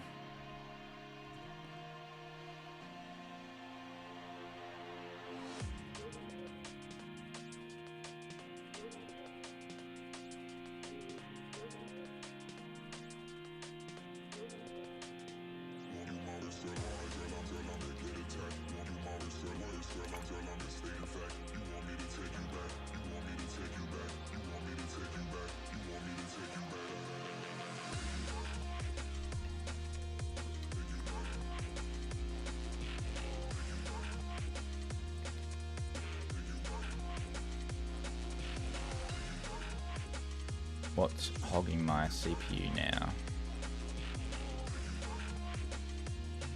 OBS Studio, pretty much expected.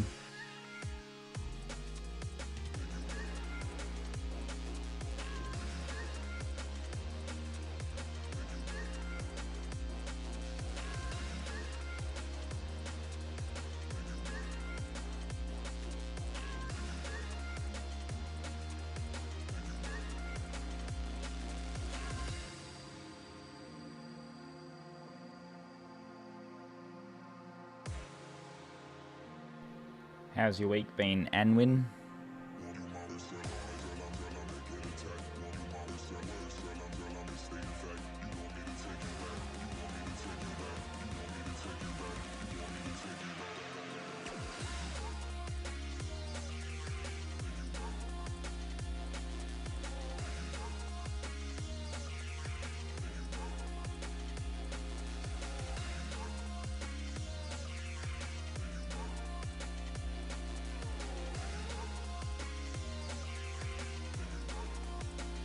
I keep muting the microphone because I've got crying kids in the background.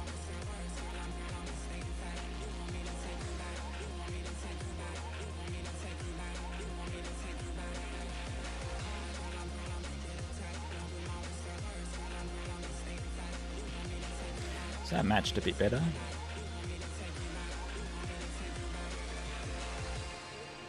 We did go with black, didn't we? Down there we're going with black. No. Black is 33, but that's not matching it correctly.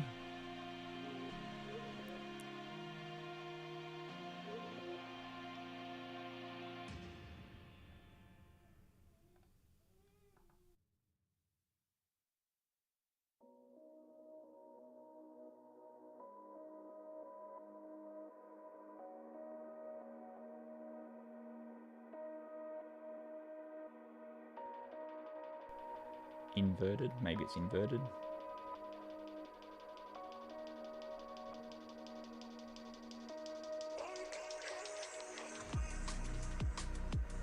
So if that one is 33, then let's try 66. 67, isn't it?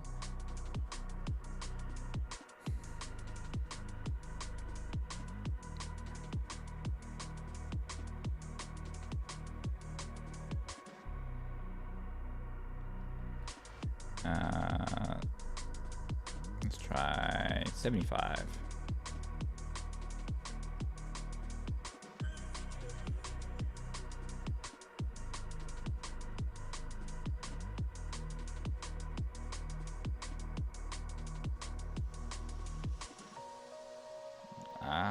I'm really just getting stuck into the smaller details now.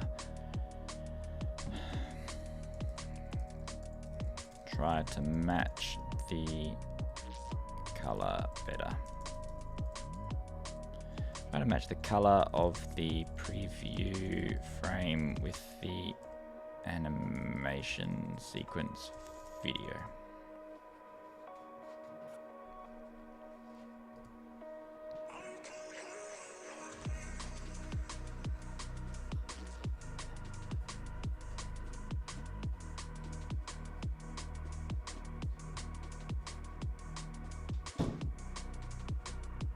And then when I'm generating the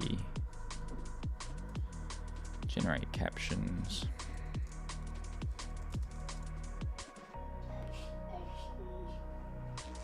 Back to bed, mister.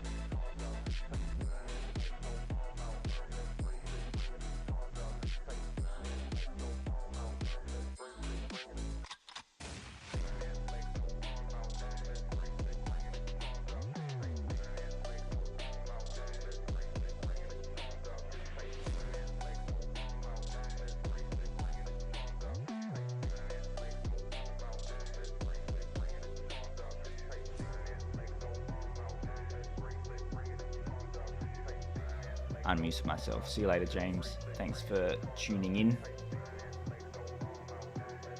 This Caption Mac app having user base is very low.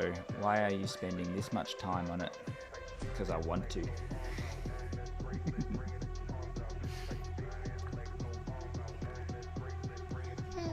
But actually at the moment what I'm working on is the iPhone version of the app.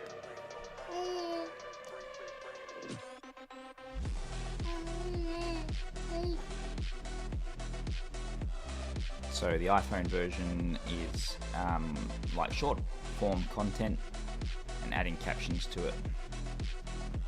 And the not to be confused with the captions for the Mac app, which is just really just for me, and I've released it. If people want to use it, they can.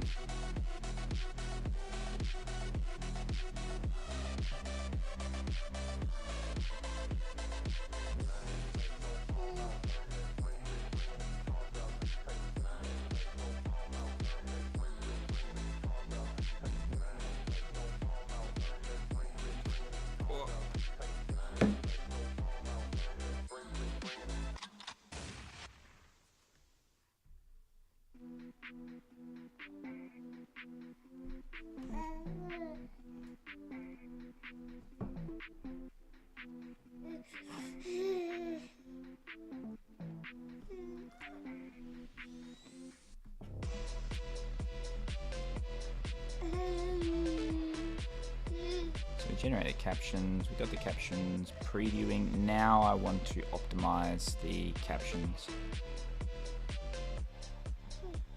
So we had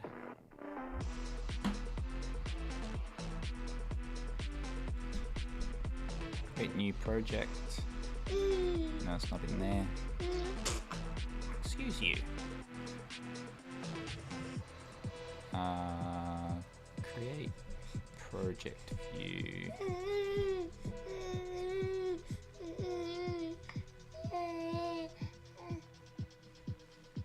Paste. Create project view.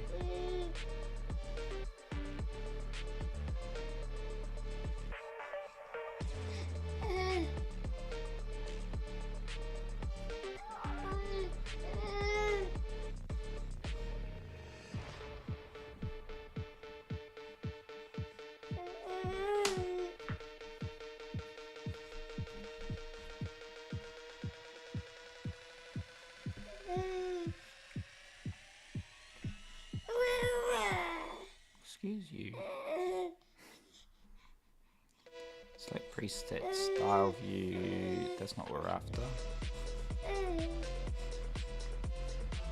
Copy.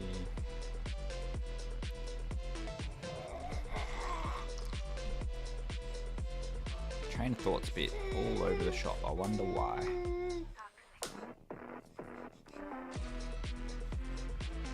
So we got the generate captions, select style view. That has a process that renders the video. Can't remember I literally just did it, the analyze audio file.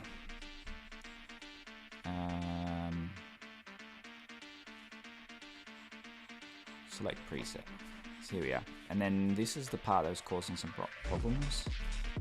Word limit.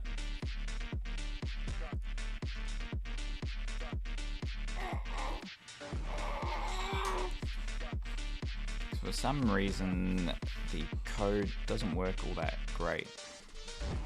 But I don't want to generate like a whole bunch of text.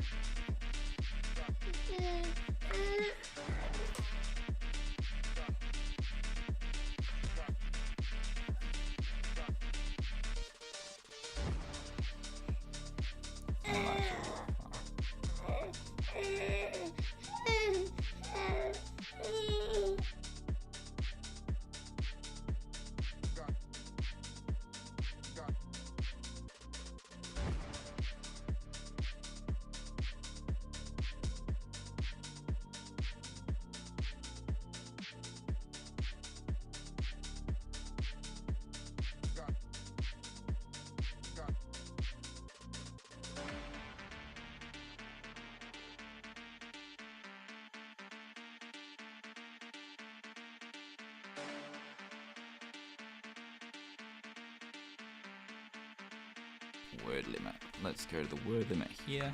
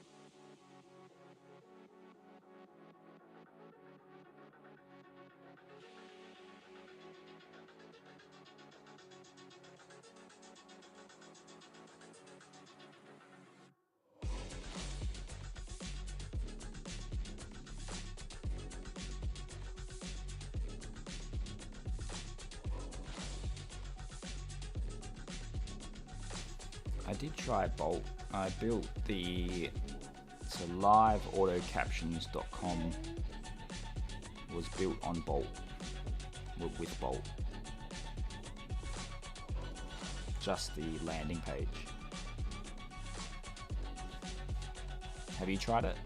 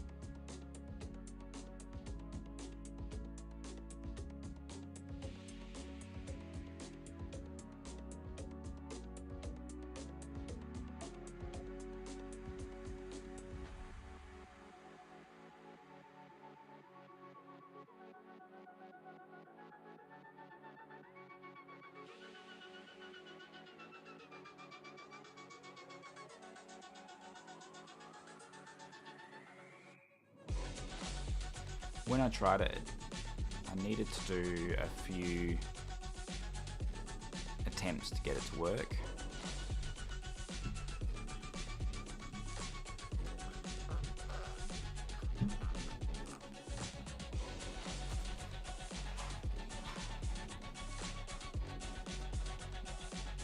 And I was trying to import a screenshot and I asked it to create something similar.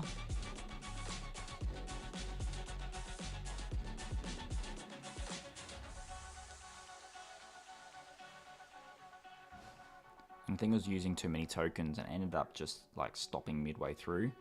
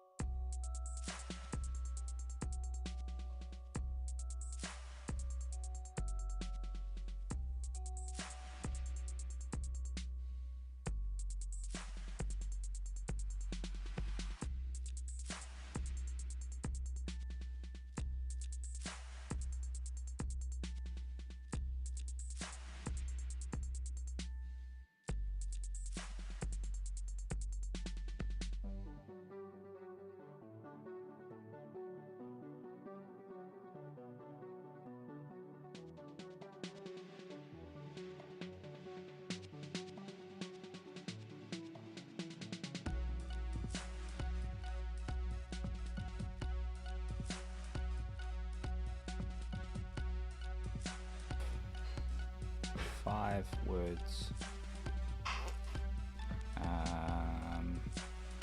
This is a duck. Say hello.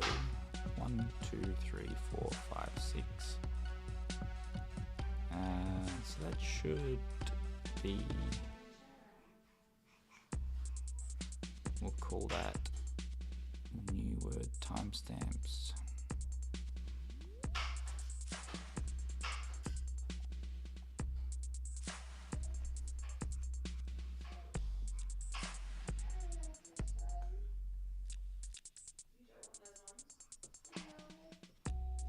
At the moment, what I'm trying to do is get these values, the first few words spoken, and then rendered. But I'm not having much luck.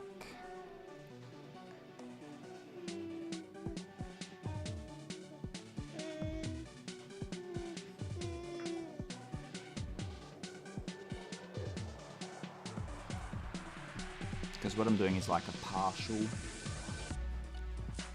extraction of the audio, which is actually a lot more harder than I thought it was going to be.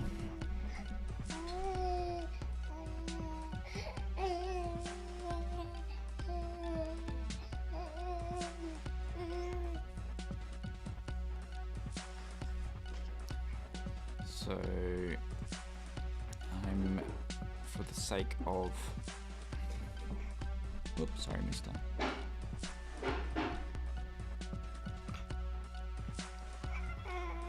sake of my sanity, I am aborting the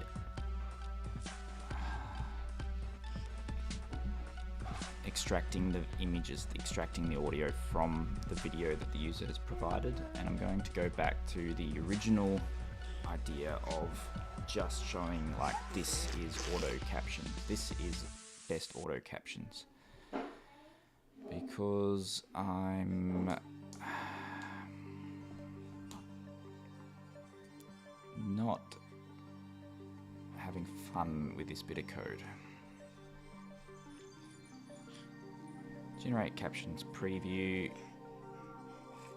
This is in the select preset style view. Hello, my boy.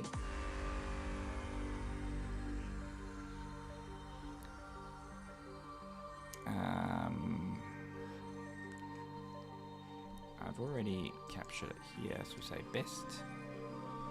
We've got all the timestamps all here.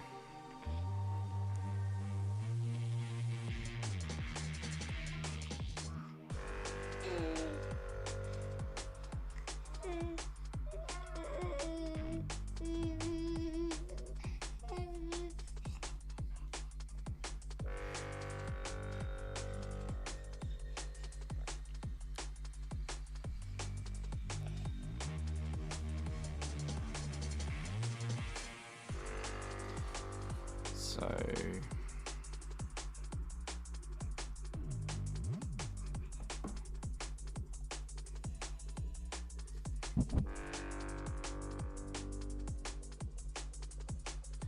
go and turn the fan on.